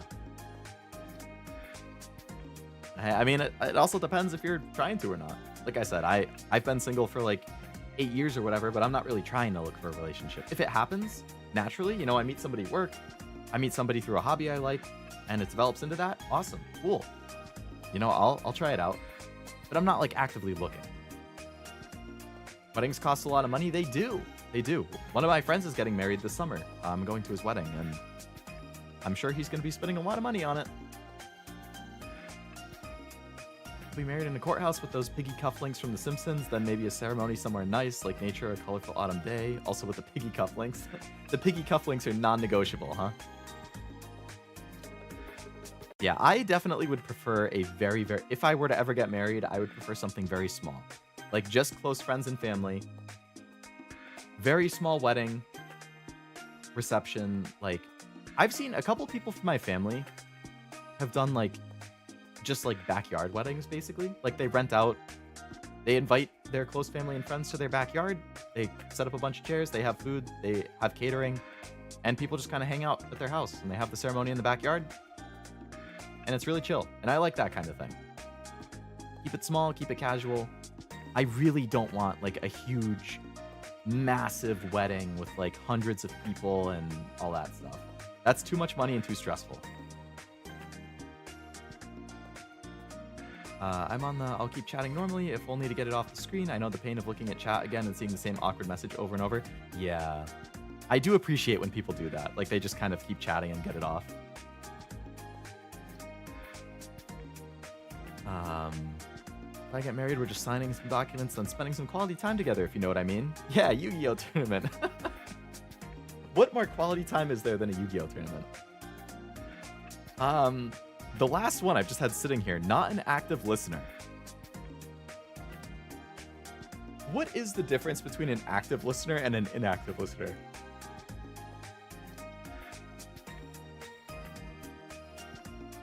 Like, active listener, I assume, is somebody who's like, you're talking to them and they're not on their phone reading stuff at the same time. Like, they're paying attention to you. Like, their attention is fully on you while you're talking and they're listening. As opposed to like, they're reading or they're on their phone or they're playing a game and then they're like half listening. Do they have ADHD or just not care? Right. Like, that's, I feel like so many of these are like, they can be contextual, which makes them a little harder to rank. They'll stop what they're doing to listen to you. Inactive listener will continue doing other things. I feel like I can be either one depending on the topic. If it's something super casual, I'm probably not going to pause my game. Like, I'll keep playing my game and listen while they're talking. But if it's something serious, I will definitely, like, you know, put the phone down, pause the game, like, okay, what's going on? So I don't think it's necessarily a bad thing to not be a super active listener.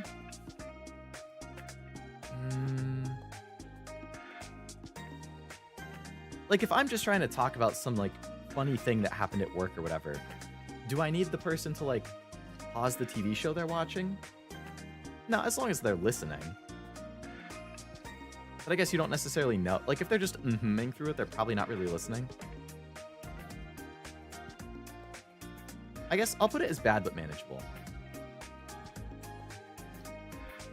Okay. No. Depends on the situation. That's where this should go.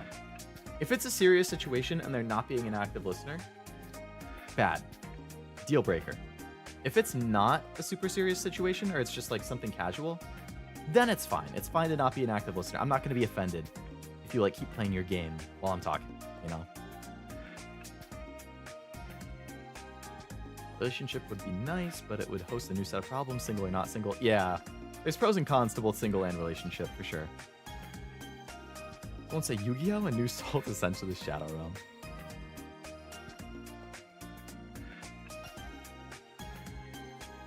That too, if it's serious, you have my full attention, but if it's casual, I'm not putting my game phone down. Right, exactly. And I think that's reasonable.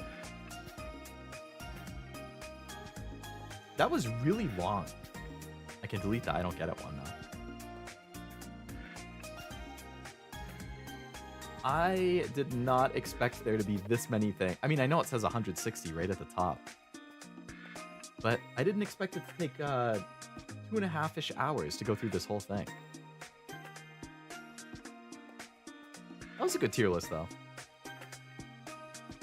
I'm definitely not going to have time to do the other one that I had, but that's fine. There can always be more tier list streams.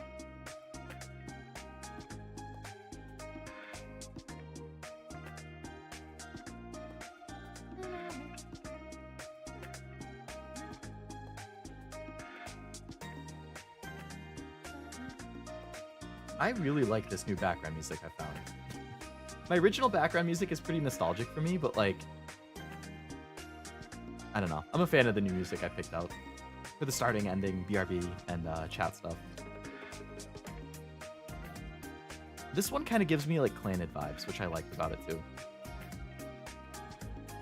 Like, I could see this playing in the slice of life scenes.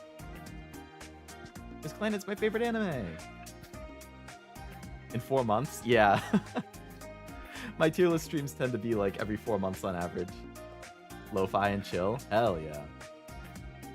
Let's see. How often are my tier list streams on average? So my first ever tier list stream was on April 11th, 2023. Then I did one in August 2023, so that was 4 months. Then I did one in May 2024, so that was 9 months later. Then I did June, so I actually did it a month and a half later that time.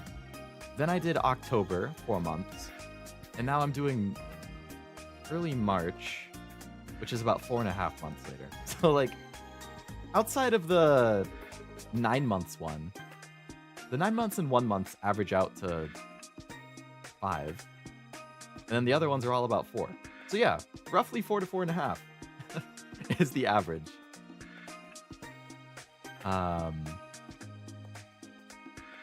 respect how seriously you contemplate the lists. If I'm gonna do it, I'm gonna do it right. That's my motto. Furry Leo fans in shambles. The furry one was one of those things where, like, my explanation was something like, I have no interest in furry stuff. I have no problem with people being furries.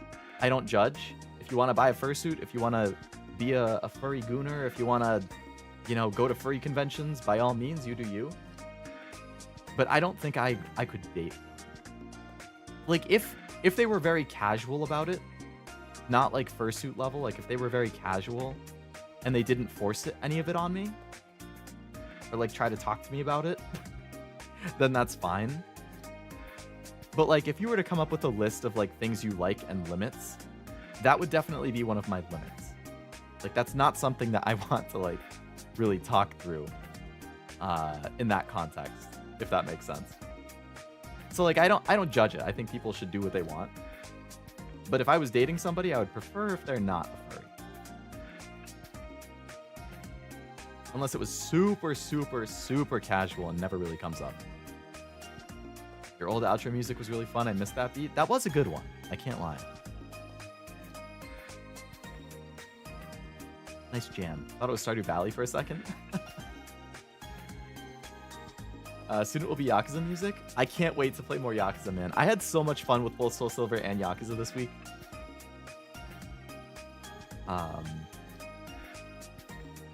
Man, I want to play them both so much. Need some copyright-free metalcore? I wish. That would be great. You consider catgirls as furry? I don't. If you have the cat ears and the tail, I don't consider that furry. I remember somebody sent me like a list at some point that was kind of funny. It was like a spectrum. The very, very far end is like catgirl of like totally fine. And then it like gradually increases. Once you start having fur where skin was, then I'm not cool with it. But like, so like a catgirl is fine. Now, if you consider the girls in like the Killing Bites anime, to me that's too furry. Like the characters in that are they're too furry.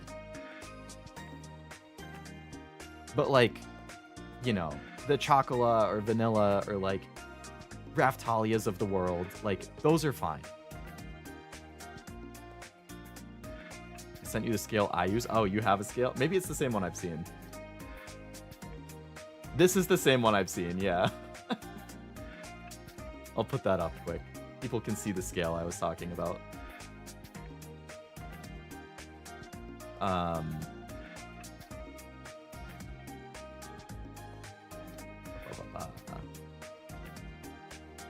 Downloads. This is the scale that Cash you just sent me.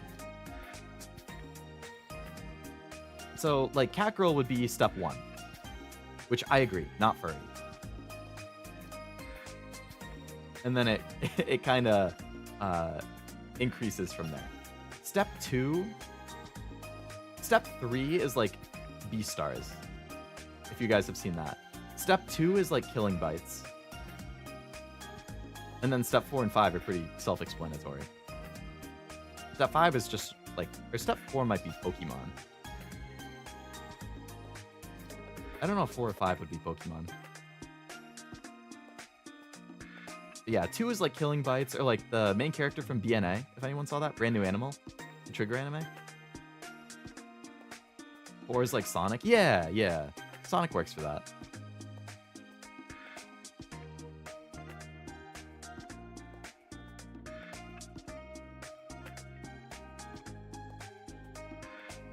Yeah, I think that's a funny scale. It's pretty accurate. I loved BNA. Nobody watched it. I watched it, Cashew. Don't worry. Don't worry. I would probably, like, if I were to rank all of the Trigger anime I've seen, it would probably be my second lowest. I'm gonna include Gurren Lagann as Trigger because I know it was Sunrise, but it was a lot of Trigger guys, right? If I'm ranking my favorite to least favorite for the ones I've seen, I would say number 1 Gurren Lagann, number 2 Kill la Kill, number 3 Promare. Actually, hold up, I forgot Cyberpunk. Oh no, and I forgot Dungeon Meshi too. Okay, number 1 Gurren Lagann, number 2 Dungeon Meshi, number 3 Cyberpunk, number 4 Kill la Kill, number 5 Promare, number 6 I'm blanking on the name of it. It was the one about a bunch of kids, a bunch of like teens, and they had some like psychic powers or something.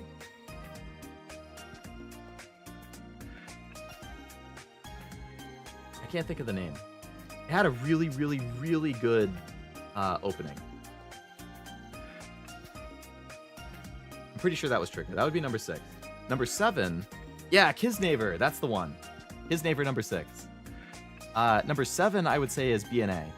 And then number 8, I would say SS Gridman. Or SSSS Gridman. I was not really a fan of Gridman. But I liked all the other ones. No BNA, Season 2, Sag. Yeah. They do a lot of just like one-offs, it seems. Still need to watch Promare? You gotta watch it, Frost. It's so good. Maybe I'll do a watch-along for that at some point. I haven't watched it since it first came out, but I loved it. And if you've seen other Trigger anime, like especially Gurren Lagann and Kill la Kill, there's so many good references. That would be a fun watch-along. I'll have to look into that. You killing me over here? Kill la Kill is peak. I liked Kill la Kill a lot. All those top 5 I said, those are all like between an 8 and a 10 for me. Like they're all very, very good. But where did I have Kill la Kill at? 4? Behind Cyberpunk, Dungeon Meshi, and Gurren Lagann? Yeah, I would stand by that.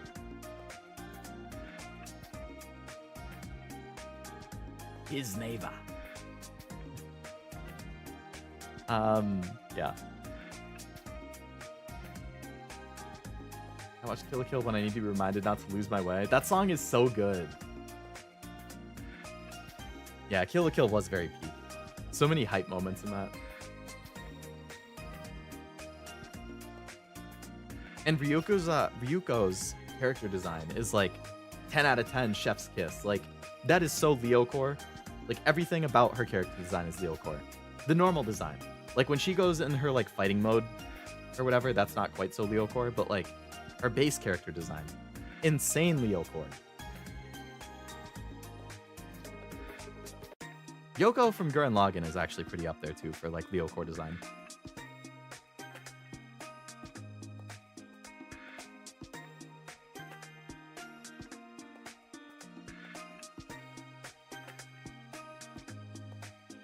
Anyways, I feel like I should probably call the stream so I can go and have some dinner because I have gone for about an hour 20 or so longer than I thought I would. So I feel like this has become a recurring thing on Sundays lately. With maybe I should just start Sundays at like 1 instead of 2. With how frequently I've gone like 30 to 60 minutes over. I don't know. But yeah. I should probably have some dinner. I gotta take the trash out and stuff. But I had fun. I thought it was another good tier list. We did green flags and red flags, so 2 tier lists. Hopefully you guys enjoyed hanging out and chatting about the placements and deliberating over what goes where and all of that stuff. I'm not 100% sure what the schedule for next week will be. I would be fairly confident that Thursday I'll continue Pokemon and Saturday I'll continue Yakuza. Not sure about Sunday yet. we will see.